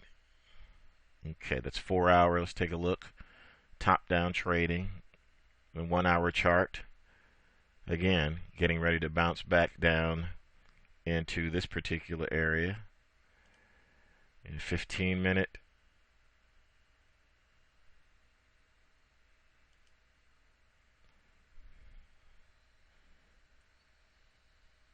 Five-minute. I don't see any necessarily intriguing types of trades here. But we could always, again, take a simple trade that's some people will take a breakout of a 5-minute bar as well and trade that particular breakout, which is interesting. So there's an inside bar right there too. We could also trade that on either side of this particular bar and sort of bracket on both sides. But in this case, we're talking about intraday, so we again have to look at risk reward. So we can take a look at, if we were interested in this trade, I'm going to take the ATR, or average true range, move this down here to 1, because I'm keenly interested in where we stand here. And you can see this very small number of pips we're dealing with as far as that the ATR. Basically, when I set the ATR to 1, it's an average. It's just the one bar that we're looking at. Okay, so having that's kind of small. I'd rather move up actually to a 15-minute, and let's see what that looks like. I just want to see the range of the bars, especially if we're looking to buy the breakout of the high, sell the breakout of the low. And it's interesting here because it has broken through this particular price to the downside. And that's interesting, and it has broken through. So let's see what we look like here. Not very many, 10, 11 pips here and there. Now we could always take this short side trade right here. We actually take that trade at the market and place a buy stop right above this level here. That could prove to be relatively interesting. Let's go to an hourly. Okay, I'm going to reduce this again. Okay, here we go. Okay, okay, so 37. You can see the various sizes of the pips there. 37. Okay, all of trading on this in this range is all within our risk parameters for certain. We can trade that with no problem. Let's see the 4-hour. Okay.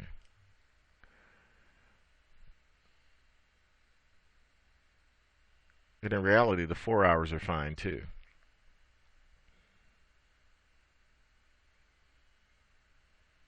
Again, the larger the time frame, the bigger the range is going to be. And you have to adjust your risk parameters accordingly, and also your reward parameters. If we're looking at 5 minutes, then we're seeing 10 pips here, 10 pips there. But as we're looking at larger time frames, we're looking at 20,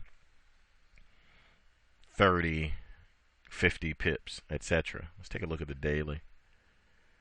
And I'm going to have to pop in here. Where are we? There we go. And grab an ATR. I want it to be a 1 period. Just want to see the range. This is a handy little way for us to gauge risk and reward. Okay, so we're seeing things back here in the range of 100, 150 pips. But this is a sideways daily. It's sideways. It's, of course, the main trend has been down, but it's not doing very much in here. Really, I'd like to see a breakout of one side or the other of this in order for it to show us that it wants to go in one direction or the other, so that we can have some real momentum. 4 hours. Let's see, 1701.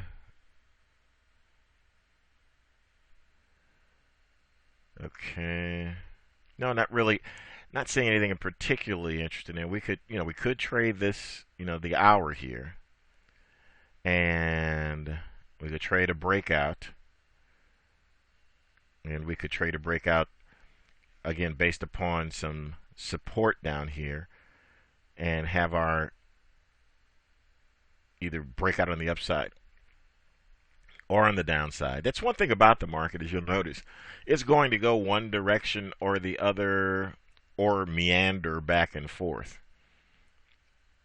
You see every bar, some are definitive. Some bars are breaking out. You see that bar is testing that high. As we said before, testing that high. Things get tested. Now, here in this case, this is a kind of middle of the night inside bar trade.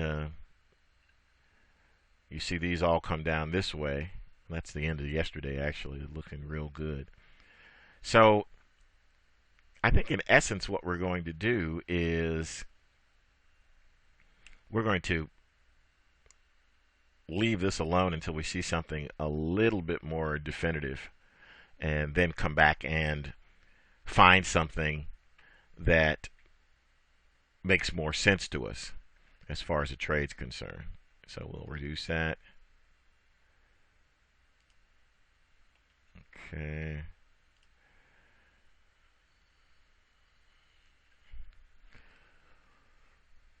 And that's that. Okay, so let's pop back to our other. We've got this profile there, so we're all set there. I'll go back to our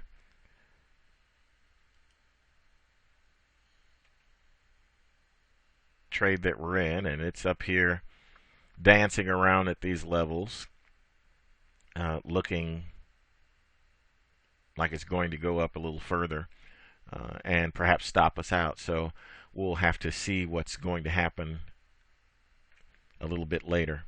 So for now, we're going to leave this alone. We'll come back and we'll seek out an additional opportunity in perhaps that US dollar Swiss franc a little bit later. Sometimes there's just nothing that seems clear cut, so you want to leave those things alone. So we're going to do just that. We're going to leave those things alone and we'll come back later and trade some more. Thanks. Okay, what we want to quickly cover today is adding additional expert advisors and indicators to MetaTrader. Okay, so down here you'll see in the navigator window a list of indicators.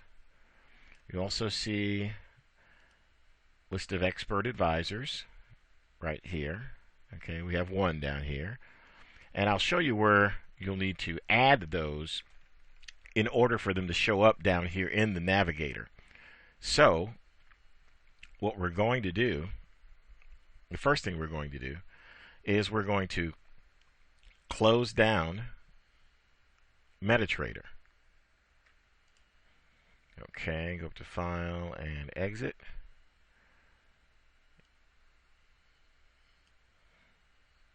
Okay, now this is where you place the expert advisors and indicators that you get that are commercially available. If you buy a Forex robot that is an expert advisor, then you download it. Probably it's in a zip file.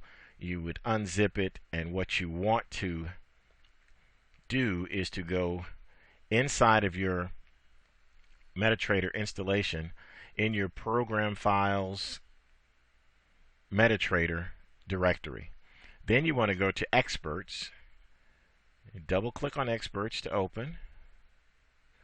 As you can see here, we have the moving average experts. Okay, and what I've done is I've just stored a couple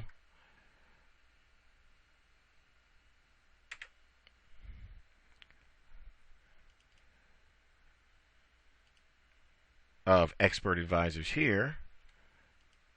This is just for the purposes of illustration. They don't go here. These are some I just stored here just so we could copy them to the correct directory. So I hit Control C, go back over to Experts, hit Control V to paste, and the MACD sample and the other MACD samples show up. Now there are two different types of files here. You'll see an EX4, which is the executable file, as well as the MQ4. The MQ4 is an editable file that you can open up your editor, MetaTrader editor, and make changes to it. The reason you're seeing these in this case is that these are demonstration files that come standard with MetaTrader. If you're buying a commercially available expert advisor, you will get the .exe file, which is not one that you can edit. Now also notice that this is in the experts directory, straight in the experts directory. Now in a subdirectory of that called indicators is where you would place any indicators you would have. You download an indicator, you buy a new indicator and download the EX4, and it is going to show up. You want it to be in here, so it'll show up in the navigator window. So let's start MetaTrader and see where the new expert advisor is. Okay, here we are. So let's go down and click on expert advisors, and there we have it, MACD sample shown up. Usually when you're installing an expert advisor, it will be smart to shut down MetaTrader prior to the installation of the expert advisor, and then place the expert advisor in the correct directory in the experts directory inside of your MetaTrader directory in the program files. Well, that almost sounded a little confusing, isn't it? Your installation directory contains an experts directory, and that's where you place the expert advisors. And that experts directory, there is a subdirectory called indicators, and that's where you place all of these, is in the indicators section. Since we're here, let's pop in and take a moving average expert advisor, and to get an expert advisor activated, you simply left click, drag it, place it on the chart. You'll notice immediately that there are inputs that you can change. If you want that to be one lot, you could do that rather than 0.1. You could change these things too, provided you understand what things are to be changed. If you're using a commercially available expert advisor, then it's advised to use the standards as dictated by the vendor. Okay, live trading. Okay, click up here on expert advisors to activate. And when you see the smiley face, you'll know that everything is just fine and that it's all set to automatically place trades. Now what I'll do now is I will remove the expert advisor, and that's that. Okay, the same holds true for indicators. You grab an indicator you like. Let's see, moving average. We drag it, go on a different chart here. And this is a 10 period moving average. Simple moving average, okay. You can do that there. MACD, you do the same here. And you can change things around here, again, dependent upon what your particular methodology dictates you should be using. Okay, indicator list, MACD, I'm just removing it. Right click or Control I, just cleaning up the charts here. So the charts are all nice and clean. So you see where that is on the navigator menu for all of your indicators, expert advisors, custom indicators as well.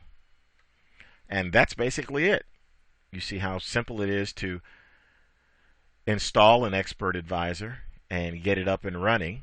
And basically all of these that are commercially available will have a set of instructions with them that make it very straightforward for you. So next, we're going to continue to explore more of MetaTrader. Hello and welcome back. As we wrap things up in our final module, I'd like to cover something very important to all Forex traders that you don't see mentioned very often. Now, what we want to do first of all is we want to have a look at our typical screen here that we've got set up in our profile. And we're looking around here at the euro dollar, US dollar, and it takes time to kind of line things up and let the market travel into the areas where the trading opportunities are the best. This is why you won't see and haven't seen examples every day. Being patient that's part of it. It's a very important part of trading. So keep that in mind.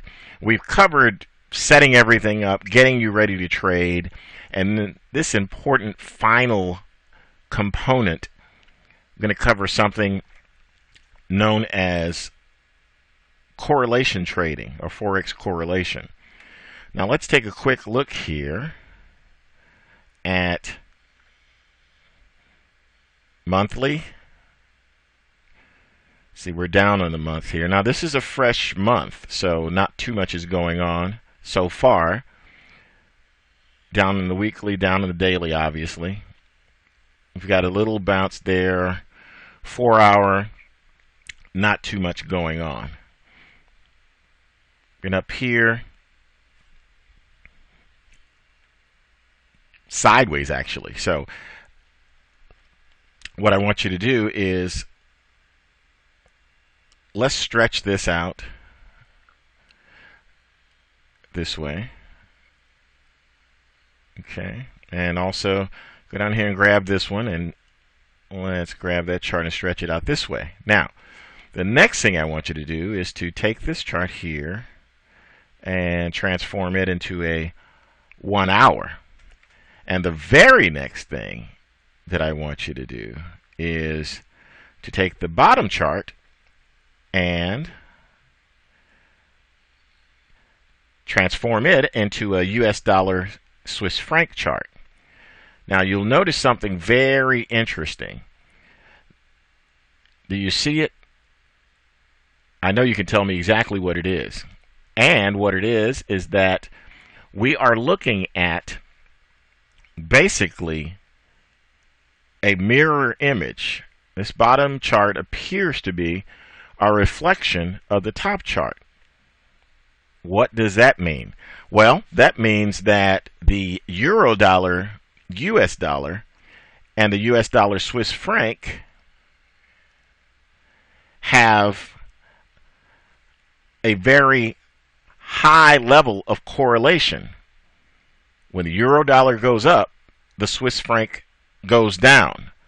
And that happens in varying degrees, and the amount of correlation, quite naturally, does vary over time based upon volatility and a number of other factors. But as you can see here, if we took this, and let's go up to daily on that one, let's go to daily on this one, go to weekly on this one, go to weekly on that one. You see that? In every time frame, basically, it is a mirror reflection.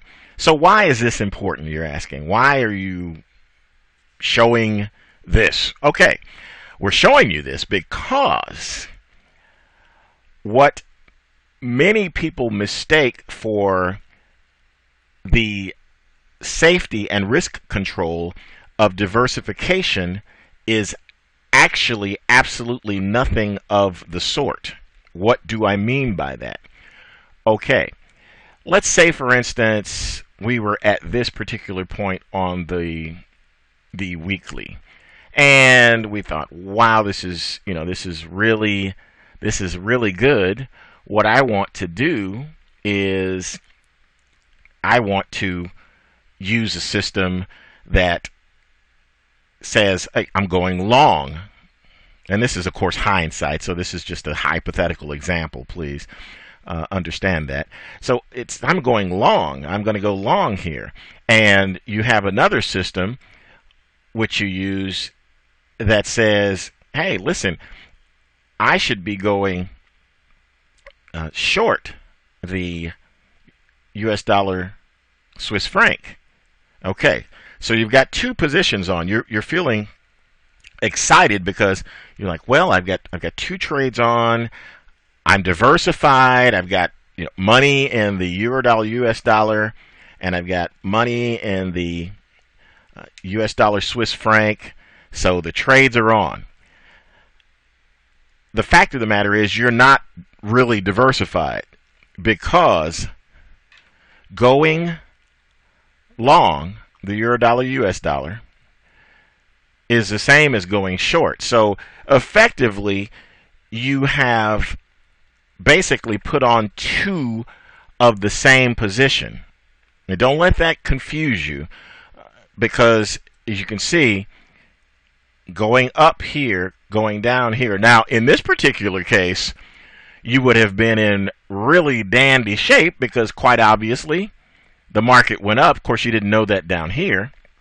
And quite obviously, the market down here went down, right? So you would have done just fine if you had taken the other type of trade, where say you were going short here and you decided to go long here, thinking that you were diversified. And to some people, diversification means I have on more than one trade using more than one system. But the truth is, what effects is it going to have on your equity? This is basically it. What's going to happen to your equity? This is the core of all of it. And what happens in this case is it is not true mathematical diversification.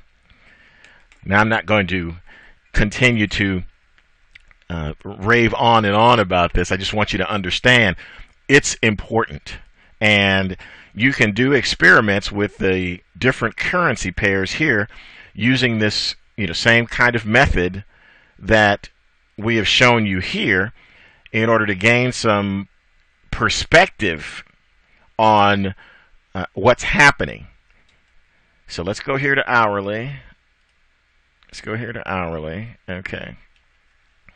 So here's something interesting. We're actually going to place a trade, and we're going to use correlation to help us out, and I'll show you how you can do that. There are ways that you can offset your risk by using correlation that are very, very handy. So here, let's take a look here. Now let's see. Let's say we wanted to go short here. Okay.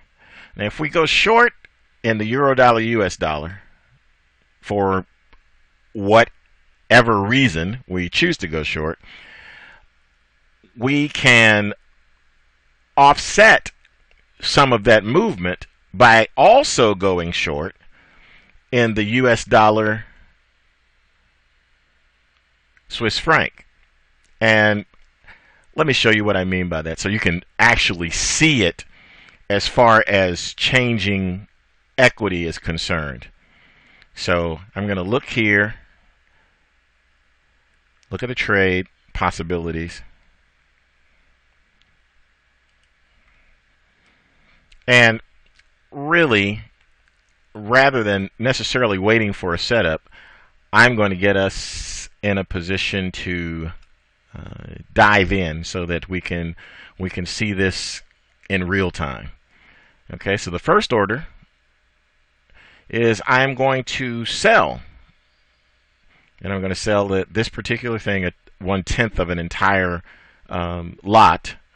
I'm going to sell the euro dollar US dollar. Okay, and I'll just give you an example of how this can work.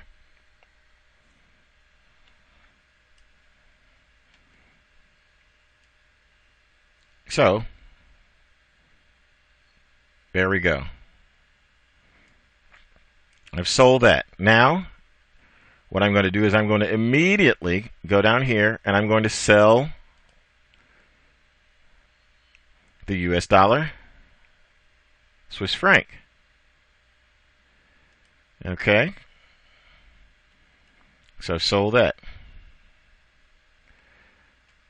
All right, now you can see right here what kinds of things are happening, and you can see things change. Now watch this number here, which is the profit, and watch it very closely how it bounces around.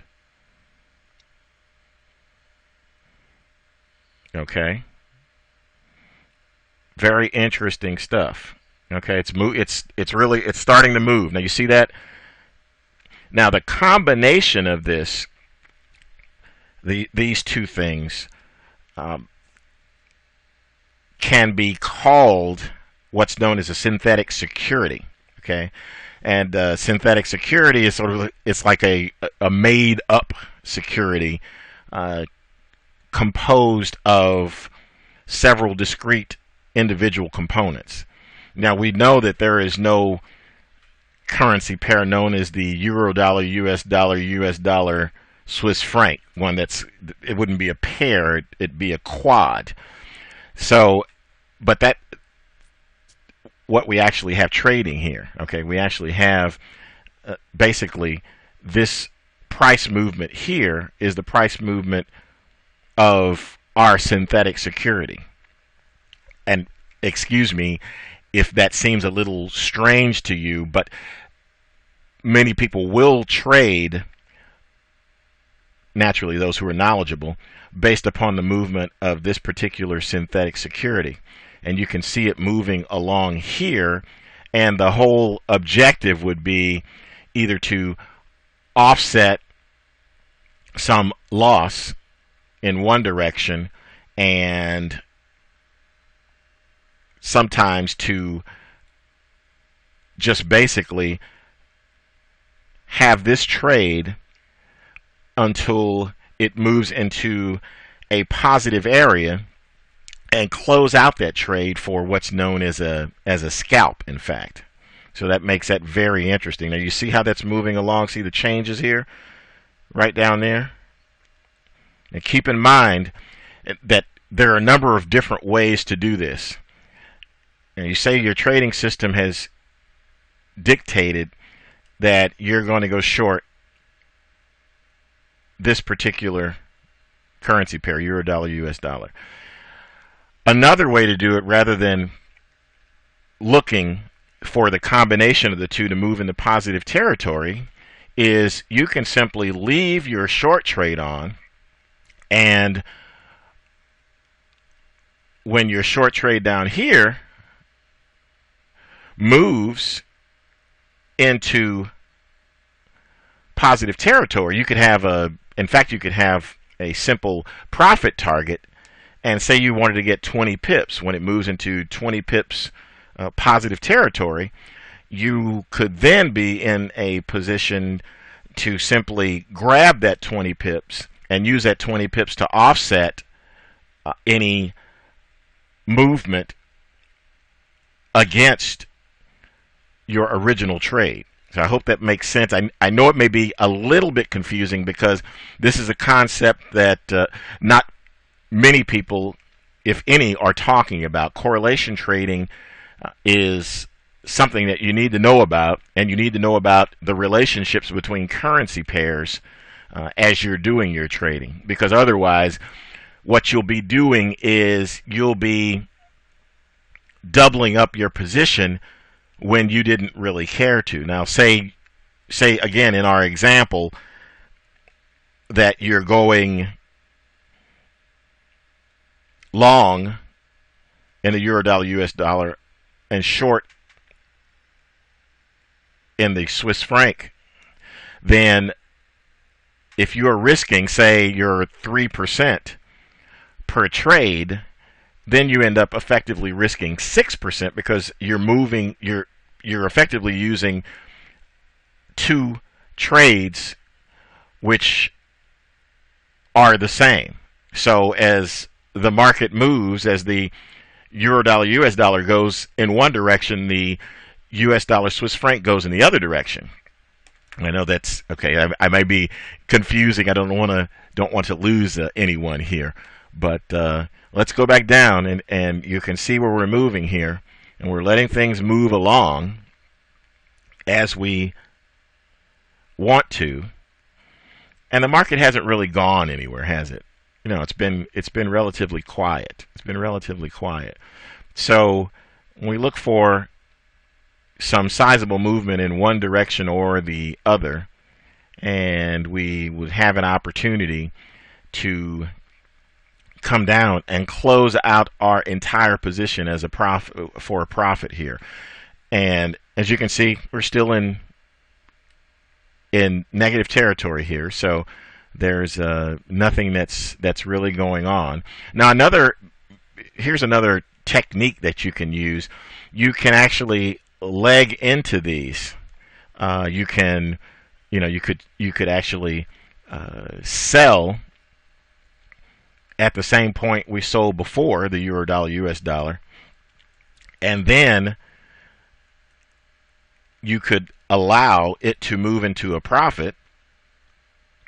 Okay, and when it moves into a profit, then you might want to sell the US dollar, Swiss franc, and that will actually help to protect some profit, because if you sold it and this is moving down,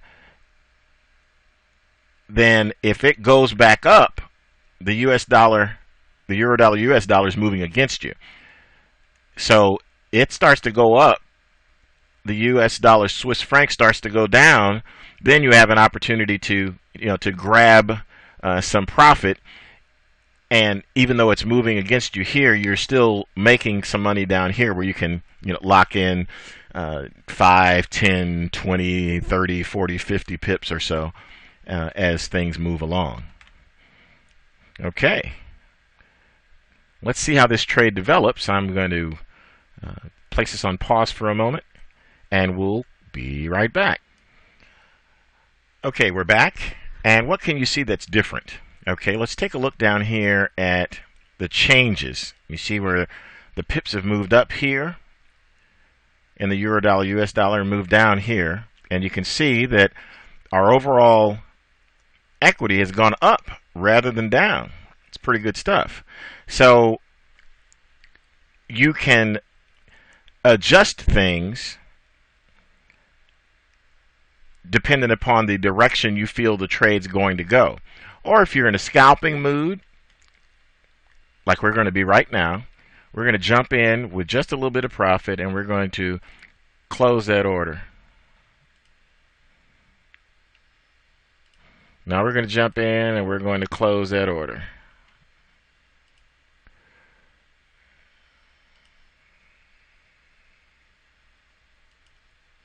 Done. Okay.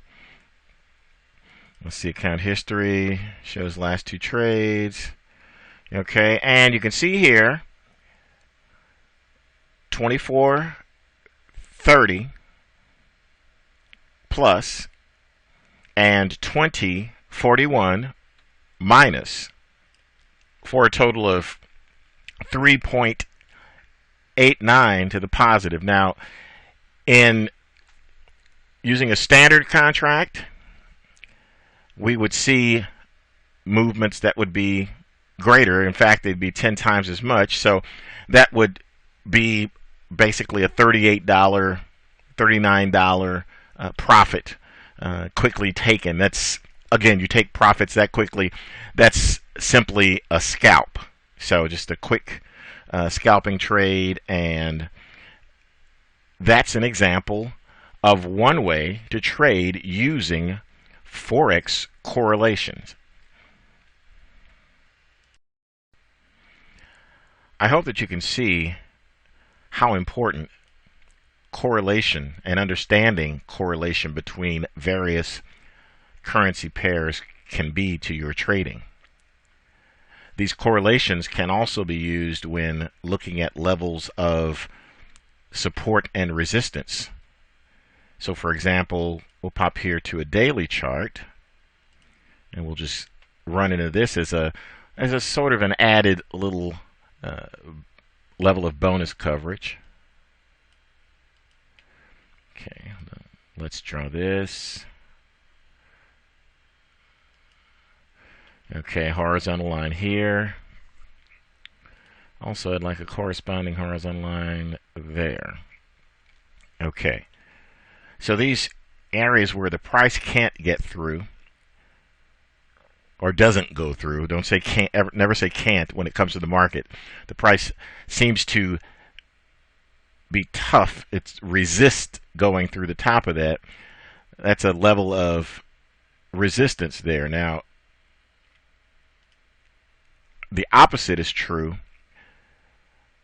when the prices seem to not be able to penetrate a bottom. That's an area of support. When you're using correlation, you can see how these line up down here in that same time frame, right around here, right around here, as you can see on both those charts. It's resistance up here at the top, at the same time support, and that becomes a turning point in which the market begins to travel in the opposite direction. And levels of support and resistance, some people believe they are sort of self-fulfilling prophecies that folks who use technical analysis swear by. But the reality is, you can see there are certain levels where, self-fulfilling prophecy or not, where the price seems to bounce off this invisible ceiling, if you will, and it seems to bounce off this invisible floor. And looking at these types of prices and levels gives you a lot of insight into things which may happen at some point in time in the future. So moving even aside from correlation trading into just straight levels of support and resistance, I'm going to increase the size of this chart so we just see the euro dollar US dollar here. Okay, you can see we bounced off this level. This is a daily chart. Okay, now give me another level here. We bounced off here, went back across, all the way back up to the top. We actually penetrated, but you can see this here, this candlestick pattern. We moved back down, and we tried to penetrate again, and we came all the way back down to this level. Now, everyone who follows support and resistance will be looking for things to stall out at this particular level. And as you can see, they did, because we had a big bounce up, almost, well, it's past the halfway point of the previous day. We had a big bounce up, and then we started back down again. So we may see that prices may attempt to penetrate this level and go further down. Then the next point to look for would be down here.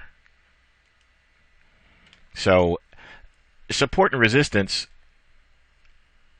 gives us a number of things to look at. And one of the important things is a level of risk and reward. So say, for example, we're up here and we travel down, we come down here, and we're moving back up. So we've identified this as a level of resistance, and we're wondering, okay, how much can we risk if we wanted to go short? I mean, you start to see the spinning tops, the candlestick patterns here, which are indicating that this upward trend is exhausting. That's basically a doji right there for all practical purposes. And we're expecting price to come up near here and bounce down. So if you were looking to get long in this area, for instance, you already see that there's resistance up here. So if you're already looking to get long and there's a possibility there may be a bounce off resistance, then your reward is not that great. Whereas the risk on the short side from here down to this level of support is pretty huge. It's pretty huge. Okay, so that makes perfect sense. You can see this for yourself, and these levels are true really regardless of the market. I'll pull another market over here, and we can draw some levels so you can get a quick look at what's going on. Let me turn off auto return there. And say we'll just go back a ways. Okay. And let's look at our resistance being up there, our support being down here. And let's go by here one at a time again. We bounce off. We're moving up nicely. Now, you'll notice this may be a more major level here. And as we come down further, other levels come into play. Okay? You can see this level here. Moves up, bounces off that level, comes back, bounces off that same level that we previously identified. Let's see what happens as we move on. Okay? Bounces off the level, goes up, doesn't quite make it, comes back down. It's pretty even along here. This period in which the price moves back and forth is known as congestion and consolidation as well. Those are two names used for it. This entire corridor can actually be considered a huge channel of congestion. Now, as you can see, stalled around here long enough without going up. Sometimes that's an interesting sign too. Okay, and move down nicely. Okay.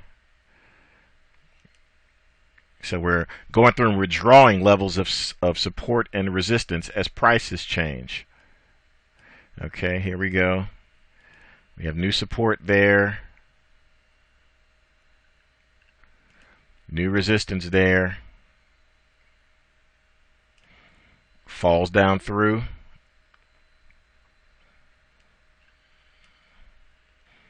New support right here. And it narrows along and we just kind of meander around. Okay, so if you're looking here to get short, then the possibility that you get short and it run all the way back up here is strong.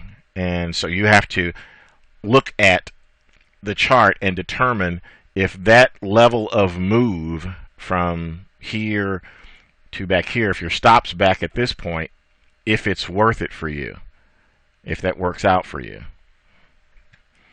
In this case, that's about 170 pips. So that's within acceptable using the 1/10 of a standard contract size, as we had discussed before, for the amount of our demo account. Okay, we're going to pop this back up here. And we're going to go back to our original chart here. And again, these principles are applicable using any time frame and any currency pair. That makes them extremely useful and universal. Go back to our standard chart. Okay, daily, that's going to be 4 hour down there. So what we've covered is setting up our MetaTrader software, first downloading and installing. We've covered the file menu, the insert menu, installing and activating indicators. We've also covered basics of MetaTrader charts, as well as an introduction to the all-important risk control. We've had quick start tutorials as well as some sample trades with inside bar breakouts.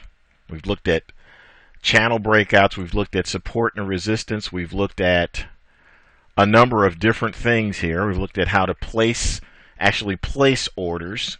We've looked at controlling our risk, which is quite naturally of paramount importance. We've looked at lots of things here. So we've covered the basics of what you need to trade successfully.